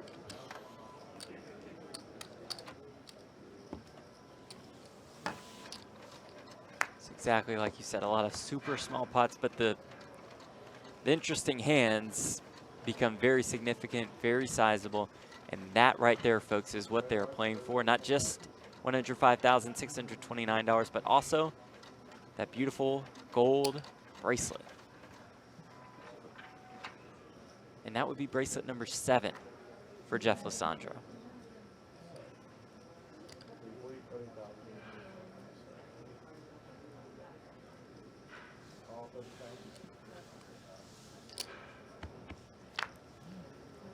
Albini completed with the 6-3 deuce. Lisandro made the call. Yeah, Steve had literally the worst possible hand he could have. Lisandro now has kings. The 3 suited. Albini with the 2 lowest gut cards shot. and the 3 Yeah. suits. Not the prettiest hand in 7-card stud. But now he actually has a reasonable draw, and if you look at the equities, it's still a 2-1. He's got 34% equity. 7 for Lisandro, a 10 for Albini. Lisandro now has kings and 7s. I think this is. Check. Would like to see Steve check behind here, I think. Take the free card. That's what Steve does. He takes that free card. And there's the gin card. The 5-ball on 6th Street for Steve Albini against the kings and 7s of Jeff Lisandro. And he's got to just raise immediately. And that is what he does. Because this looks like it could be a semi-bluff with an open-ender, and Jeff knows that he's blocking 2 of the 7s, so a straight isn't super likely for Steve. Lisandro needs a king or a 7 here. This is a pivotal pot. That's perfect. It's a 7. Wow. 7's full of kings for Lisandro and a straight for Albini. Going for the check raise. And he's going to get it. And that board is super non-threatening. Ooh. There's the check. There's the bet. Here comes the raise from Jeff Lisandro, who is running hot early in this heads-up battle.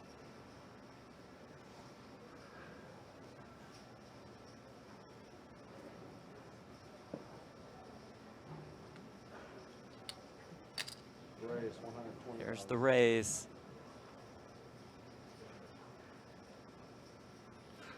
And there's the look on Steve's face.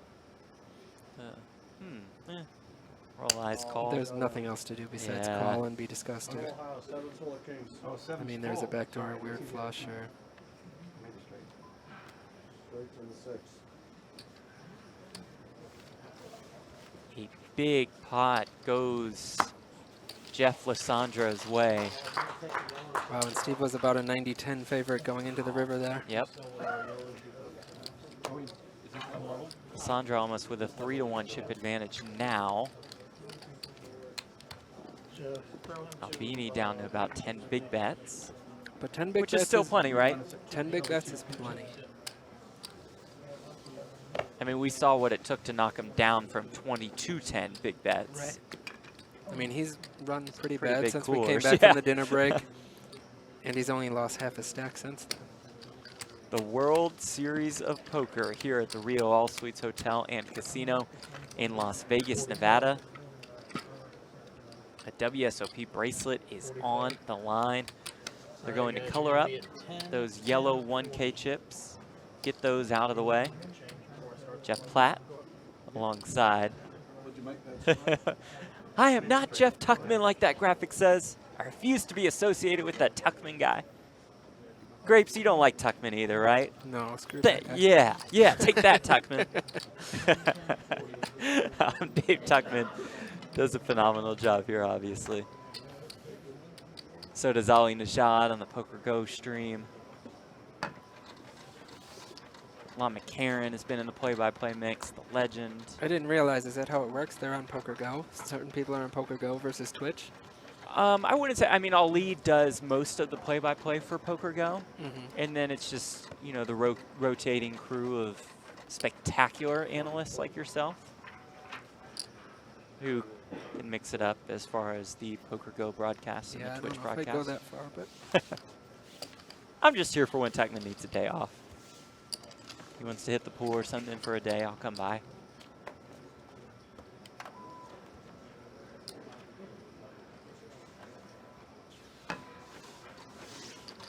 I didn't realize all the different things Tuckman did. I think I turned on ESPN randomly 6 months ago when there was Premier League soccer on, and I saw Tuckman. And suddenly I'm like, I know that voice. The guy does it all. Yeah.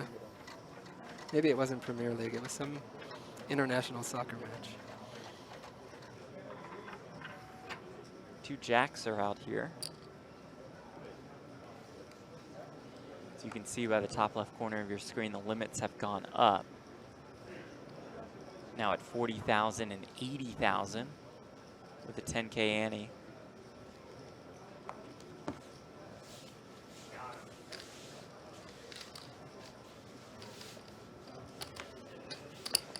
Means of Albini has about 7 to 8 big bets. Lisandro with about 20, 21.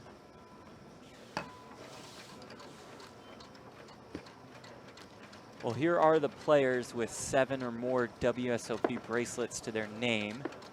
Billy Baxter, Men Win, Eric Seidel, Johnny Moss, Johnny Chan, Doyle Brunson, Phil Ivey, and Phil Hellmuth. With a win tonight, Jeff Lisandro will join that group.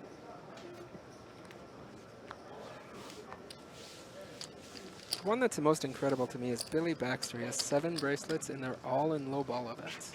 Wow, really? Yeah. All in deuce to low ball 7, master. ace to 5, and Raz. Okay. All of his bracelets.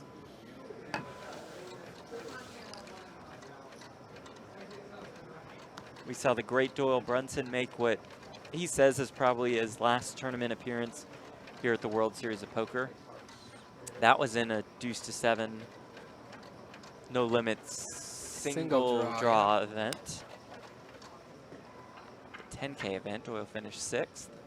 That's an awesome game. Yeah, by the way. no An limit, awesome deuce to 7. straight poker game. Yeah, it's just I mean, pure poker.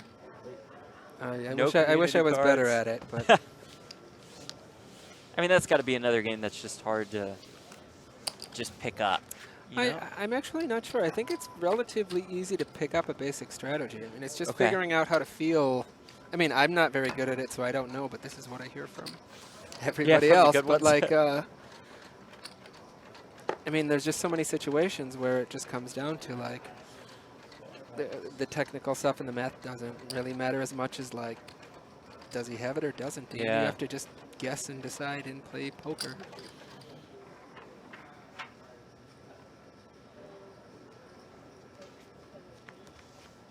Bring in is now 10,000 also.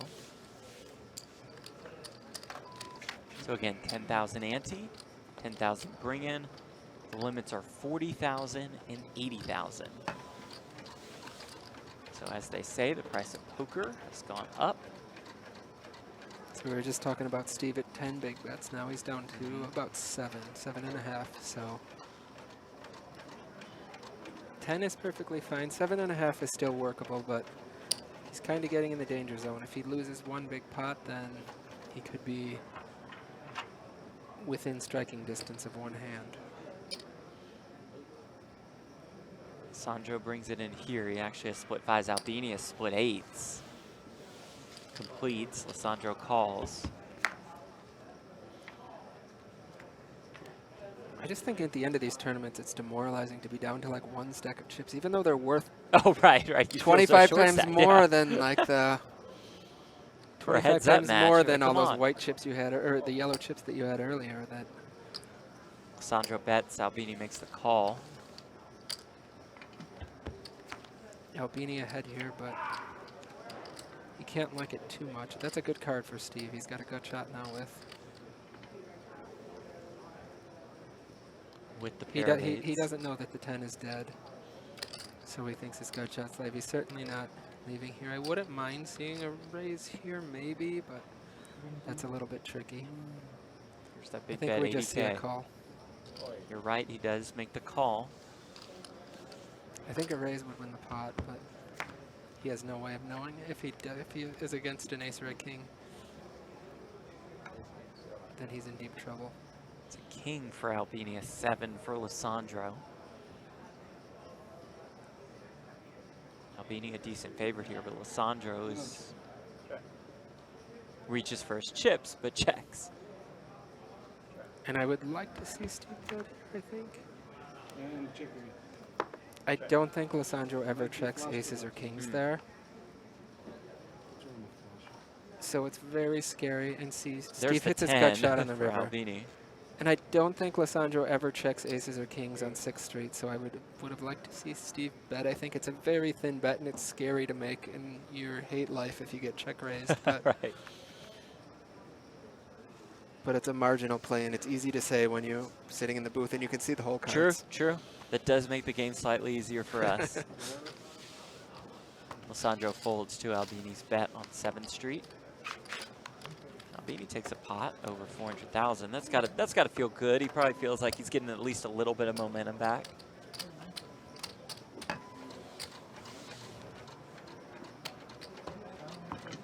Katherine Fleck was our 3rd place finisher in this event. Chris Ferguson finished in 4th for just under $30,000. Frankie O'Dell out in 5th for 21K. Paul Sexton finished in 6th place for $15,096. Michael Moore, our 7th place finisher. Esther Rossi was out in 8th. I'd like to see an immediate re-raise here from Steve. Sandro completed with the ace of hearts showing. It looks like he picked up raising chips and then went Yeah. back to calling chips. Does just call. Oh, maybe he announced raise.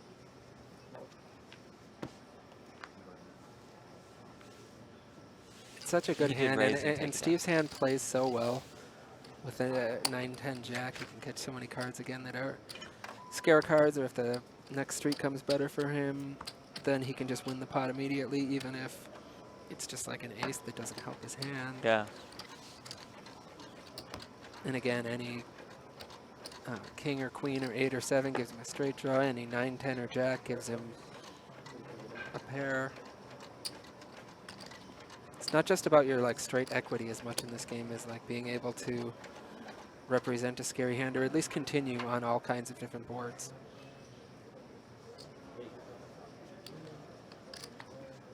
Here's the old bringing completion fold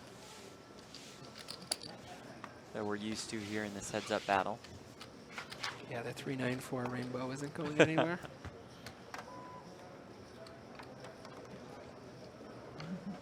Although we did see Albini mix it up a little earlier with the old Jack-5 deuce.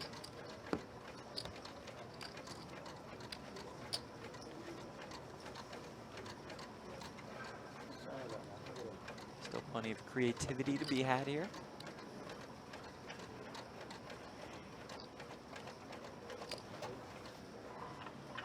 How about the Queen-7 deuce? Nope.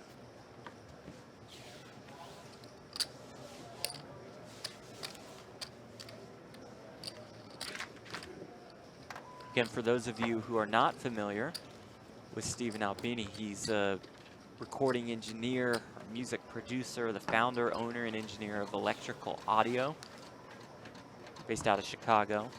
He's worked on thousands of albums in his career, thousands, including the final studio album for one little tiny band called Nirvana. And I bring this up every time, but he does not take royalties from albums that he's worked on. Thinks he should be paid for his work in the booth, and that's it. For artwork in the booth, I would definitely take royalties if they were offered to us. And I think there's probably a connection for some of the viewers. He runs Electrical Studios, and his name is Electrical on the 2+2 forums. He has thousands of posts across all the different. But people might not make that connection. I'm sure a lot of people are aware of him on 2+2 and are seeing him now, but didn't put them together. He just absolutely loves the game. Lisandro picks up a 4th heart on 5th Street to go along with his deuces. Albini with just ace high is checked. Lisandro's bet 80,000.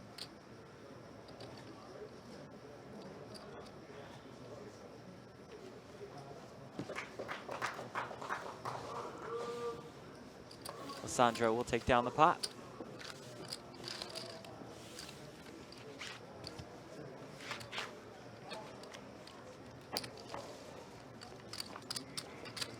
There's a look at the outer field along with the fiance of Brandon Shack Harris, watching the monitor, cheering on Stephen Albini. Now, Brandon spent a year living at Albini's studio. Yeah, I knew that. That's pretty cool. They're very close. They've been very close for a long time.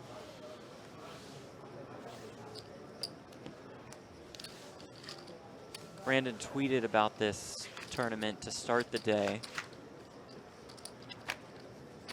He said, "Today is going to be amazing. Best guy and my original poker running buddy from the start, Steve Albini, who is at Electrical WSOP on Twitter, playing the stud high final table today. One of his best games.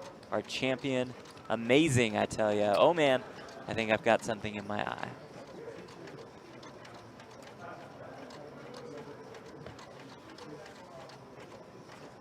And then like 8 minutes later, he said, Brandon said, "How soon after I post can I bump this?"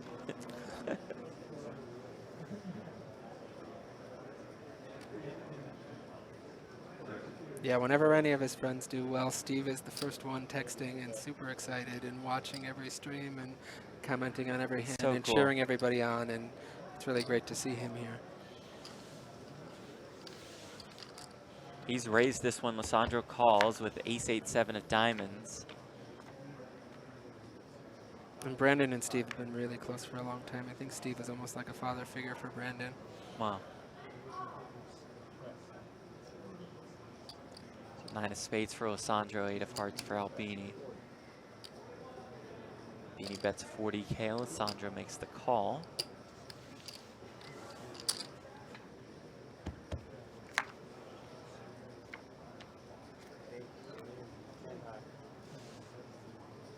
Lisandro picks up a pair of 8s on 5th Street. He will lead 80,000. Albini will have to give it up. Another decent-sized pot for Jeff Lisandro. Another unfortunate 5th Street for Steve Albini.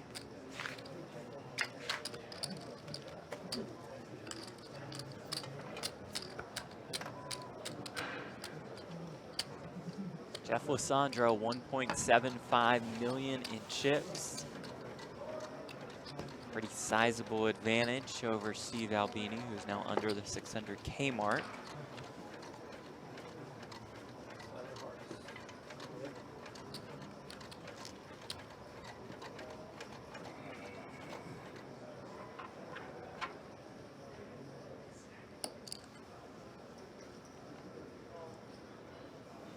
There's the bring in from Lisandro with the 7 showing.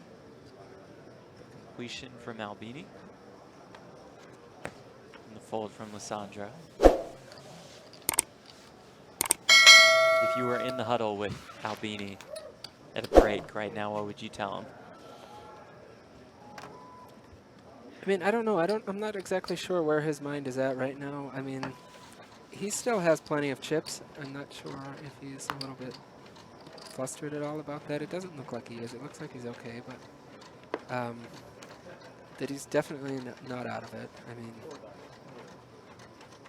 mean, again, going back to my own experience, I think we were even in chips, and then I had like a 6-1 chip lead, and then he had a 6-1 chip lead, and then I had a 6-1 chip lead again, and we went back to even before I finally won. I mean, it's limit poker. It's never over. Yeah. Wire 10s for Lisandro. He brought it in. Albini completed. Lisandro just made the call. Picks up a 4, so now it's 4s and 10s for Lisandro.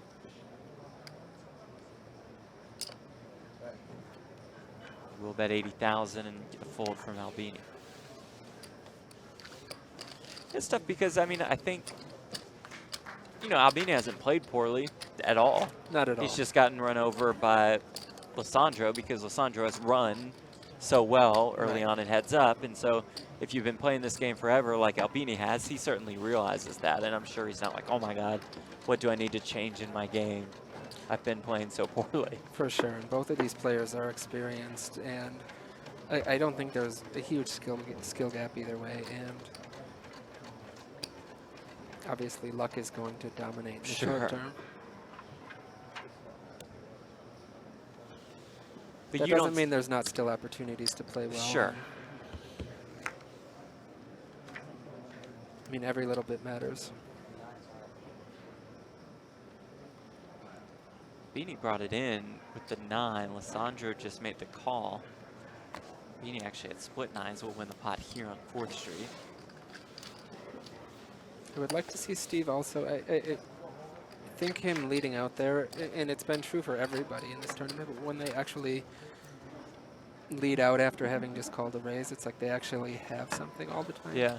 As opposed to just having the better board. Because Steve caught a better card on 4th Street there, a scarier card. I mean, I think he should lead out regardless of what he has in the hole a lot.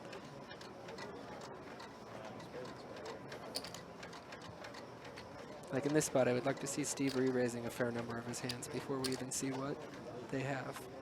I mean, there's total garbage I still can fold. This is But interesting. definitely a hand like this. You could Possibly. more of I a mean, call. it's tough because it's still, I mean, you're still beat by his up card alone. Right, right. That up card is the ace of diamonds for Jeff Lisandro. Can't see his other cards at the moment, but he'll show us them eventually. We'll make them. It's a 5 for both players on 4th Street. There are his cards. King 3 of spades.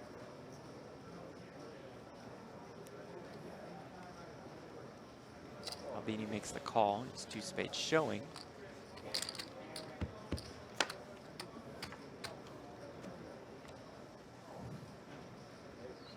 Jack of spades for Lisandro, 8 of diamonds for Albini.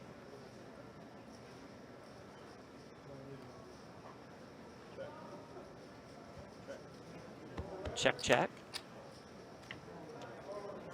I think Steve might have possibly been able to take it with the bet there. Even though, again, that's a very scary bet. You don't know that Jeff has nothing. He's certainly Right. capable of check raising. I mean, it's so easy for me to say, sitting here knowing that Jeff had no pair. Lisandro picks up a pair of 3s. Albini picks up a pair of queens and bets it. Called by Lisandro. 420,000 in the pot.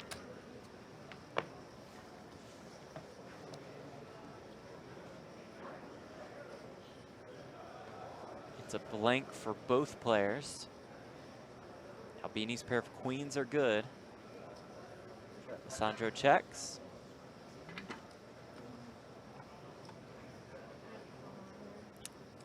Again, there might be a possibility for a thin value bet here. I guess not. Steve's hands face up, and it wouldn't have worked. Check, check. Albini takes the pot with his pair of queens.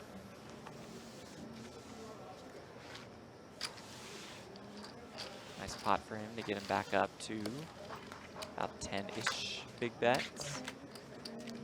And 10 big bets is certainly a comfortable spot in the limit tournament. There is Brandon Shack Harris in the black beanie. And who Matt we were talking Ashton. about a little earlier. Matt Ashton in the house. Brandon Shack Harris's fiance also there. Both those guys busted the 50K, but you know, it's a nice consolation prize. They get to sweat their friend, What a good friend, yeah. who is heads up for a World Series of Poker bracelet.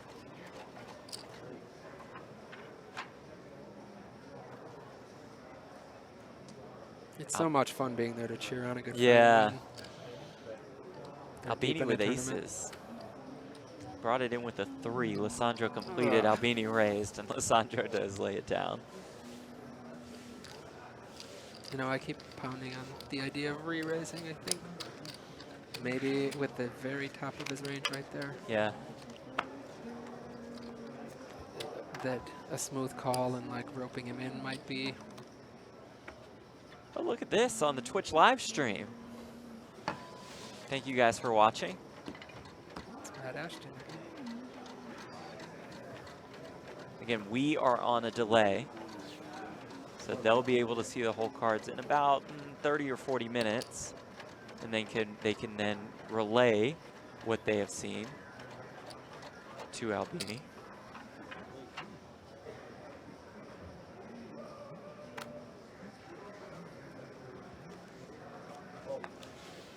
Albini brings it in, Lisandro completes, and Albini lays it down. It's a 2-1 chip lead at the moment for Jeff Lisandro, who is looking for bracelet number 7.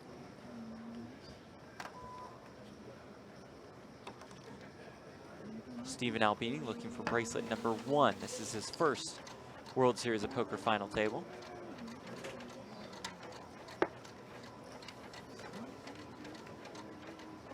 This will be his best finish as far as money is concerned and place is concerned at the series.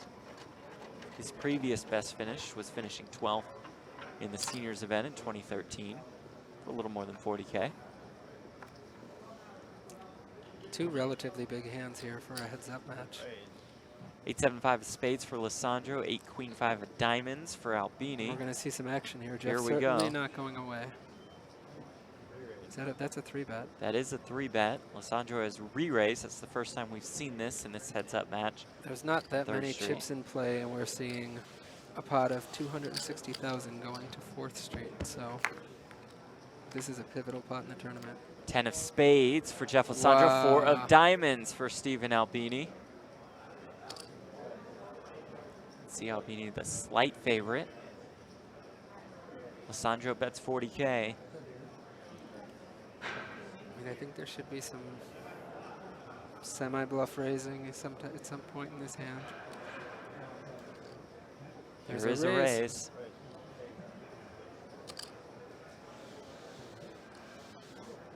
Lisandro calls.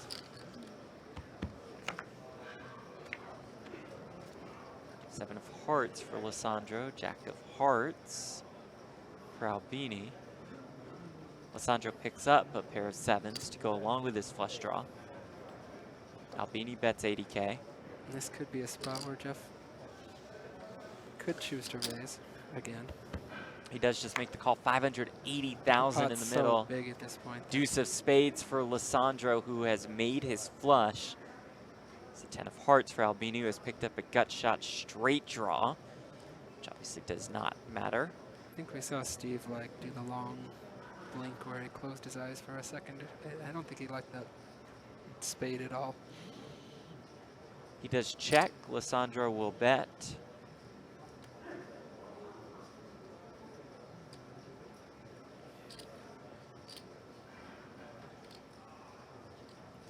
He's fully aware of what he might be up against Yeah. here, but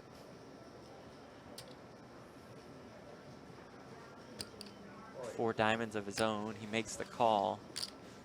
740,000 now in the pot. Can Albini catch a diamond? Yes!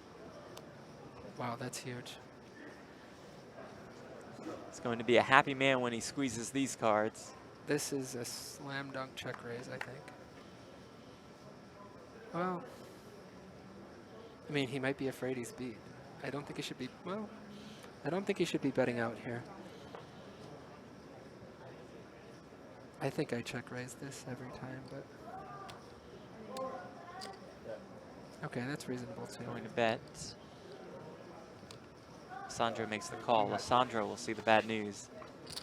Flush over flush. And that does not happen very often, heads up.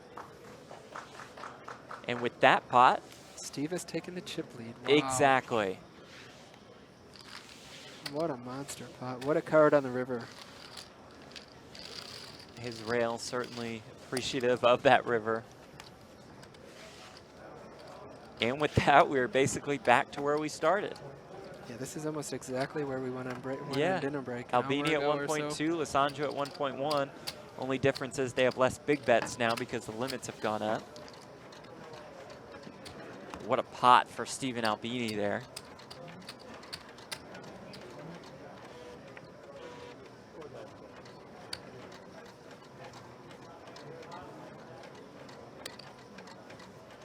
And now Jeff Lisandro has to be the one to click the reset button to not go on tilt.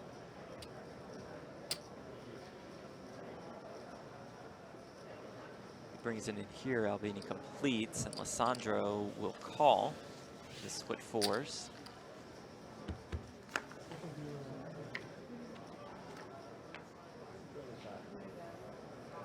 I would think just calling okay is sometimes okay for Jeff, but I think sometimes he should be re-raising Yeah. some of these hands. The board's going to get very scary for a pair of fours potentially. Like Albini if Steve picks up the catches a third jack heart. or a 9 or a king or a 10 or a queen or anything here, it's going to be tough. Like, what does a pair of fours do now? He's got sixes and fours now, He's got actually. two pair now. Albini caught an ace. Bet 80K. Lisandro makes the call with his sixes and fours in very good shape here. An 86% favorite as they go to 6th Street. King for Lisandro, a deuce for Albini that does lock up the hand for Jeff Lisandro. But it's Albini the one betting.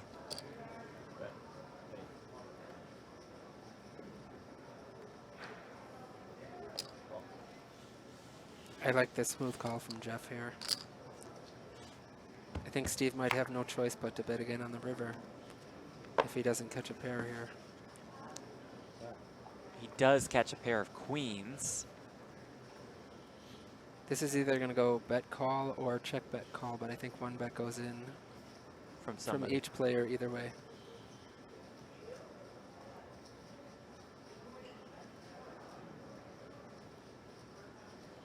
So Steve was bluffing on 6th, and now he's like, well, Yeah, he doesn't know if he's bluffing or... there's the check. Queens. Oh, wow. And Jeff checked back. Who two pair. checks back his two pair?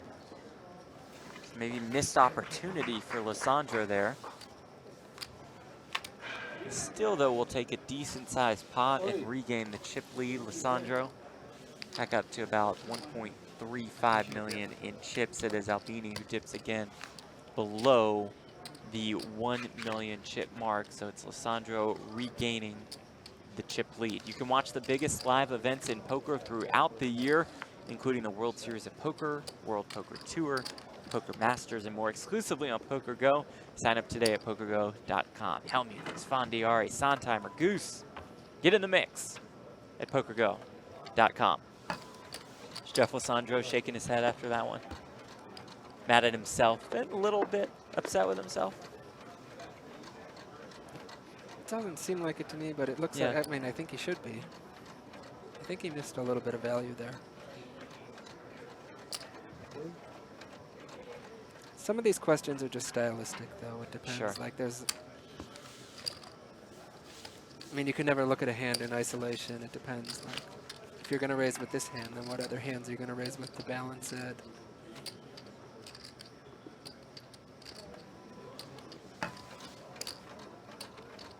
I don't know how much it matters if he raised on 6th or on 7th, or bet out on 7th when he got checked too, but I think he needs to do one of the two. World Series of Poker event number 31, down to heads up, the $1,500 7-card stud tournament. Jeff Jeff Platt here. Matt Grapenthien here at the Rio All Suites Hotel and Casino in Las Vegas, Nevada. Split 10s for Lisandro. Completes it split 3s for Albini. He raises.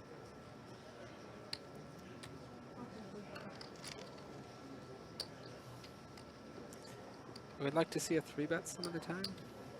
A smooth call is okay too. Just a smooth call from Lisandro on the 4th street. It's a queen for Lisandro, jack of hearts for Albini, who picks up his 3rd heart. A well-concealed heart draw, a backdoor heart draw, but Albini bets 40K. Now Lisandro raises. I like this play. Now Steve knows he's in trouble, but he's not. He's just getting straight pot odds that are too good to. If he catches the 7 of clubs here, he can give it up. But How about the jack? Now jacks and 3s for Albini. And he checks. that. Wow. Lisandro checks right back, happy to check back. Wow, and Lisandro makes this up. And Lisandro finds an ace on 6th Street. Aces and 10s. Albini checks again. That. I think he wins the hand betting 5th. Wow. I'm trying to think of reasons Steve would check that 5th Street, but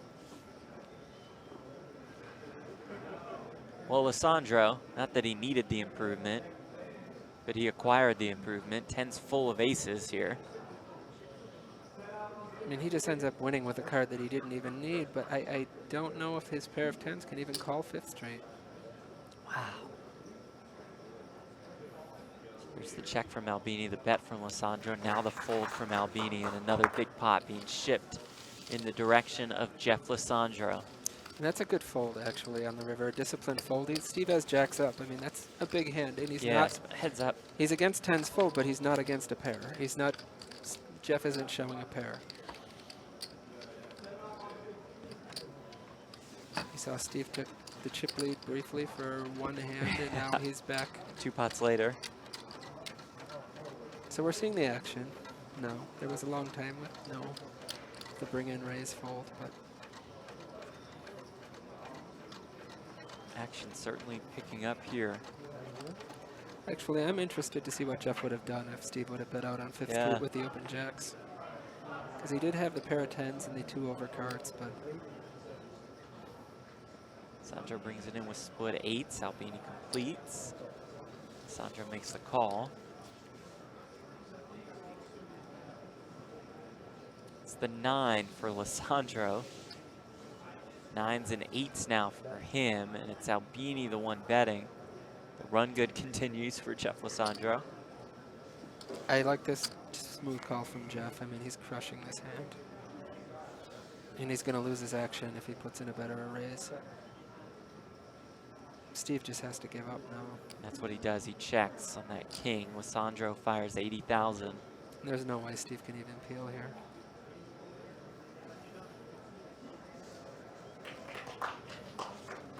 There's the fold. There is the pot to Lisandro. And there's his 3-1 chip lead back once again.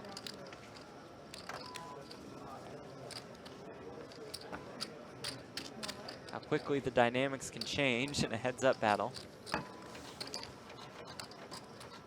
We're not seeing as many as the bring in complete fold type Yeah. hands.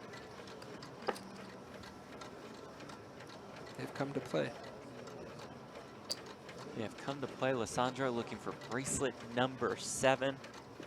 He'd be the 9th player to have 7 or more World Series of Poker bracelets.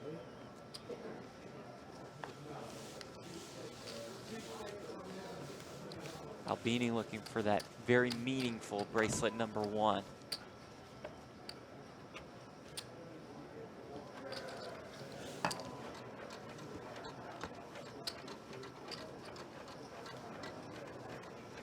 We've reached the point where the ante is now more than the starting stack of this tournament. Players started with 7,500 in chips. 2 days ago. 310 players.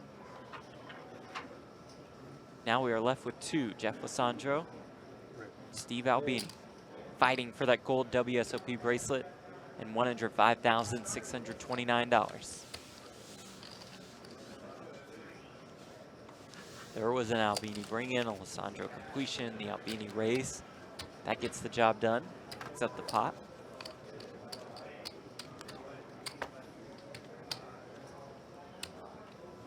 $1.65 million in chips for Lisandro, $675,000 in chips for Albini.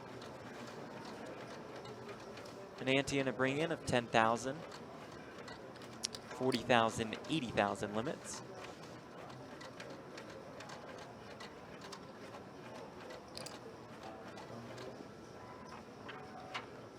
Lisandro brings it in with the jack.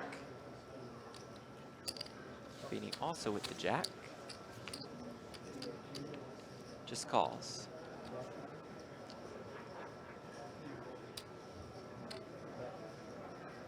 Albini makes a pair of 9s. He bets, Lisandro calls. Lisandro picks up his 3rd heart. And now a pair of 6s. And bets those 6s.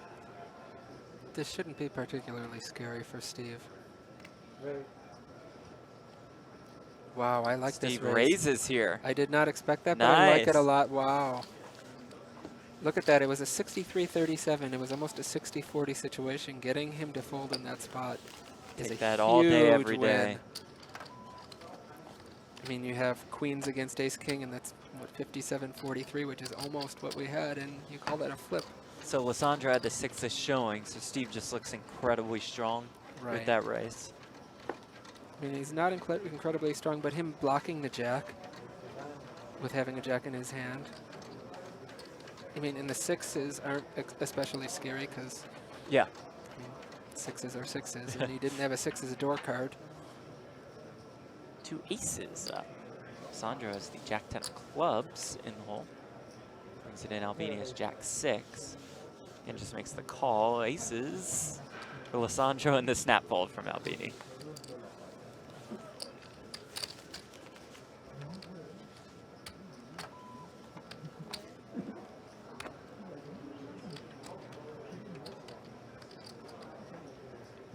Jeff Lisandro, more than $5.5 million in career tournament winnings. This is his 22nd World Series of Poker final table. First final table for Stephen Albini out of Chicago.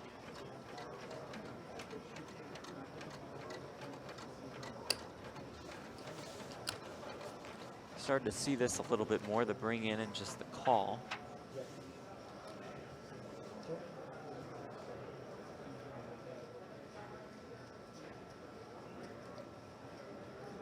Three, 9, jack 10 for Lisandro, 3, jack, king 5 for Albini. Albini in the lead with a slight underdog in this hand.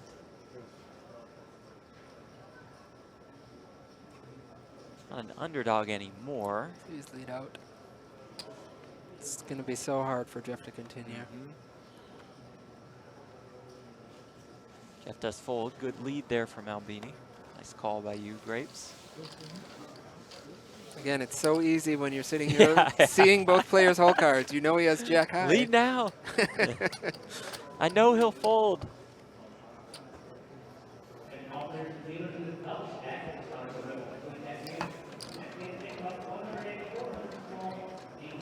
$1,500 7-card stud event. Down to heads up.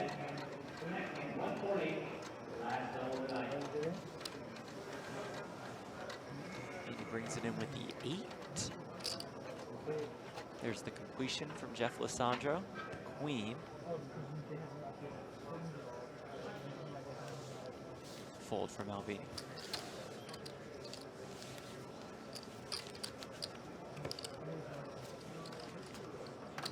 Albini has made another small dent in Lisandro's chip lead. Now it's about not even a 2-to-1 chip advantage for Lisandro.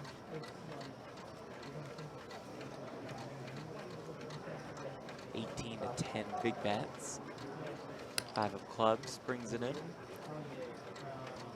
Steve is the audio producer with and the lead singer in several bands over the years, and he's sitting under the Rockstar logo.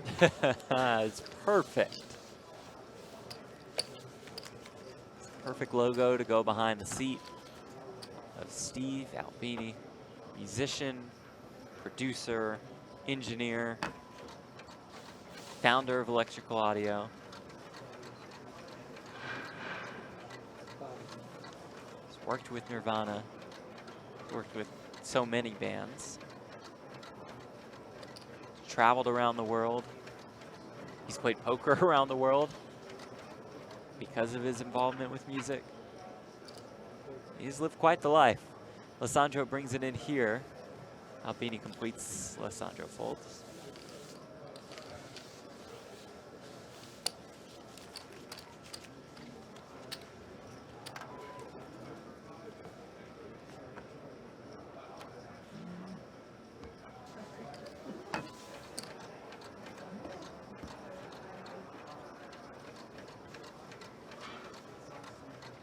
There you see that gold World Series of Poker bracelet at the top of your screen.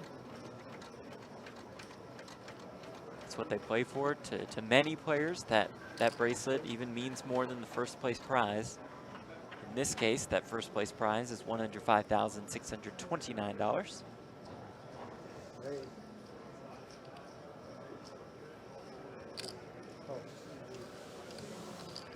Bring in from Albini, the completion from Lisandro, the raise from Albini. Picks up the 8 of hearts on 4th Street to go along with his Jack 10 of hearts. Very aggressive play here by Steve. 3 spades now for Jeff Lisandro. He calls. 6 of hearts. And there's no for way you Albini. can put Steve on a flush draw here. I think Jeff has to give up. Yeah. Albini bets 80,000. Lisandro folds. Again, a hand where neither has anything, and they're both basically 50-50, and Steve's aggression steals the pot. We've seen those It's not bursts. like he's just playing some new guy playing his first tournament from Nebraska. He's playing against a 6-time bracelet winner here. Still, we see those bursts of creativity from Albini.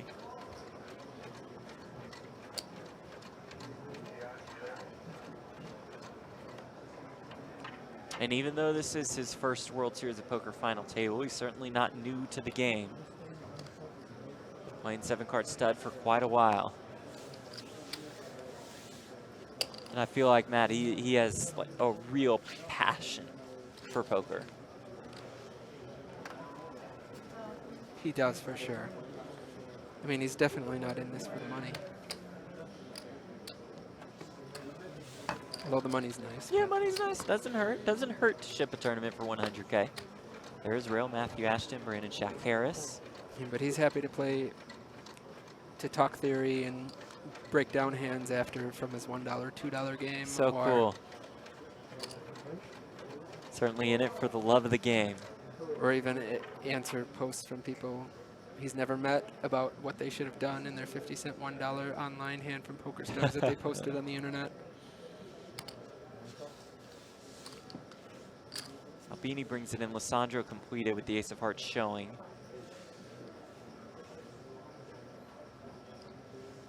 Albini at 3 diamonds. Has 3 diamonds. Jack of clubs on 4th Street.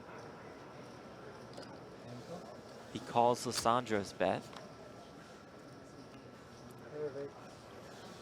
Lisandro now has a pair of 8s.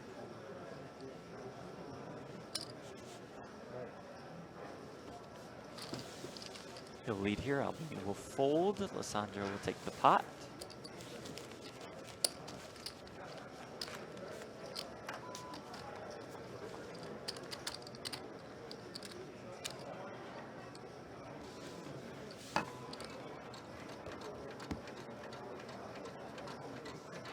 Jeff Lisandro out of Australia, resides in Italy now, hanging out in Vegas this summer for the World Series of Poker.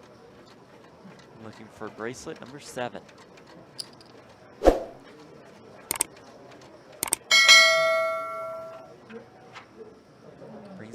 10,000 here. Albini completes with the 9 of hearts showing. 7 in the hole. Lisandro calls. This is another, exactly. I was going to say Lisandro has to call here, but good. This hand's over. Well, pair of 9s for Albini. He bets. Lisandro folds. Albini takes it down. Another 50-50 hand where whoever shows the most aggression is going to win.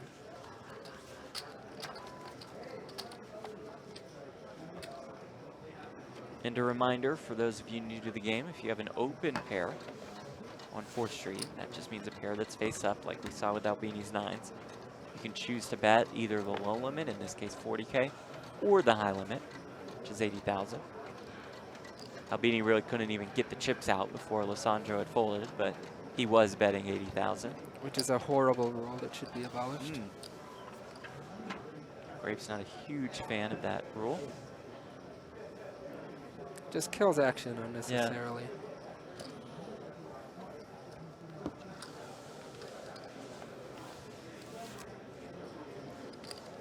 Not much. And it just makes the game more complicated for somebody learning it for the first time. There's no reason to have a special rule. Right.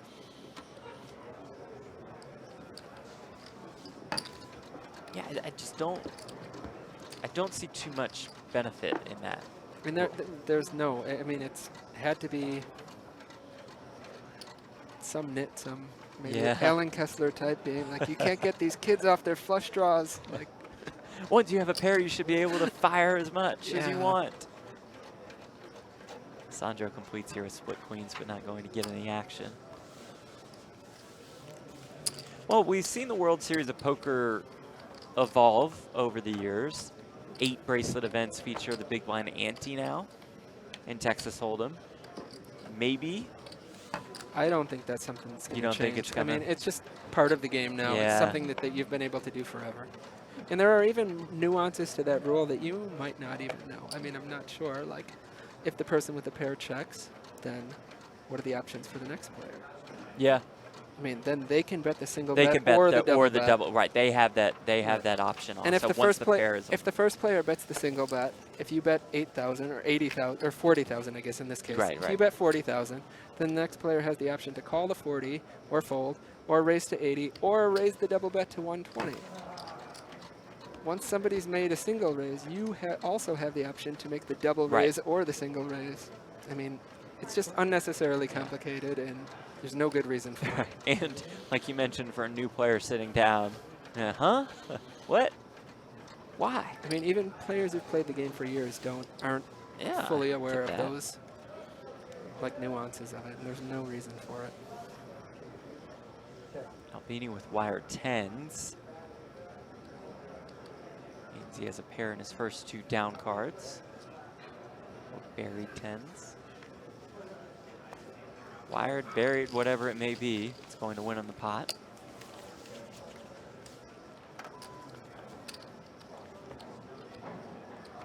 I've always used the term buried, but wired is the same thing. Honestly, I've just heard Ali say wired so much on the broadcast, I've gone with wired. I think it's good, though, to have some variety. If I say wired, you say buried. Sure. Wired, buried, okay. Albini with 3 hearts here. Lisandro has split 5s. Ace 5 of clubs. Albini the bring in, Lisandro the completion, Albini the raise. Lisandro the re-raise.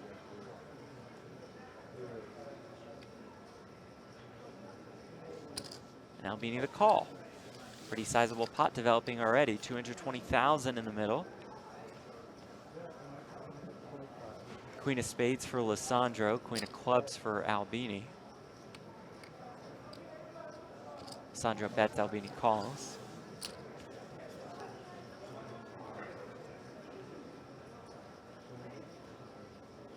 Jack of spades for Lisandro, who will bet 80K. Albini picks up his 4th heart.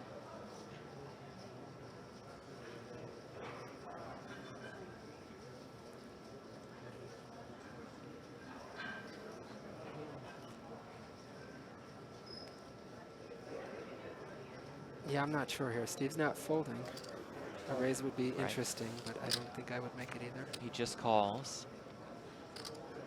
But Wow, the Queen of Hearts. that's not the heart he wanted to catch. Right, really, but right. I think the well. I mean, he Lisandro didn't now know has Jeff aces had and that. fives.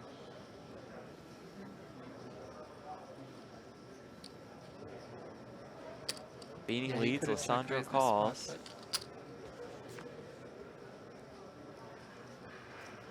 Been here before. Lisandro needed an ace or a 5. He does not hit it. Albini hits a 6th heart, just for good measure. Lisandro only has 1 heart in his hand. but last time he got check raised by a full house. I hope not now. I hope he's not afraid of the full house.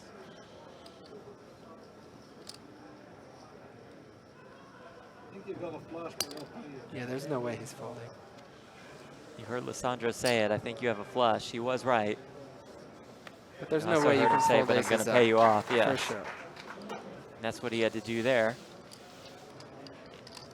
Nice pot for Steve Albini.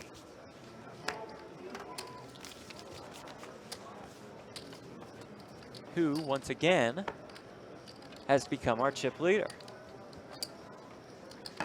Almost 1.4 million in chips for Albini, 930K for Lisandro. The seesaw battle continues here at the World Series of Poker. It's event number 31, the $1,500 7-card stud tournament. Jeff Platt alongside Matt Grapenthien here in the booth. Thank you for joining us on the Poker Central Twitch channel. Hope you're enjoying the action this evening.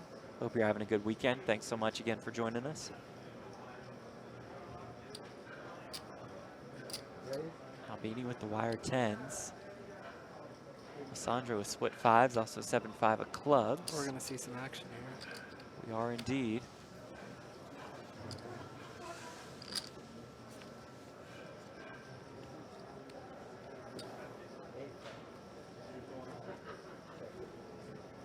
Eight of hearts for Lisandro, 5 of spades for Albini. Lisandro checks, Albini will fire. Lisandro will call.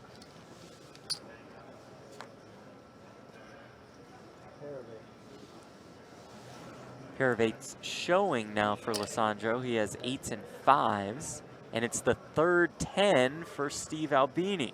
And that 10 looks like the most innocuous card in the world. 10 of hearts with the 4-5 of spades showing. Lisandro bets 80K. This is the dream situation for Steve.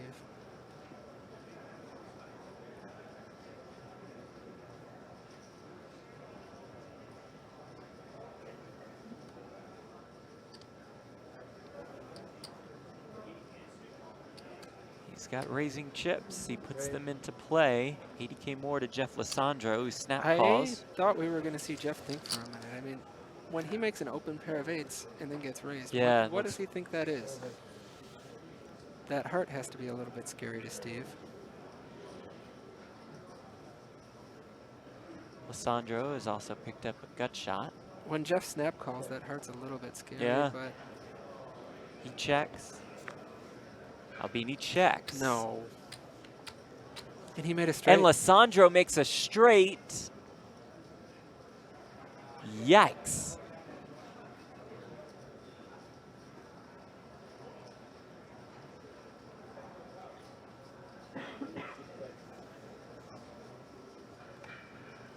And Lisandro checks. Wow. Albini will fire. Did you make the flush again? Oh. No, I said a 10. Lisandro Wow. just going to call here. Asked, did you make the flush again? He is Albini lucky has to to just say get no. called. He's lucky to just get called there, I think. This is going, wow.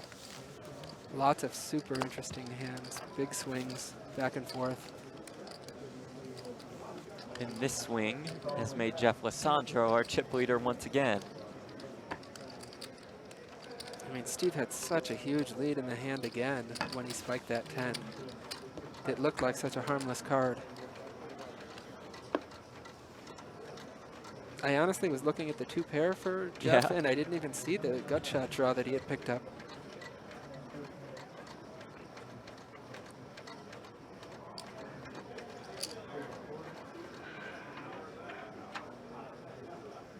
Lisandro completes here. Albini folds quickly.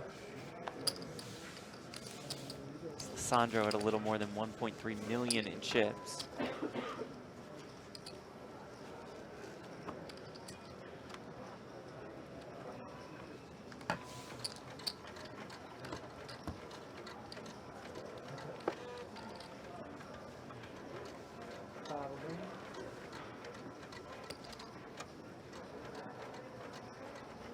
Albini to bring in this time with the 5 of spades.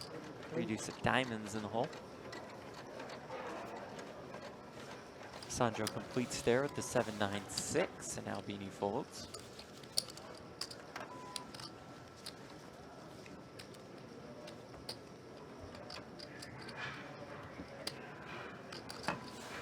$40K, $80K the limits with a 10K ante, 10K bring in.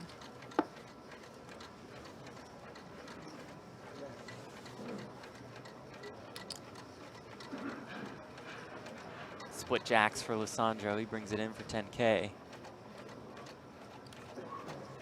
Albini completes with his king. Split kings for Albini.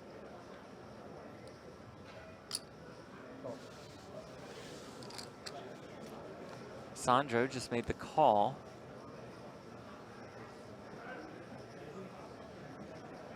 With the ace-king showing, Albini is first to act.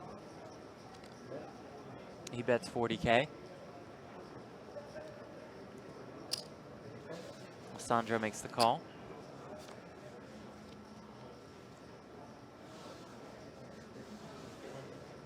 It's a deuce for Lisandro, a 4 for Albini. Maybe like a check raise here. His kings are still good. He's going to lead.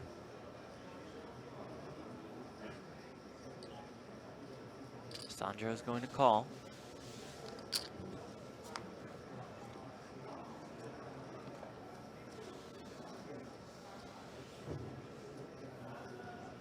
Six for Lisandro, a 3 for Albini. Doesn't change anything. No, I think either leading or check raising is fine. But he does lead. Lisandro does call. 500,000 in the middle. this makes it easier, but I was going to say I think I like a bet regardless, just with the unimproved kings. Albini does make kings and sevens. Because even a bet with unimproved kings would make Jeff pretty suspicious. And I think he would have to call with just a pair of jacks. And alternatively, if he had made jacks up, then I don't think he can raise it. Still just a call. Albini bets, Lisandro calls. Albini the winner. And guess what? Once again, we have flipped the script. We have a new chip leader. His name is Stephen Albini.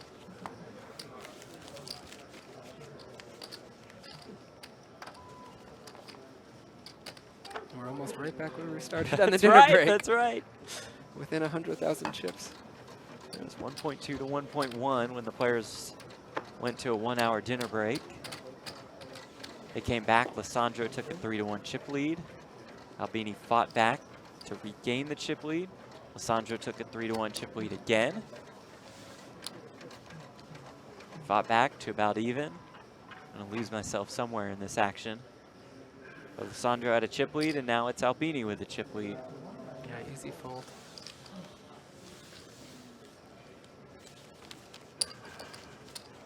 I mean, I'll go all night if necessary. I've got our Rockstar energy drinks in here.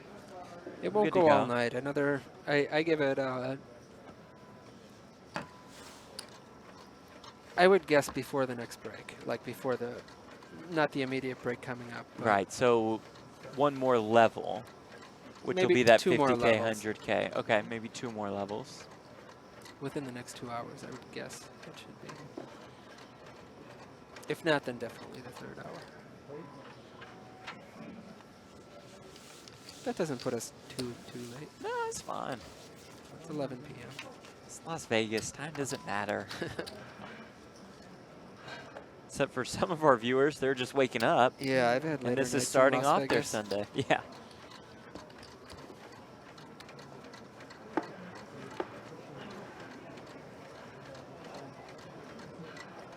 Yancey B says every time commentators predict when a match ends, it extends by an hour. All right, so extend the time, Matt said, by an hour. But we're having a good time. We're having fun in here. It's quite the heads-up battle already. So we're totally cool if it goes for a while. Well, we're seeing like a 3-hand sequence where it goes Jeff wins a hand, Steve wins a hand, Jeff wins a hand.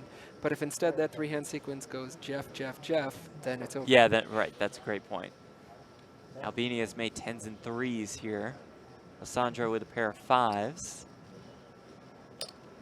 Calls Albini's 80K bet.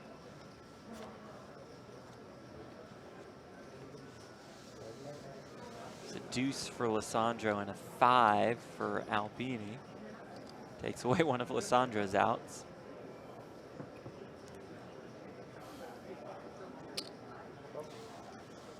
Lisandro does call.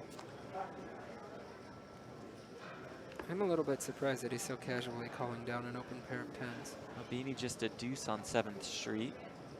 Still with his 10s and 3s. Their best for now. But a 5 ace or queen. And Jeff's gonna bet. Well, this time I thought you had aces, and I hope you just have aces. Oh, he wins. Wow. The bluff from Lisandro does not get through. And I think that if Jeff's gonna take that line where he's gonna call down the open 10s on 2 streets, and then he can't beat the open 10s, that he has to bet on the river. I think it would be inconsistent not to. Makes sense. So now it's Albini with the 2-1 chip lead here at the World Series of Poker. The final table of event number 31, $1,500 7-card stud tournament. In our Brasilia room streaming setup at the Rio All Suites Hotel and Casino. Jeff Platt here alongside Matt Grapenstein.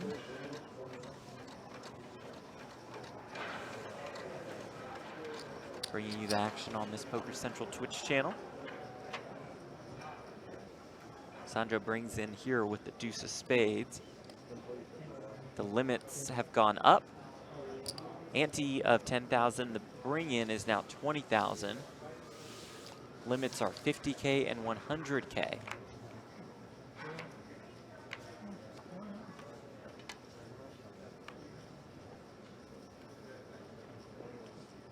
Lisandro picks up another club.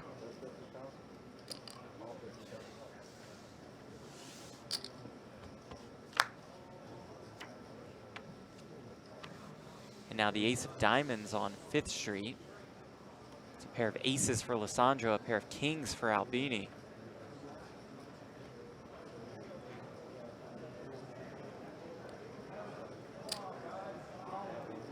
Lisandro bets 100,000.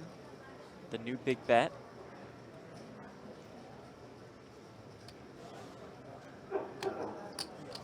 Albini makes the call. Big pot forming here.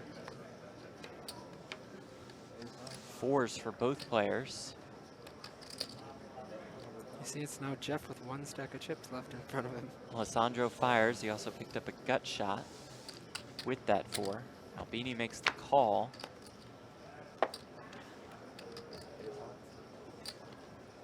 Albini misses on the river. Lisandro has aces and 5s.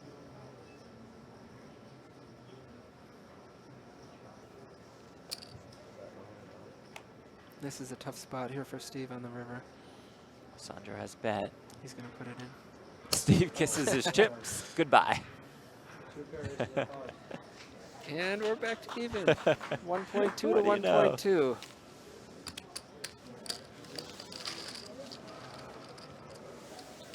You see the chip counts. The top left corner of your screen. Albini 1.165 million. Lisandro 1.16 million. So we can't get to even. We can't get any closer than this, folks. Maybe after the next race off. Right. When they get rid of those 5K chips, we'll have a chance to be all That's square. gonna be quite a while. Yeah. So. I don't think we'll get to that point. No way. So both players now with 11 to 12 big bets. Albini brings it in. That bring in is now for 20,000.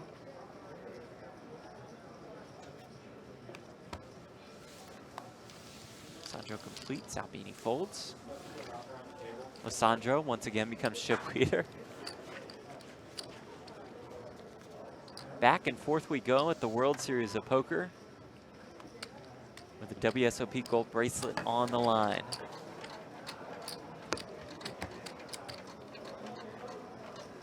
Thanks for chiming in the Twitch chat. Let us know who you're rooting for, by the way. You want Lisandro to win it, or do you want Albini to win it?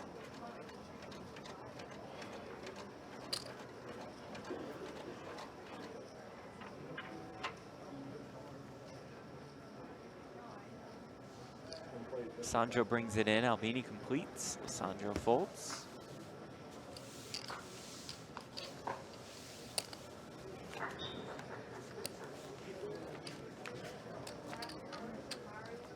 A lot of love for your guy Albini in the Twitch chat. You have 2 stacks or 3 stacks? I can't see. Viscount01 says, I just want an exciting ending for it. That's a very fair take too. We're rooting for that as well.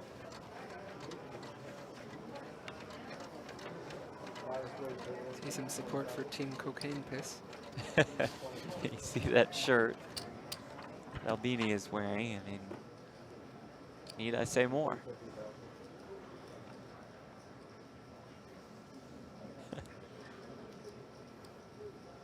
Albini brings it in, Lisandro completes, and Albini raises here. Getting a little tricky with the 5-Jack-9 and gets a fold out of Lisandro. You gotta like that one. I like it. This aggression is, and that's the problem when you're raising every hand. If you're completing every hand like Lisandro is, it's not like in limit hold'em or no limit hold'em. If you've opened, or at least in limit hold'em, if you've opened and you get played back at, then a lot can change with a 3-card flop. Here, you're not gonna things aren't gonna change that much by 4th Street. You're gonna have to call another bet to see each card, and generally things aren't gonna change that much by 4th Street, and then you're gonna have to face another bet.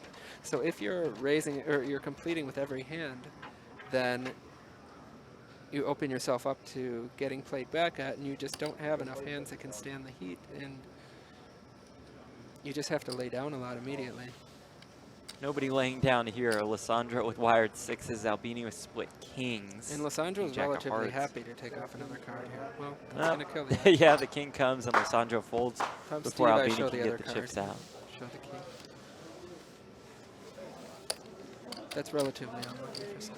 But he's not that big of a favorite. Right.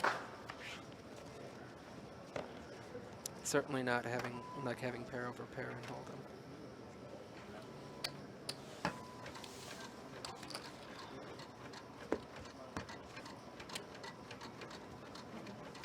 Stephen Albini versus Jeff Lisandro. It's easy for us to build this up as a David versus Goliath matchup when we just look at their tournament results. For sure. Because Lisandro has 6 World Series of Poker bracelets. He has 22 final table appearances. This is the first final table appearance for Albini, but Albini's probably played just as many stud hands, if not more, than Jeff Lisandro. Probably. I think David Tuckman made that mistake. I went back and watched the live stream from when I won, and he saw me against Todd Brunson, and I had never gone deep at a final table, and he had some other commentators in, and I mean, Todd is a great player, and I'm sure he would, in a mixed game he would crush me in most of the games. But I mean, for several years, heads up 7-card stud was my thing. Yeah. And I mean, I thought I had an advantage, but it was just all from online experience and not from like live tournament experience. And I don't think a lot of people. So somebody knew sees who I was. your tournament results page, and they're Right. like, oh well, of course Brunson's going to be a massive favorite. Exactly. Didn't quite work out that way. Take that, I mean, Tuckman. it was still very even. Just not as lopsided as you might think all the time.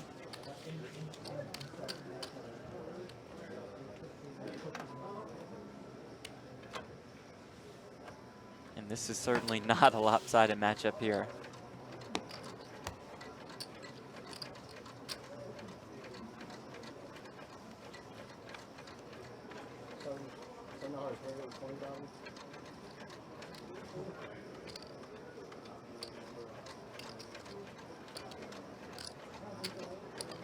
Albini brings it in with the 7. Sandro completes this hand, probably too ugly for Albini to get creative with.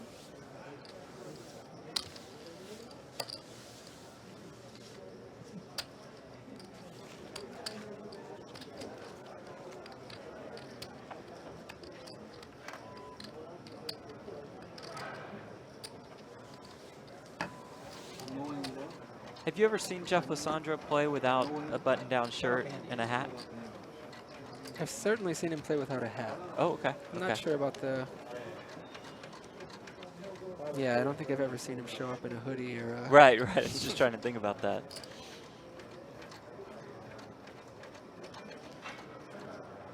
It's quite an interesting shirt he has there. Yeah. Extravagant. Albini brings it in with split fives. Sandro completed. Albini raised. Sandro makes the call. King 8-6.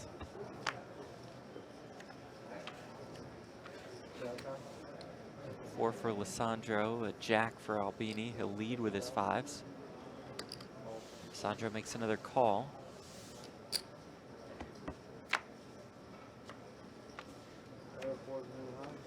Sandro picks up fours. Lead out 100K. This is never a fold for Steve. Does make the call pretty quickly. 520,000 in the middle. Oh, another four. That's going to make business quite difficult. Steve immediately for pick up his Steve. cards and get disgusted before he even sees his own card. So Lisandro goes 4-4-4 to take that pot.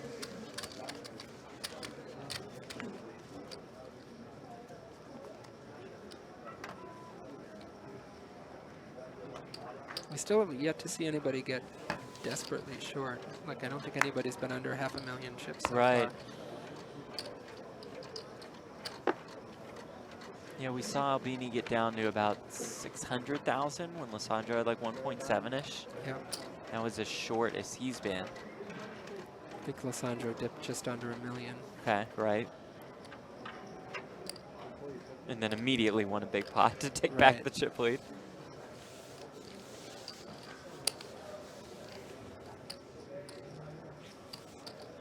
Like you've mentioned, a pretty stacked final table here.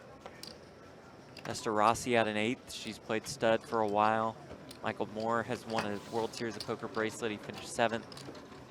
Paul Sexton has also played a lot of stud. Frankie O'Dell is a 2-time World Series of Poker bracelet winner.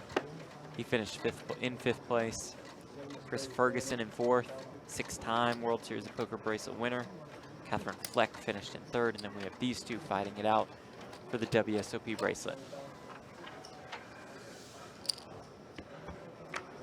But probably a little rare to see a final table like this for a $1,500 buy-in event. For sure.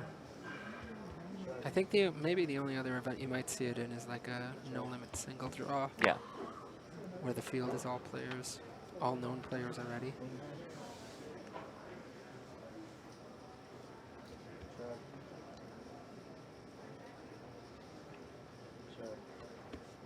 The rare small pot that gets to 6th Street here. Okay, so Jeff is in position, or out of position, in position here. I mean, Steve has the betting lead, and Jeff checked behind 6th Street with an open-ended straight draw, when Steve had shown nothing but passivity throughout the hand. It's a little bit curious. I mean, if you check behind with that open-ended straight draw and then you hit the straight, Steve might not give him credit for it, but it doesn't happen that often. You need to take down the pot when you can. You need to fire that one off.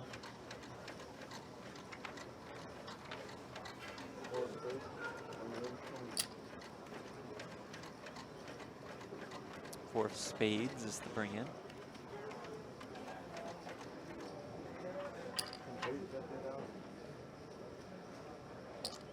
Completion for Albini with wired 6s.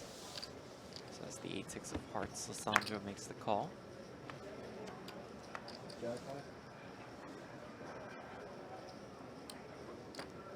Jack 8-6-6, another bet for Albini and a fold for Lisandro. couple claps, literally, for Albini as he takes in that pot.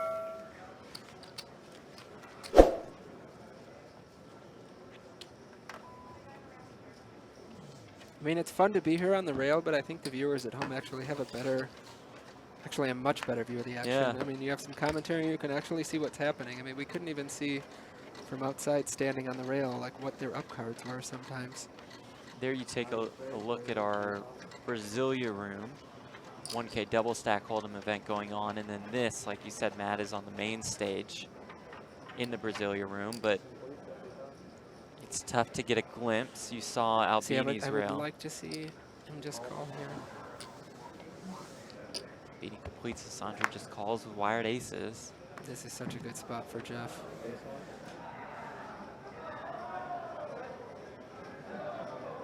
In the 9-3, not very threatening at all. Yeah. So I mean, that misses so many hands that if Jeff had like a 7-8-9 or a 6-7-9 or 3 spades, then Steve's just got to keep firing to knock those hands out. That might be a strong enough card. That's a pretty good card for Jeff. That might make Steve back off a little bit. 8 of spades on the turn. I'm sorry, on the turn. I'm so used to hold'em. On 5th Street.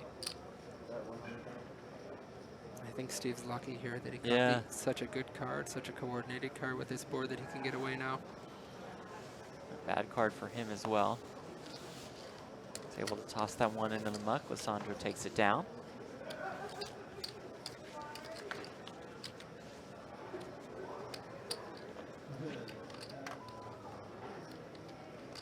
But like we were saying, the Brasilia setup is orchestrated very well for a broadcast like this one. And unfortunately for the rails of both players, they have to really just watch the action on a monitor located a little ways away. It's too hard for them to see the actual cards on the table. But I don't think there's a lot of poker setups. I don't think right. anybody solved It's that problem tough, where yeah. it's much better. I mean, even when you're in the Thunderdome in the Amazon room, it's like... It's still, you're so far from the table. Right.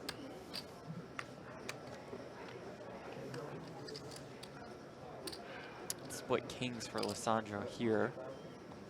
It's not much for Albini here. He folds, Lisandro takes the pot.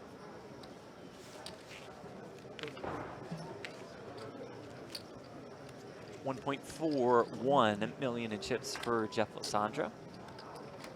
Stephen Albini with 915K.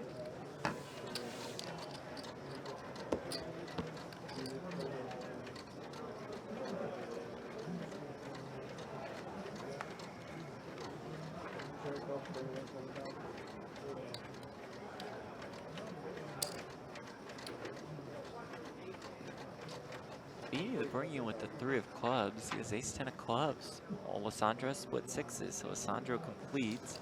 Albini raises.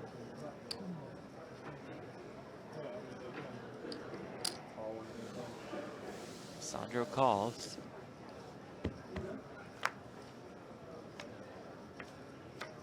Ace of hearts for Lisandro. Picks up his 3rd heart to go along with his 6s.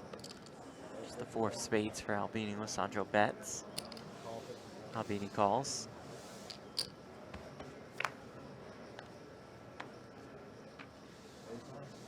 Jack of diamonds for Lisandro, 9 of hearts for Albini. And Lisandro's betting so fast there that I think he never has nothing. And I think Steve can pretty easily lay down. I think I mean, both of these players might be able to get some timing tells. I think when they stop and think that they're genuinely thinking about the hand, and when they have like a slam dunk bet, they're just immediately betting. There you I mean, see. it makes it nicer for those of us watching. Yeah, sure. Not wasting the time, but I think we'll take it. I think sometimes there's something to be said for taking 10 seconds and considering what you're going to do, even when you know what you're going to do, to balance when you actually do have a tough decision. Yeah, good point. And I'm not talking about the 2-minute tank, but sure, just a few seconds. Those of us watching also got a good look at that gold World Series of Poker bracelet and a look at the payouts. Second place has $65,282 locked up. First place will take home $105,629. And that bracelet. We have the strongest card and the weakest card, the deuce of clubs for Albini. Yeah, Steve might brings have it in. enough of a hand to defend Yeah. here. Wow. Lisandro has split aces. Ace king of spades. Albini has raised.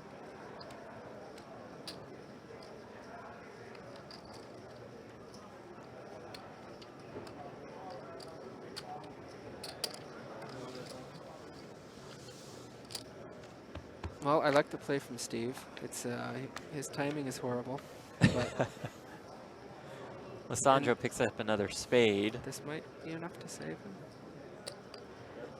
Maybe not immediately. 50K. Albini calls. I mean, the ace queen on board for Jeff isn't super scary because he blocks both of those Right, cards. with But they the ace block, but they queen. block his cards from catching anything too. Jack of clubs adds a straight draw to Lisandro's hand. Albini picks up the king. That Throw could his have hand been away. that could have been worse for Steve. But again, we're back to, I think, At 3 Jeff's to high 1-ish. point. Yeah. Chip lead for Jeff Lisandro. Albini down to about 6 big bets.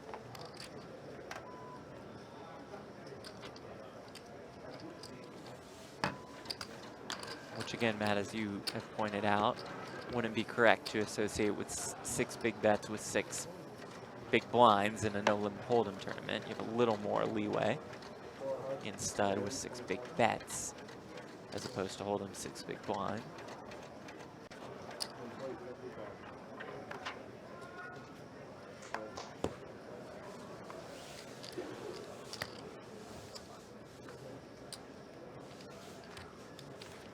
And now Albini is under that 6 big bets mark.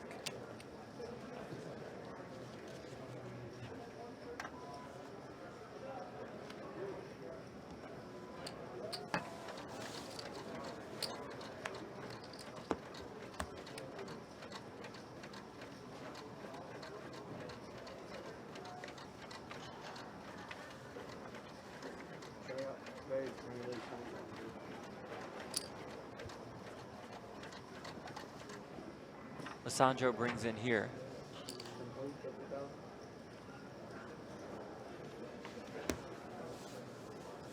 Albini completes and Lisandro folds.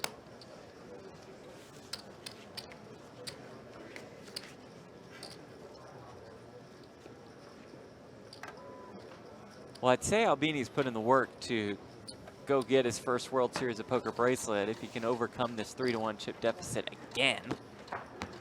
Lisandro's put in plenty of work as well to get himself into this position to go get bracelet number 7. I think Steve's been down to this 3-to-1 chip deficit, what, 4 times Yeah, now? yeah. And then come back and he can't get past even.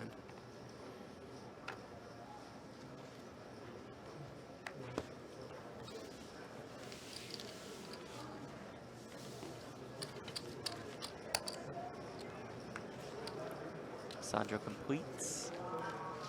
Steve folds.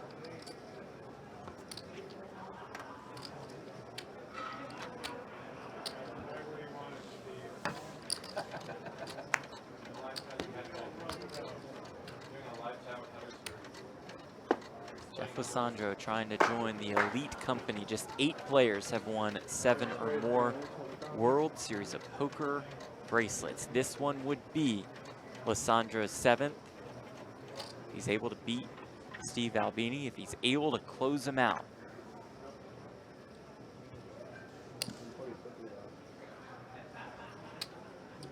Lisandro brings it in with 3 spades and 3 of spades. Albini completes with 5-6-3. Lisandro makes the call. Picks up a pair of 3s. Albini picks up a pair of 5s. Albini will bet the max of 100K. Lisandro raises here.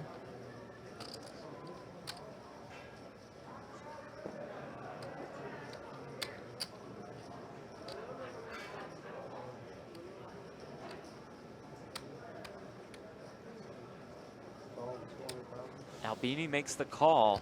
520,000 in the middle already before we get to 5th Street. You see Steve getting very short here. He has the 1 stack of pink chips, which is 1 more bet, and then a little nub of green left.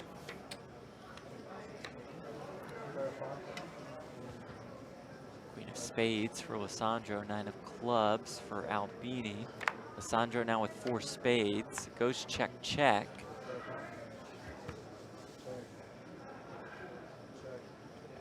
Deuce of clubs for Albini, who picks up a gut shot. Both players missed on 7th Street, so Albini's 5s are going to be good enough to take down this pot. Every pot's so giant now. I mean, we see a pair of 5s against a pair of 3s, and he's gonna come back to almost 900,000. Big win there for Steve Albini, who would have been approaching the danger zone had he lost that pot.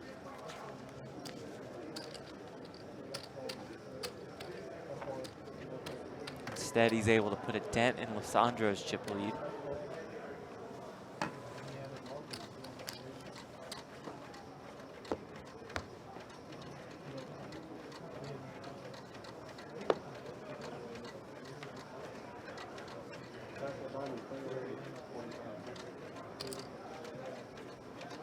Jack of diamonds for Lisandro, the bring in. Lisandro has split jacks. Albini has the ace of spades showing, 9-7 hearts in the hole, pleated to 50K. Lisandro just calls. Lisandro gets the ace. He'll lead 50K.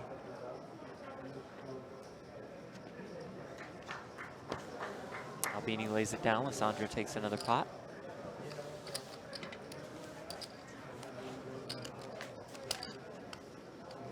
Jeff Lisandro, about 15 big bets, about 8 big bets for Stephen Albini.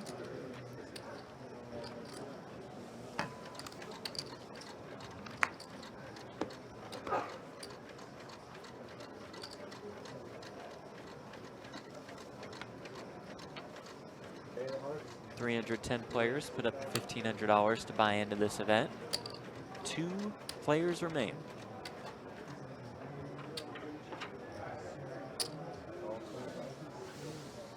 Albini's bringing just called by Lisandro.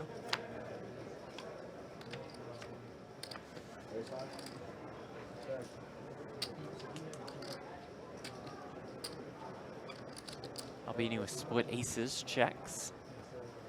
Lisandro bets. Albini makes the call. His ace is pretty disguised right now.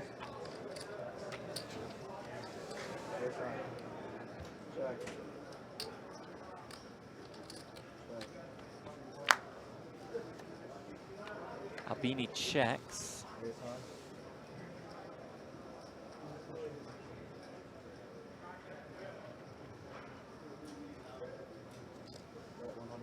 Albini has a lock on this hand. As you see the percentages in the bottom corner of the screen, and Albini will take down another pot. Again, trying to put that dent into Lisandro's chip lead.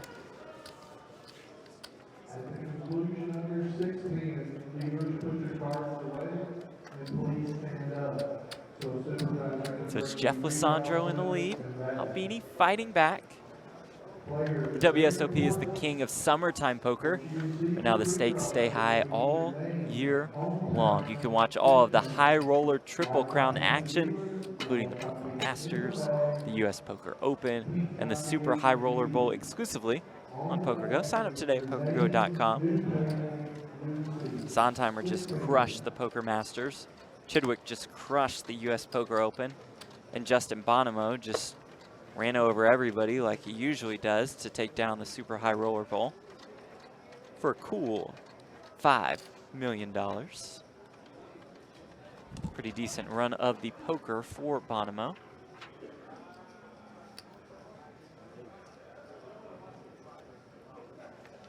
Wired sevens for Lisandro, not going to get any action from Albini.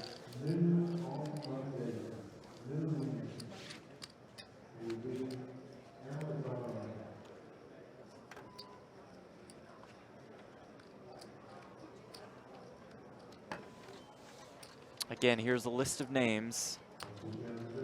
Players with 7 or more World Series of Poker bracelets: Bill Baxter, Men the Master Win, Eric Seidel, Johnny Moss, Johnny Chan, Doyle Brunson, Phil Ivey, and Phil Hellmuth. Lisandro has the opportunity to join that elite company with a win tonight in the $1,500 7-card stud event. That would be bracelet number 7.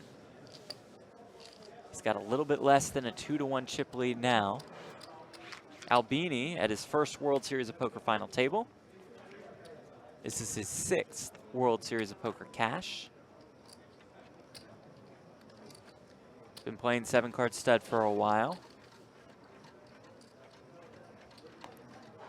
A lot of Chicago poker action.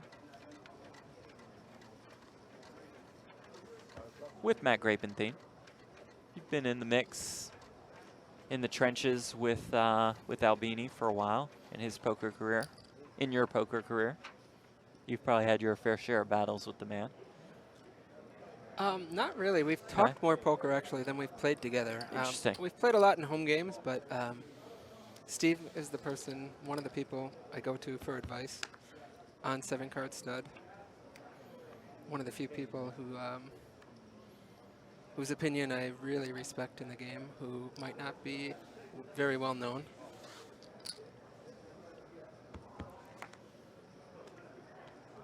Well, he'd become known with a bracelet in this event. And he has a pair of 5s here. Started with split 5s. Lisandro will have to lay it down after a bad run out for him.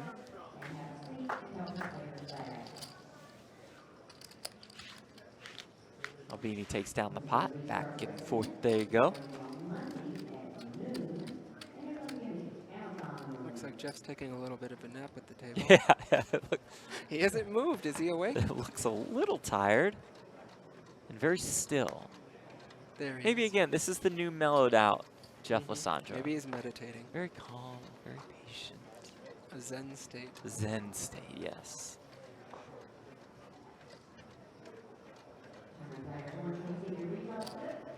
He brings it in, he has split 9s. Lisandro just makes a call with his jack, queen jack 4.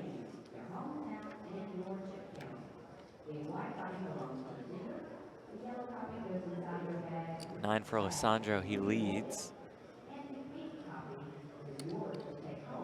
Albini makes the call with his 9s. His 9's still good.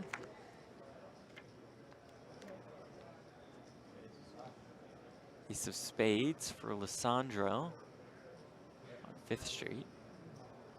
Looks I like pretty, Jeff but leading Albini still here. has the That's lead. a scary card. And I like Steve just calling here. Albini raised though. Oh, he raised actually. It's going to get the snap fold from Lisandro.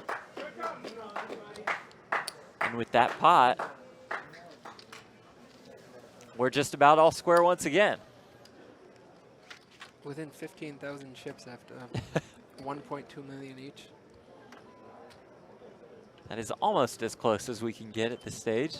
And I love the way that Steve's playing, taking some of these 3-card starting hands, the Jack 5 deuce, and just throwing in random raises. And I think when somebody's playing the way Jeff is, that I think it's possible that Jeff might be underestimating Steve a little bit, that maybe he thinks that Steve doesn't have these plays in his arsenal, that he's, I mean, I'm not sure. Maybe he doesn't, he's not familiar at all. I'm sure he's never played very much with Steve.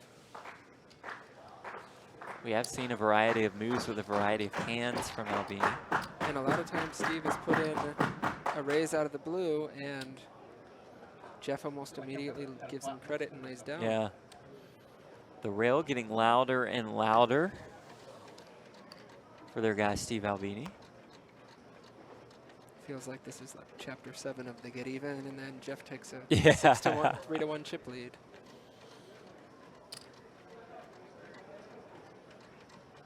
The limit's getting so big, though, it can turn around very fast. That's true.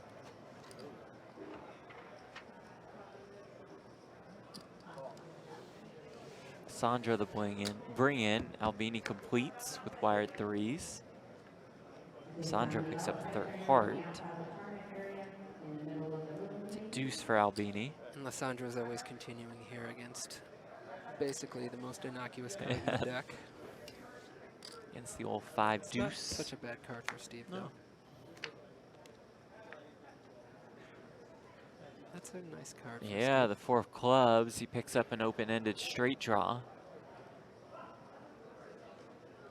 Lisandro checks. Albini fires 100K.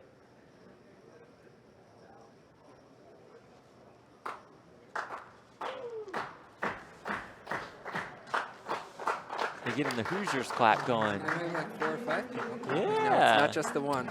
They're going the slow clap at the beginning. It's building in tempo. Real getting rowdy.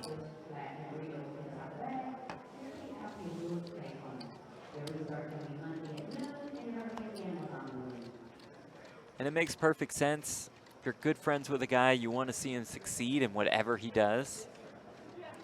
You want to see him thrive in what his passions are. Poker is clearly a passion. Steve Albini's is looking for that first World Series of Poker bracelet. Yeah, not only poker, but I think 7-card stud in particular means a lot to Steve.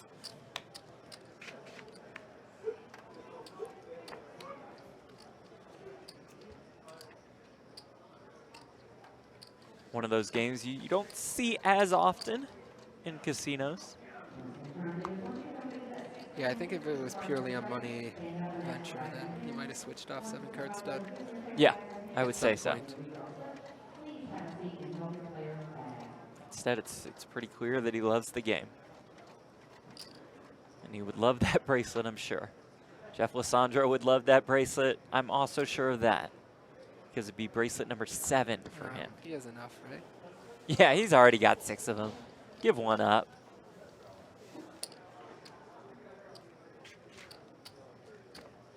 He doesn't have one in Vegas since 2009. He won one in Australia in 2014, at WSOP Europe in 2010. But his last bracelet came in 2009, the summer when he won 3 bracelets en route to a World Series of Poker Player of the Year title. Besides the bracelet, they're playing for just over $40,000, the difference between first and second place.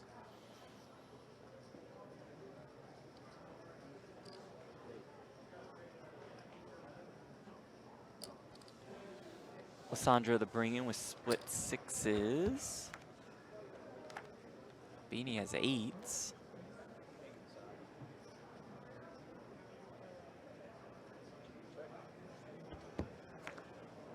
It goes check, check to 5th Street. Deuce for Lisandro. A 5 for Albini.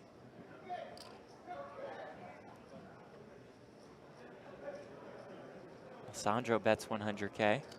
Albini makes the call. I like the call. I think Steve is pretty confident in his hand, but he has no reason to do anything besides just call here. A little more confident now. Jackson 8s for Albini. Lisandro called pretty quickly. And I'm a little surprised at the snap call. He didn't even take a second to think about it. He makes 10s and 6s, and now they will be no good. Albini checks. Lisandro checks behind.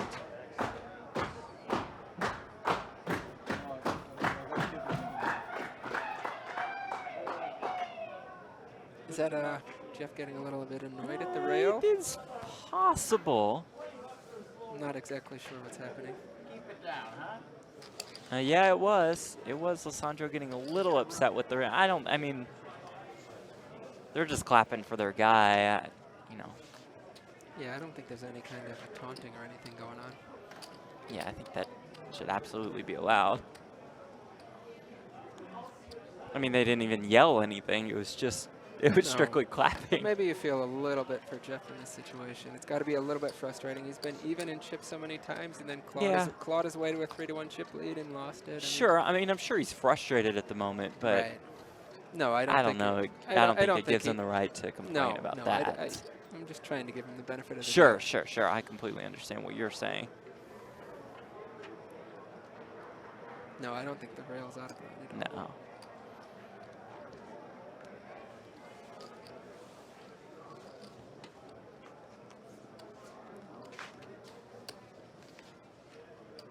Albini wins that pot to no applause. Well, Steve has instructed his rail to oblige Jeff and keep it down. And the rail wants to always do what their guy, you know, For sure. wants them to do. And I'm pretty sure this rail is supporting Steve and not anti-sweating Jeff. Right, right. You know. The opponent could be anybody. They're just rooting for their guy. For sure. Sandro completes with the split nines. Beating with 8-10-7, couple clubs.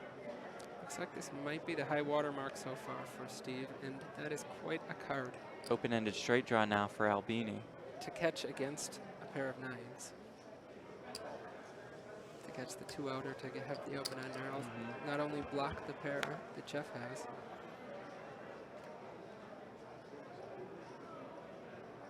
Queen of clubs and 4 of diamonds changes nothing for either player. Lisandro bets 100,000. He's going with the half and half again. He's not Yeah, sure. Half small chips, and half big chips. There's an 8 for Albini. This is an interesting card. He had the immediate check from Steve. Pair of 8s and checks it. It's Sandro gotta be checks scary for behind. Jeff. Right. 7th Street, Eights. Albini makes 8s and 4s. Lisandro. Lisandro. No check.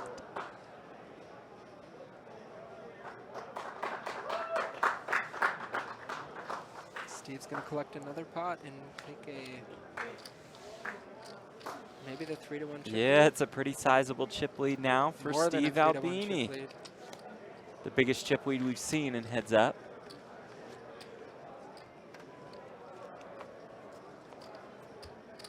What a comeback this would be. For sure, nobody's gotten to 1.8 million yet, I don't Right. think. And with limits at 50K and 100K, that leaves Lisandro with just a little bit more than 5 big bets. We've reached the midnight mark here in Las Vegas, Nevada. We'll go as long as it takes to find that World Series of Poker bracelet winner. Will it be Jeff Lisandro or will it be Steven Albini? Will it be bracelet number 1 for Albini or bracelet number 7 for Lisandro?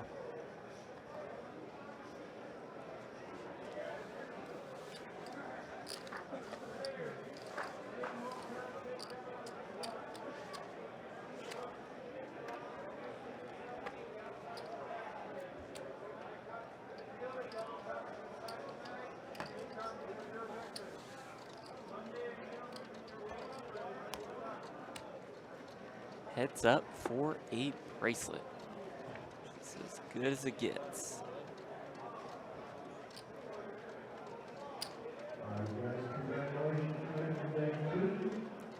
The bring in with the deuce. Completion from Lisandro. Albini actually has deuce 4-6 of diamonds. It's a pretty good hand.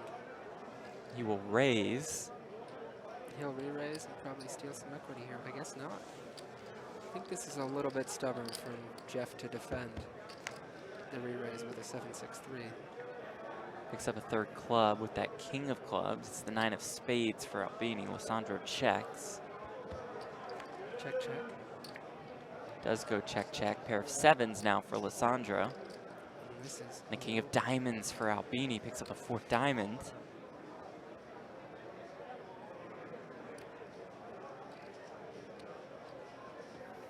Cuts out calling chips. I think all the options might be on the table Yeah. there. Lisandro bets 100K. Albini makes the call.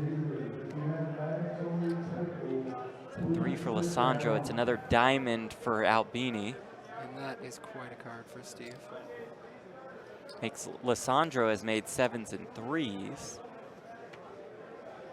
And that's another 520,000 Yep. chip pot. That's going to leave Jeff within maybe a hand, potentially. He folds that one. The rail can feel it now.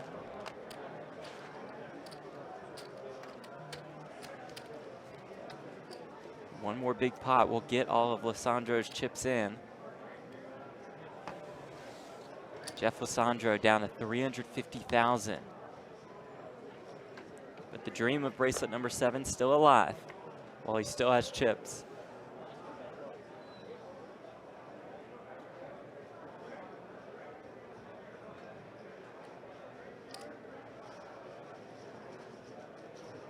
Every pot taking on so much significance now. Lisandro brings it in. Albini completes and Lisandro will lay this one down.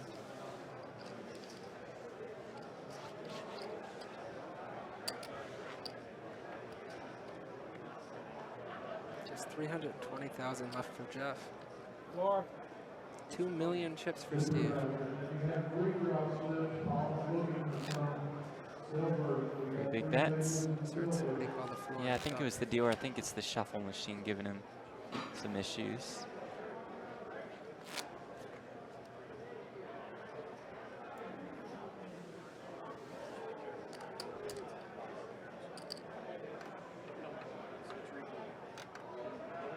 I think Steve just needs to focus here. It's tough not to let your mind wander. When you're so close. cool, he's right there. You just gotta focus. Anything can still happen.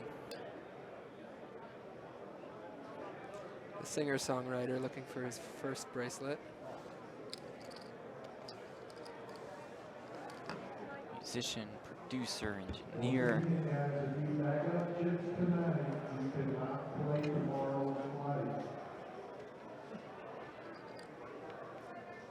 Albini picks up aces on 4th Street. Lisandro folds, now under the 3 big bet mark.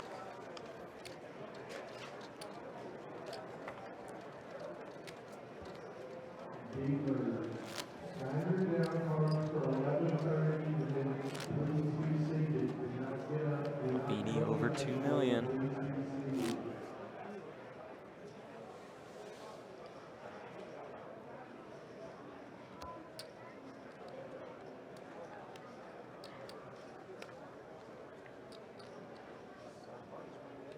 Anticipation building.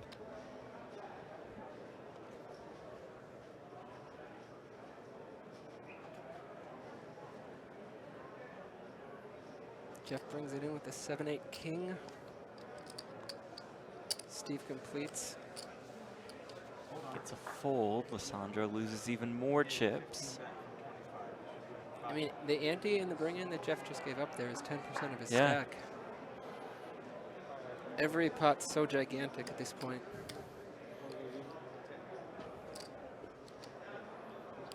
You should give him 5 back from 25 for the bring-in. The ante stay in the pot.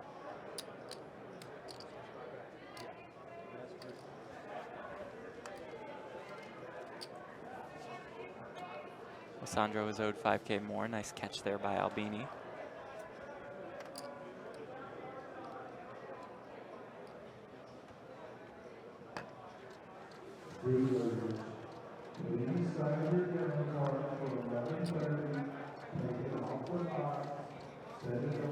See Steve approaching a 10-1 chip lead here.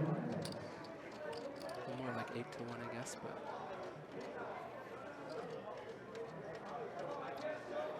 Bring it in with the 5 of hearts. Lisandro completes with the king showing. And unless that's a pair, I can't Yep. imagine Steve defending.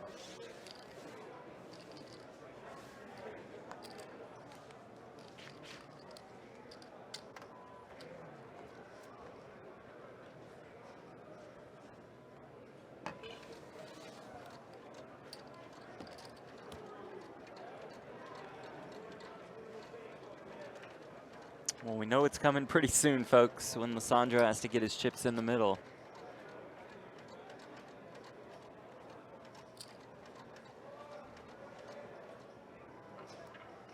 Split sevens here. Albini completes. Lisandro raises. Albini with the ace-10-9, couple diamonds. And I don't think he's giving up a hand this good just yet. He is not. Makes the call. It's a 6 for Lisandro and a 3 for Albini. That doesn't change anything. Albini checks. I think this isn't a check call again. Lisandro At bets. least for one more straight. He does make the call. Lisandro just 130K behind. It's up a queen. It's just a 7 for Albini. Again, nothing changes. And that 7's a tricky card for Steve. It gives him backdoor straight draws and it blocks some of the pairs that Jeff has. Lisandro bets. Albini into the tank. Every bet is so important right now. That leaves Jeff with just 30,000 behind. Steve gives it up. And he folds. It's got to be tempting there. Yeah, just to get the chips in. Just to be like, just rip them in and see if you win. But a good discipline lay down, I think. Discipline is the perfect word for it. Moves Lisandro up to 450,000 in chips. None of these players will go quietly into the night.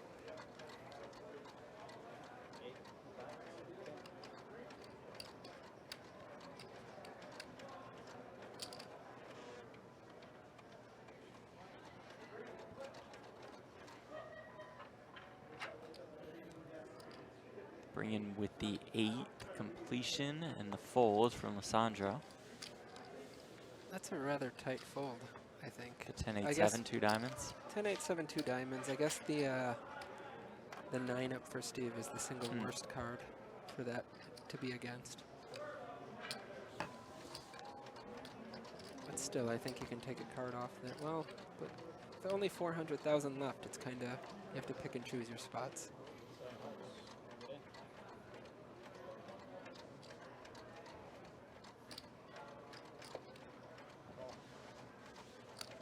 The bring-in is just called by Lisandro.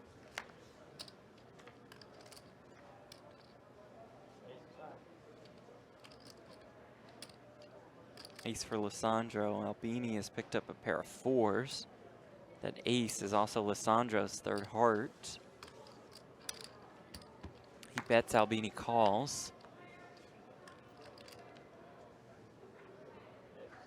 9 for Lisandro, deuce for Albini.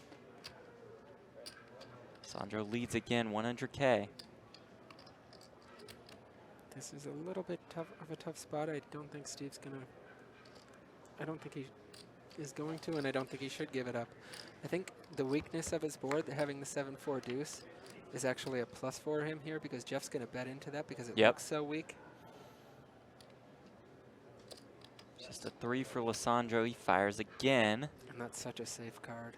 A black 3 against that board. And Albini makes the call. Jeff looks nervous. Yeah, he doesn't look like he's too comfortable here. Makes sense. Pair of 8s Does against it a pair of 9s and 8s? 4s. Albini catches the 9. Lisandro bets.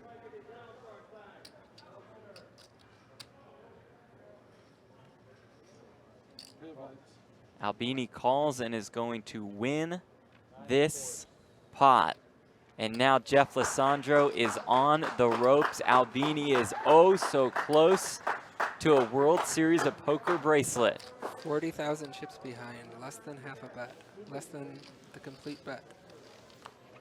What was your last one? I dropped a 9 on the end. I had a pair of 4s thrown down. It's about a 55 to 1 chip lead right now. Safe to say Albini is in pretty good shape. There are the remaining chips of Jeff Lisandro. 35K now behind for Lisandro going to need quite the comeback to find his 7th World Series of Poker bracelet. And an ace up, I don't think Steve needs to look at his the cards chips here. are going in the middle, and here we go. Queen 6 deuce for Jeff Lisandro. Ace 9 10 for Steven Albini, looking for his first World Series of Poker bracelet. He's already going for the handshake. They shake hands before 4th Street even. Dim the lights. Here we Is go. Jeff already given up? Dramatic pause. We love building the drama here with a World Series of Poker bracelet on the line. It's the 4 for Albini, the jack for Lisandro. Albini still ahead. It's a 4 for Lisandro, a deuce for Albini. Albini still ahead. It's a 10 for Lisandro, a pair of 10s for Albini. Albini's ahead. Lisandro needs to catch a queen or a jack here. He does not, and it is over. Steven Albini has his first World Series of Poker bracelet.